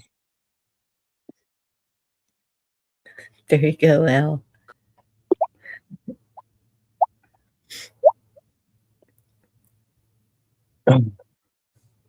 Well, I guess we mix it all together. Oh yeah, I'll do that. Do you put any paprika in yours? I was going to, but I couldn't find any. I thought I had some paprika, but I didn't. So we're just gonna mix it. I found some red stuff to put on it though. That's what paprika is. It's just some red stuff. Paprika really doesn't have flavor. Yeah, just kind of like a red pepper flakes. No, we got holy. Check it out, man. That's what we're gonna top it with. Holy chili peppers. Give it a little kick, I guess. a little zing there to it. Yeah. We'll dress it up like paprika. Y'all don't like flan? You know what? Flan, kind of like spam. I've never heard of flan. Flan it's a dessert, and I like it. Might have to pick up another egg though. I put way too much mayonnaise in this. Then again, I don't like spam either. So. Oh, I do. You don't like spam? Fried no, but spam. I guess because I had to eat so much of it as a kid. Yeah, we didn't get that when I was a kid. That would have been. Kind of got burnt out on it. That would have been amazing. Spam's a delicacy, man. We had potted meat or I got some Vienna weenie sausage things, whatever you call them. The Vienna sausages. Yes, those are nasty. Ate a lot of those and a lot of potted meat sandwiches as growing up, or the little cans of deviled ham. Yeah. So I started just taking plain bread to school because I wasn't going to eat that crap no more. Well, I guess one of the teachers saw it or something. So my mother had to come up there and explain why I was only bringing bread for my lunch. You were having a wish sandwich. You wish there was something in between slices of bread. She didn't know. And then she was like, well, what will you eat? Mm-hmm. Bologna, salami, anything but that.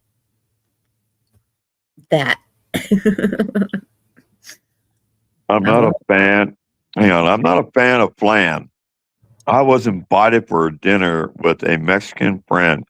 I thought she was bringing out cheesecake. Nope. First bite, disappointed. Didn't like the taste. Rubberneck. What the hell's flan? I've never heard of flan. It's a Mexican dessert, right? Al said it's like Mexican custard cake. Mexican custard cake.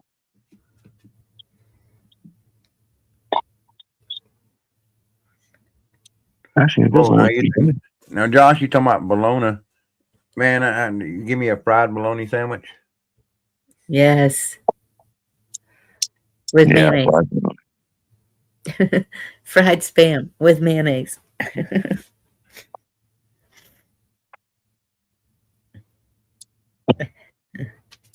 Actually, it doesn't look too bad. It's a little runny. Oh, it'll be that'll work.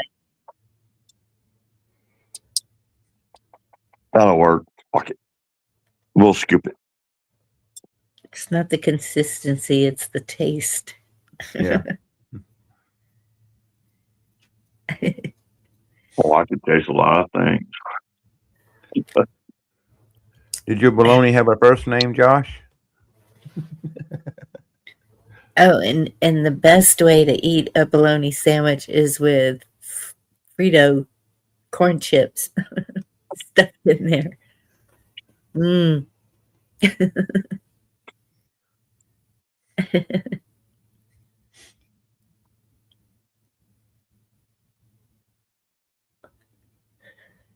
Wow. It's actually really, really good. Very good, Jerry.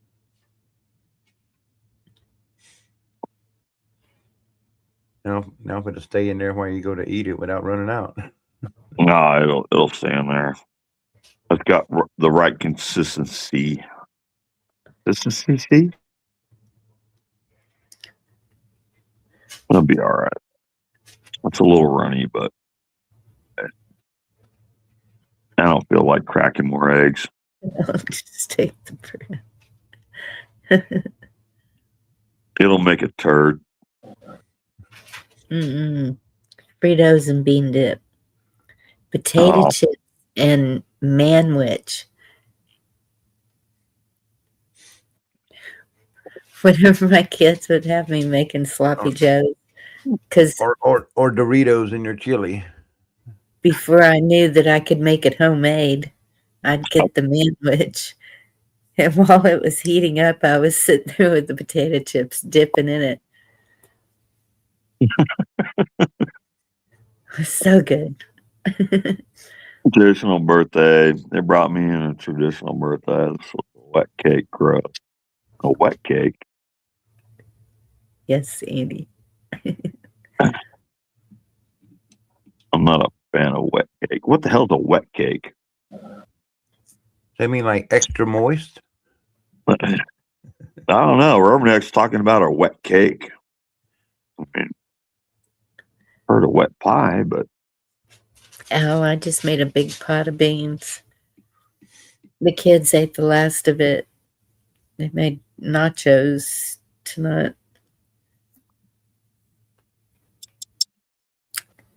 oh, And when we make nachos, we put everything: meat, beans, cheese, lettuce, tomatoes, Guacamole and guacamole. Yep, sour cream. Yeah. The whole 9 yards. it's like a mountain. do you all know what the best food in the world is? What the best food in the world is? Yes. Steak. No. What? Somebody else that cooks it for you. Oh yeah.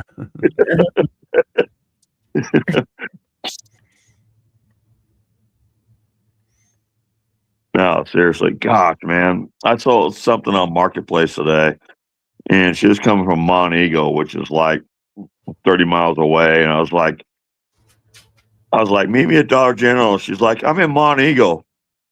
I'm like, gosh darn it. I should have told her to grab me a triple cheeseburger from McDonald's. Oh, Rubbernecker, that's a dos leches cake. When they use 3 different milks. That's what they're talking about. That's more like a pie then, ain't it? It's it's wet cake. Dos leches. Oh, darn. They got extra cream. Yeah. Way extra cream. A lot of people don't like it. There's some things,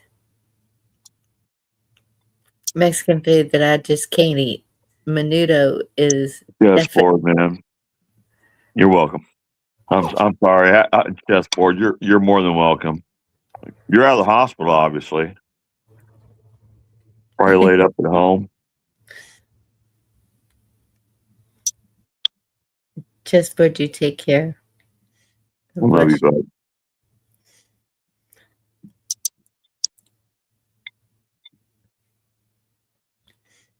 Yeah. lot of people don't know who I am. I'm actually a really, really good cook. Tres leches. Excuse me, Auntie. Thank you. Oh, look at that. Oh, look at the bowl. Uh-oh, she wants out, and I'm getting a headache. That's the lingering part of this, is the cough and the headache. And we got Yeah. lots to do tomorrow. Yeah, but I've been fighting this cough for over a week now. Yeah. And I couldn't tell you how many. I think I've went through 3 bottles of Robitussin so far, just trying to. I feel for you people. And like 3 rolls of toilet paper. Water was shooting out of my eyes. Like, I've never. This was a crazy thing. Whatever it is going around, I just pray none of y'all get it. It's not fun. Well, like I said, I haven't had a real cold in about 6 years. I feel for you. Yeah, I haven't been Look sick in good. years. Not like that. Well, I don't know. I guess it's been a couple of years, but It's not still. paprika, but doesn't that look good? Yep. Making me hungry, that's for sure. No, you want my Star Trek. Never mind. There it is. Ta-da. Bon There you appetit. go. Oh, yeah. Yeah. You're gonna eat all of those? That's a lot. I would if I had that plate right now. I'd probably eat every single last one of them. Oh my goodness. Throw that full screen, man. Hang on, let me get the mayonnaise jar anyway. Ew, Eddie, that sounds really gross. There you go, full screen. Yep. All right, y'all.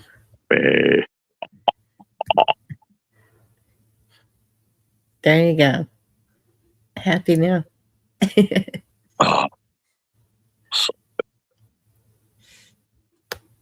Garlic bread. Sourdough garlic bread would go good with them. NAC supplement.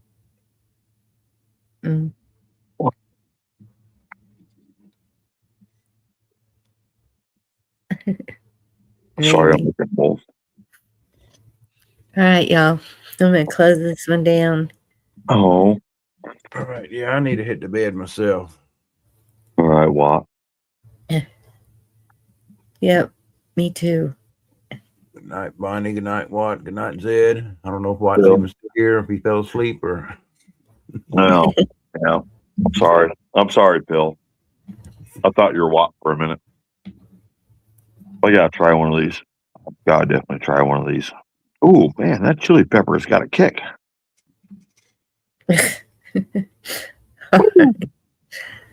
Thank y'all for coming up, Zed, Ken, All right, appreciate it. Appreciate y'all. If you hear that rumbling, that's my cat purring and just jumped in my lap. Everyone in chat, y'all have a good night. Stay safe. Right. Don't You too, think I'll Bonnie. be back in until after my trip. I need a vacation. Oh my God, you're so fucking delicious. Oh. I think we all need a good vacation somewhere. Yes. I'll take drivers. All right. Y'all have a good night. Oh, yummy. Night, y'all. God bless you. Thanks, everybody. Thanks for having me up, Bonnie. Thanks for coming up, Sid. Have a good night. I know I'm